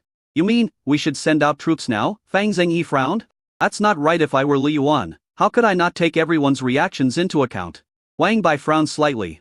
Fang Zheng he was indeed a master at manipulating power, but when it came to marching and fighting, he was purely an externalist. The reason why he came to Dajingwan was simply to gild himself. The struggle between the civil and military officials in the country has reached a fever pitch. If it weren't for the purpose of seizing power, would he have risked coming here? Perhaps. Fang Zheng he had never taken Biaoyang County seriously before. If he knew how powerful Li Yuan was, he would definitely not come here. Prime Minister Fang. Biaoyang won a great victory, Diaxia suffered heavy losses, and we are left without help. Don't forget, there is also a Biaoyang Pass. After suffering such a huge setback, Diaxia will definitely come to negotiate. If we don't act now, we will never have another chance. Fang Zheng he was a little hesitant. Although staying here was not wrong, it was also useless. If he comes here, nothing he has accomplished is a sin. So many soldiers are looking at me. If I don't go out, won't people look down on me? Wang Bai, since you are so sure, I agree. Wang Bai was cursing in his ear. Though was just offering a suggestion, but this old guy threw the responsibility onto him with just a few words. It would be fine if he wins. But if he loses, he has 10,000 excuses to distance himself from the matter. I am just analyzing the current situation. It is still up to Prime Minister Fang to make the final decision. Wang Bai did not respond at all. Okay, let's play it this way. Okay. Fang Zheng was a little annoyed. You are the commander of Dajing Pass, you know the situation here best. When I came here, His Majesty said that he would listen to your opinions more. The princess is still suffering in Biaoyang as a subject. Can you tolerate this? I cannot stand this, but after thinking about it, I think I should think before I act. No matter what you say, Wang Bai has only one thing to say. Don't send troops. There is no credit for not sending troops. But it is definitely not wrong. Even though Fang Zheng is second to none, if he really irritates Wang Bai here, it is hard to say whether he can escape in one piece. The two of them were in a stalemate, and Fang Xing tossed his sleeves in a friendly manner. Okay, I'll remember the truth. After saying that, he turned and left. On the other side, Li Yuan had already arrived at Diaxia Pass. The system of military households farming was implemented almost exclusively at the borders of the Three Kingdoms period, which means that most of the people here were descendants of military households. For more than 200 years, the population of the garrison at Diaxia Pass and its dependents has exceeded 500,000, making it a truly large city.